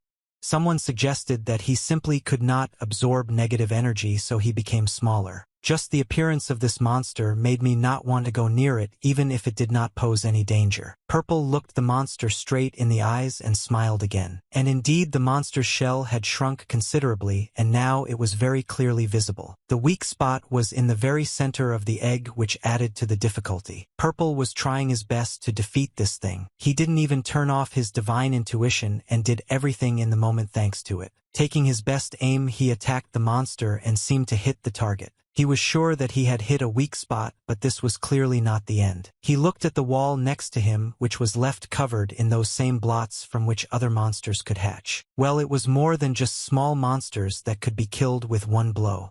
It seemed like that thing from the egg migrated to the wall and was reborn right then. This substance grew incredibly quickly and rose right up to the ceiling. Purple was just waiting for the situation to clear up. This substance was reborn into a human-like creature that promised to save everyone. This creature was in the armor of a knight, but no one knew what it really was. It was huge, and now it was even more difficult to cope with it. The monster immediately ran after Purple. Pretty good fight ensued between them. It was hard to fight this monster. She had some kind of power that could not be described, much less predicted. It could attack with its hands and could also throw objects, and on top of everything else, it was simply enormous in size. In addition, this monster absorbed all of Purple's magic, as well as magical damage, due to which it was restored.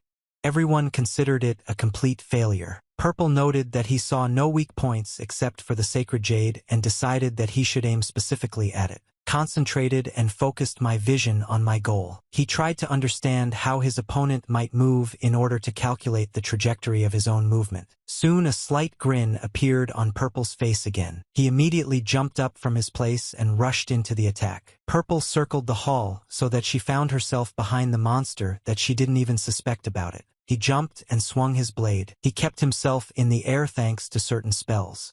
The blow he was about to cast could be very decisive. Purple was confident in his abilities and was not distracted by any extraneous movements. Purple threw his sword out of his hands and ran towards the monster. His personality intrigued all viewers and always sparked interest because he behaved in an unconventional way every time, which is what captivated the audience. He made it so that the giant would chase after him. Running away from the monster, Purple found himself near his sword again and reached for it with his hand. It was still unclear what Purple had planned and how exactly he was going to defeat such a strong opponent. The monster kept trying to catch up with Purple, but he easily dodged. When Purple turned to look at his enemy, he found that he was preparing a powerful attack. He stopped in place and began to very nimbly dodge every beam fired at him. It felt like Purple was enjoying such a strong fight. Purple was a very strange move that only amused his spectators. They wrote in the chat that boxing was useless against such an opponent and it was better to take a sword. Unexpectedly for everyone, the monster roared. His own sword went deep into his chest.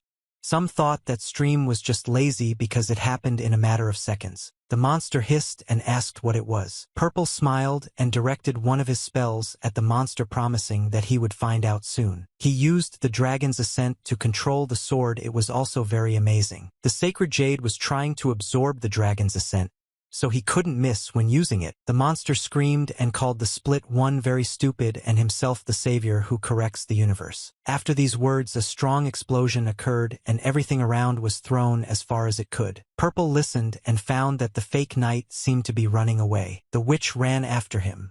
She said that he would try to return the souls and those who escaped from the sacred jade. The people of the sacred lands were in danger, and the monster continued to insist that he would save everyone. Everything that happened at that moment could not be described. It was pure chaos. The commander of the Knights detachment also watched everything that was happening. As it turned out, a blondie appeared in front of them. The sacred jade was destroyed and the shield should have weakened. All that was needed was to attack as quickly and powerfully as possible. Purple listened to the commander's command and launched an attack immediately. This was indeed a very difficult and serious opponent that Purple managed to meet on his way in this game. This creature changed its form very often. At first it looked like an egg, then like a knight in armor, and finally it took the form of a small child. It held a small yellow star in its hands. He screamed that this couldn't be, and the sphere exploded. The monster was indignant at how Purple could dare to kill the savior of the universe. Purple tried to catch one of the small parts of this sphere in his palm. People did not understand that the monster that caused such danger had died and began to whisper to each other. The shield was also destroyed and all the people were saved. The monster was also dead. The commander handed Purple the order he promised to give. The commander emphasized that Purple saved everyone and should accept such sincere gratitude. In this battle, it was clear that it was not about the mission but about the knights who stood behind it. The commander smiled. Relief was visible on his face. The commander clarified that Purple did not have to return the sacred jade and the order, and now their beliefs were not connected with either factions or missions. Purple thanked for the rewards and said goodbye and went straight to the castle. He assumed that it was enough to simply insert the keys into the right hole. The consecrated jade was broken, so he was not sure that everything would work out. However, when he took out the jade, he discovered that it had been restored and was completely intact. Since the sacred jade contained an immortal soul who, thanks to its influence, he could regenerate. Purple was still surprised because he pierced it through and it still recovered. For Alicia, getting into the castle was also very important. She stood there and felt a certain trepidation. The switches were activated and the doors to the castle finally opened. At this point, the stream was interrupted. Purple did not notice how much time passed and played until dawn. He promised to meet his subscribers the next day and wished everyone a good night. Immediately after the stream, there were clips of him crafting his weapons and how lucky he was. Ben-hun read all the possible news, leaned back in his chair, and said out loud that, as expected, his friend Lee Kyung-bok was a world-class genius. But suddenly Ben-hun noticed one of the comments under the video in which the user wrote that usually guys like Ken Bok always had a bad ending.